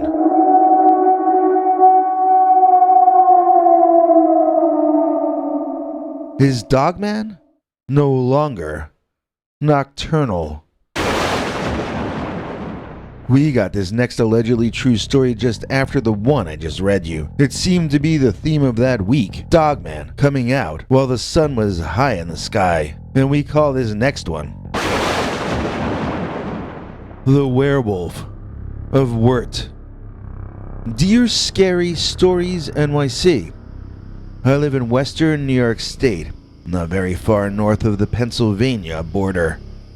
I think it's possible I may have seen one of their wild creatures wandering around in my state. He seemed to be very lost. Not only was he out of Pennsylvania or the Midwest where he belonged, but he was wandering around under the bright sunlight when he is supposed to be, by all accounts I'm familiar with, a nocturnal creature. Of course, I'm talking about the North American upright canid, or Dogman. Now, the town of Wirt only has around 1,000 people in it, so not every place in the state is like New York City. You will find that most of upstate and western New York State is country. This is the case in and around Wirt, where I saw the Dogman that I'm going to go ahead and call the Werewolf of Wirt. I don't really think it's a werewolf. I don't think one of the people around here turns into a wolf or anything like that. I just think it sounds better than the Dogman of Wirt, you know? So I was driving down West Notch Road, as you do. It's just a thin ribbon of asphalt laid down in the forest, with occasional houses to either side set back into the forest a ways. It's kind of the definition of the American dream to live in a place like this. At least it was, before the Dogman decided to go 24/7, like a 7-Eleven store. My part of the world is not known for Dogman, I'll say that. We are known for Bigfoot, but not so much for Dogman. Maybe the Dogman has been here, but is just better at hiding. And another thing, is it possible that the Bigfoot out hunting at night is what caused the Dogman to have to hunt and scavenge during the daylight hours instead? I've heard that the two species don't like each other, but of course I would have no way of knowing if that were true or not. At any rate, when the Beast Man walked out onto the road in front of me in broad daylight, I nearly messed my pants. I thought at first that I was seeing a minotaur from ancient mythology, because it was so top-heavy, so muscular, with such a broad chest and large shoulders. It was also too large to be a human being. I don't mean just too tall, but too muscular, too wide. As it walked into the road, and I could see it better, the things I thought were horns now appeared more like dog ears. It was not a bull-headed man. It was a dog-headed man, one covered in dark fur that glinted in the sun with red highlights. This was not a gray Dogman like the ones you usually show. This one had longer hair, and in a sense looked like an orangutan with a dog head, only a very tall orangutan with incredibly good posture. He didn't slouch. He walked tall, like he owned the place, you know. The Dogman sort of strutted, almost, I would say, until, that is, he noticed me and my car speeding toward him. Well, let's not say speeding, but driving at the maximum that the speed limit would allow. When the creature noticed me, it turned and adopted a defensive position, almost like a martial artist. I had already been slowing down to allow him to pass, but when I saw he was gonna block the road, I slammed on my brakes, hard. My cell phone was on the passenger seat, so I reached down to grab it to try and get a photo. By the time I looked back up, though, the creature was sprinting into the woods. I hadn't even had time to turn on my camera app before he was gone. In the excitement of the moment, I actually started opening my driver's side door as though I were going to race into the woods after that Dogman. As soon as the door clicked open, I asked myself what the heck I was doing. And to be honest, I had no answer for myself. I pulled the door back shut, but it didn't close correctly, so I needed to open it up wider and slam it shut again before I could drive on out of there. I tell you, my hands shook for over an hour after that, and I had a very hard time sleeping that night. I have a hard time sleeping most nights since then. I dream that I'm back in the car, and it's a beautiful sunny day. Then the Dogman runs out onto the road, and I crash, or I go flying off a cliff. I have another recurring dream where I'm asleep in the car, and the Dogman finds me there alone. I'm basically not really 100%, since this all happened to me. It was one thing when we had to fear monsters at night. If we have to fear them 24/7, then we might start to lose the battle to them, don't you think? Well, I have to say that I am frightened about the idea of Dogman walking around during the same hours that people do. There's no telling what horrible things that might lead to. On the other hand, I would say that this also increases the chances that somebody might be able to get some good video of the creature, or a clear and brightly lit photo. And if that happens, then I suppose we would all benefit from a flurry of new knowledge. And if we reach that point, then we'll all owe a debt of thanks to the Werewolf of Wirt. Thanks, Doc. Now I'ma bust this rhyme. Who enjoys a good Dogman scare? Why, Fraggy Dendron, aka Megara. Please join me in thanking today's executive producer, Fraggy Dendron, aka Megara, for making this episode possible. Fraggy is a channel member and also recently donated to us through our paypal.me/PeterBernard209 page. The kindness of Fraggy knows no bounds, and she's the reason that this episode you're watching even exists. If you'd like to be as amazing and fabulous as Fraggy Dendron, aka Megara, and help us beat the odds to stay online, just listen to what our international TV spokesmongrel Henry Lee Dogman has to say. Possibly the world's strangest Dogman story. Dear Scary Stories NYC, I have possibly the strangest Dogman story that you're ever gonna hear. People tell me that this story isn't scary, but they weren't there. By the end, our tent was surrounded, so I don't know why people act as though we weren't in danger. I was afraid for my life and my wife's life as well. I just ask one thing of you.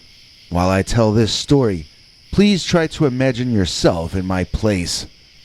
It was certainly terrifying to me and my wife when this happened. First of all, this occurred back in the 20th century during the previous prime Dogman time, back in the 1990s. We were newly married and in our 20s. Back then, Dee and I used to go camping in this nice big old tent that we had. After the incident I'm going to tell you about, we swore off camping for a little while. But when we found that we missed the woods more than we were afraid of the Dogman, we bought ourselves an RV and we camp in that. I know that cryptids do sometimes attack campers in RVs according to the folklore, but somehow we just feel safer inside something that we can drive out of there. You can't drive your tent away when the monsters start coming for you in the middle of the night. So we pitched our tent at the campground and got set up, then went for a walk and a hike on the Manistee River Trail over there. There's some nice views, and we had a fantastic and romantic day. That night we got out of our tent in the warm night and laid together on the grass outside, listening to the crickets, long after our fire had died down. We were on the far edge of the camping area, by the woods, and set off from the other people there. We chose the emptiest part at the furthest edge on purpose to have as much privacy as we could have. We were more interested in each other than the crickets and the stars, though. That is, until we both heard the bushes rustling, as though people were approaching. We both sort of edged slightly away from each other and propped ourselves up to see who was coming. Well, we saw a young male deer, only starting to grow his horns, emerging from the woods to our right. It was such a relief I almost laughed out loud. The next thing that happened, though, surprised me and quieted me and Dee both.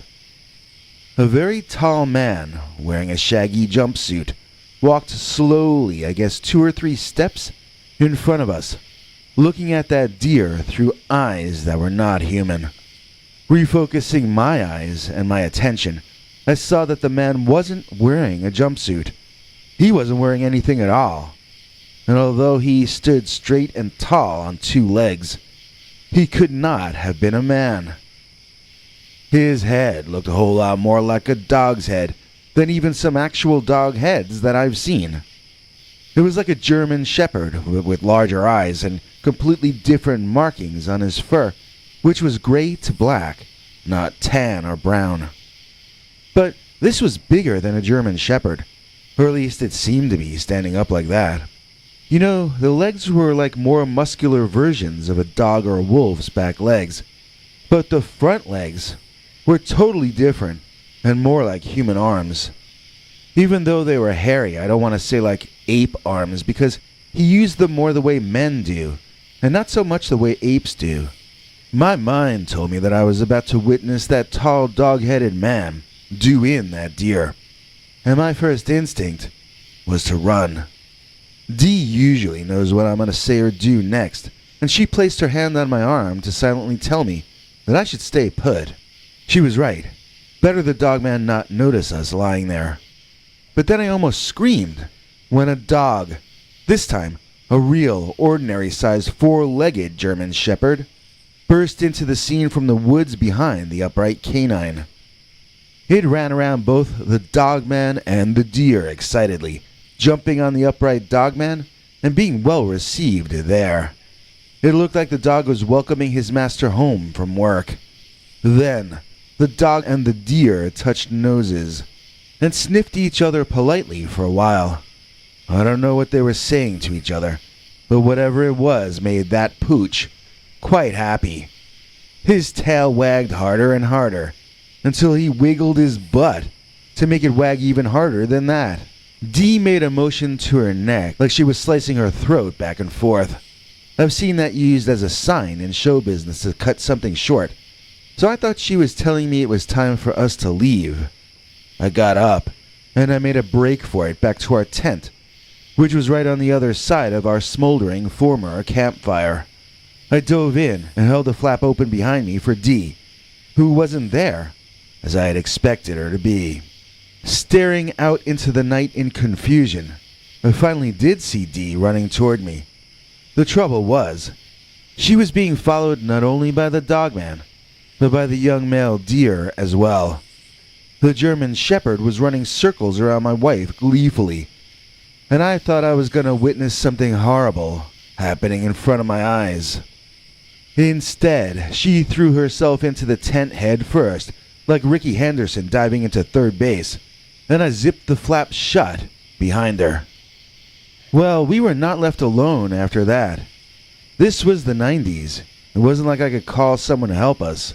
I mean, cell phones did exist, but not in that tent they didn't. We didn't have any weapons. I'm pretty sure that's not illegal for you to have any in that campground. The dog made a lot of noise, and some people started shouting at it to shut up. Or actually, I remember people saying, "Shut your dog up," like this was our pet barking at us. Sadly for us, the dog did quiet down, but it did not go away, and neither did its two friends, or gang members, or whatever they were. So I asked Dee why she told me to run back to the tent if she wasn't ready to run with me. She said that wasn't what she meant.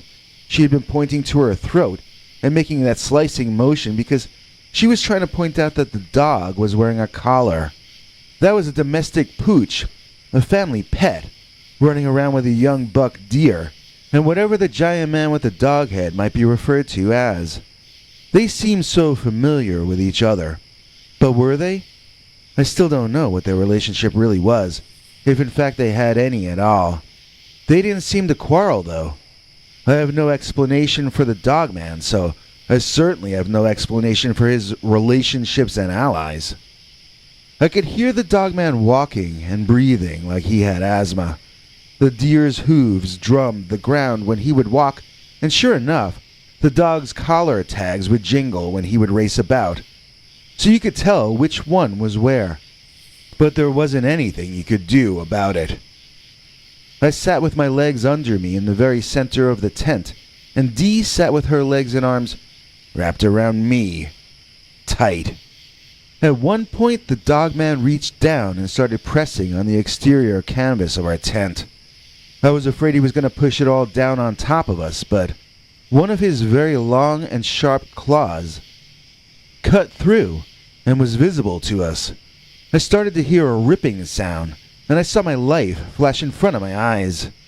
My wife exclaimed something like "no," or maybe just a frightened little scream. and that set the dog off again.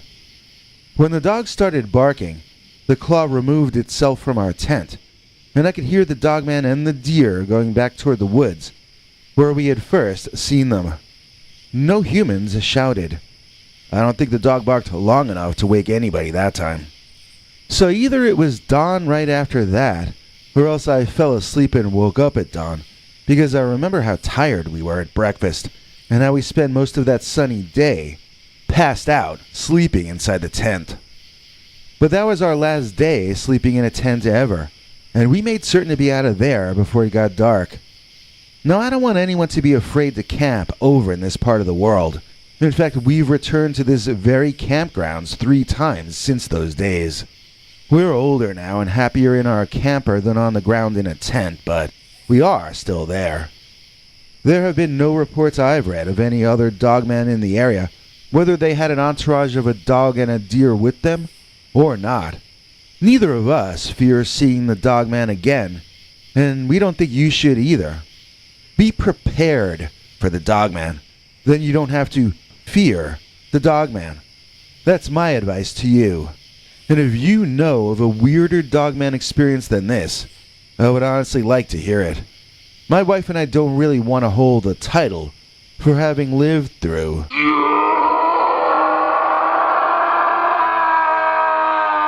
possibly the world's strangest Dogman story. So many people to thank for helping us last. Today we'd like to thank dear Mary Shabazz. Please join me in thanking today's executive producer Mary Shabazz for making this episode possible. Mary is a top-tier member of our channel membership club. That means Mary gets to see our weekly secret episodes and our advanced preview episodes, which are returning in a few days. She gets all our perks, and so can you. Just click on that jolly join button under any of our YouTube videos and find out how you can become as important and respected as today's executive producer, Mary Shabazz. There are other ways you can help us beat the odds and stay online. And here comes international TV spokesmongrel Henry Lee Dogman to lay out the deets. Hank? Thanks, Biggie. And thanks to all of you for watching this far. If you liked it, please click like. If you'd like to see more of our work, please subscribe. And also click that bell icon if you'd like to be notified when we put out a new episode. To become an executive producer, you can donate to us through the thanks button under each of our videos or through our paypal.me/PeterBernard209 page. To receive cool perks like secret uncensored Dogman episodes far too wild to ever run on this channel, you can become a YouTube channel member by clicking the join button.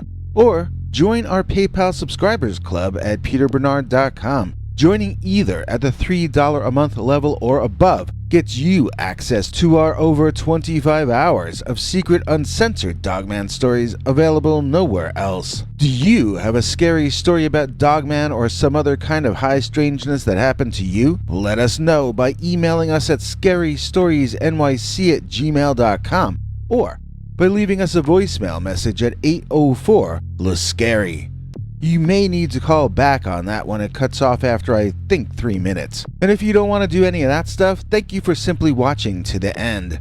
Good night, and have a scary tomorrow.